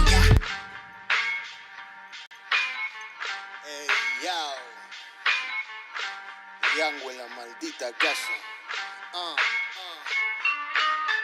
Me llaman pa' que les dé al menos una vez al mes. Se metieron al lago y olvidaron que era el mes. For everybody bless. La fama es una puta, me está llamando a las 3. Dile que llame después de las 16 y 25. Volví de la infancia de Abraham Lincoln, con fuerza ya inco, luchando para salir del rincón. Letra callejera en CD brinco, under del under. Puede que tu viejo te lo mande. Sale de vez en cuando como el cóndor por los Andes. Mi cuerpo no es de madera como Dandy. Antes que me brande, yo seré la ola que los expande.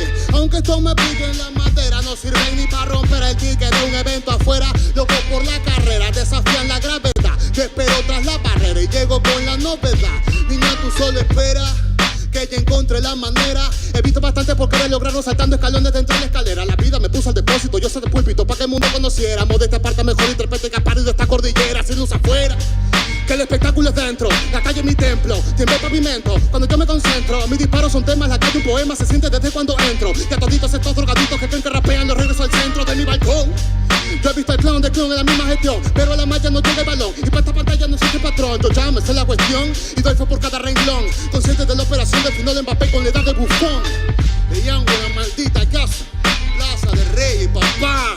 El Nero Luigi, Black Mental, hip hop peruano, rasgo en la maldita base. Yao.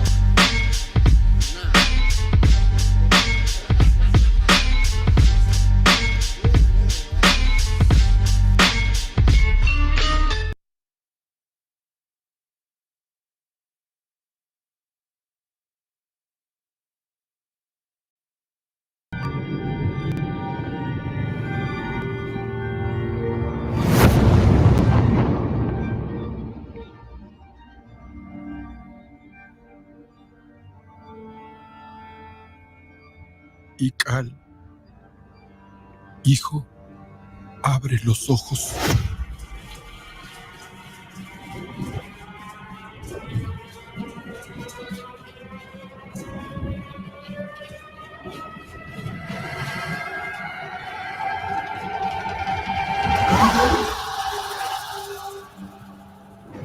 Tu cuerpo se queda con nosotros, pero tu espíritu debe seguir.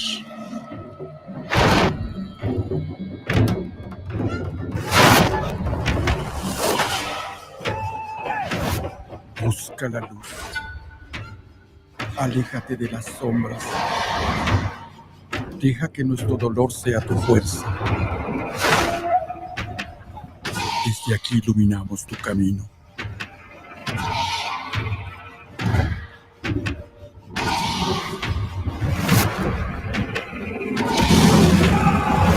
Lucha como nosotros ante esta pena tan grande. Yo soy tú. Tú eres yo.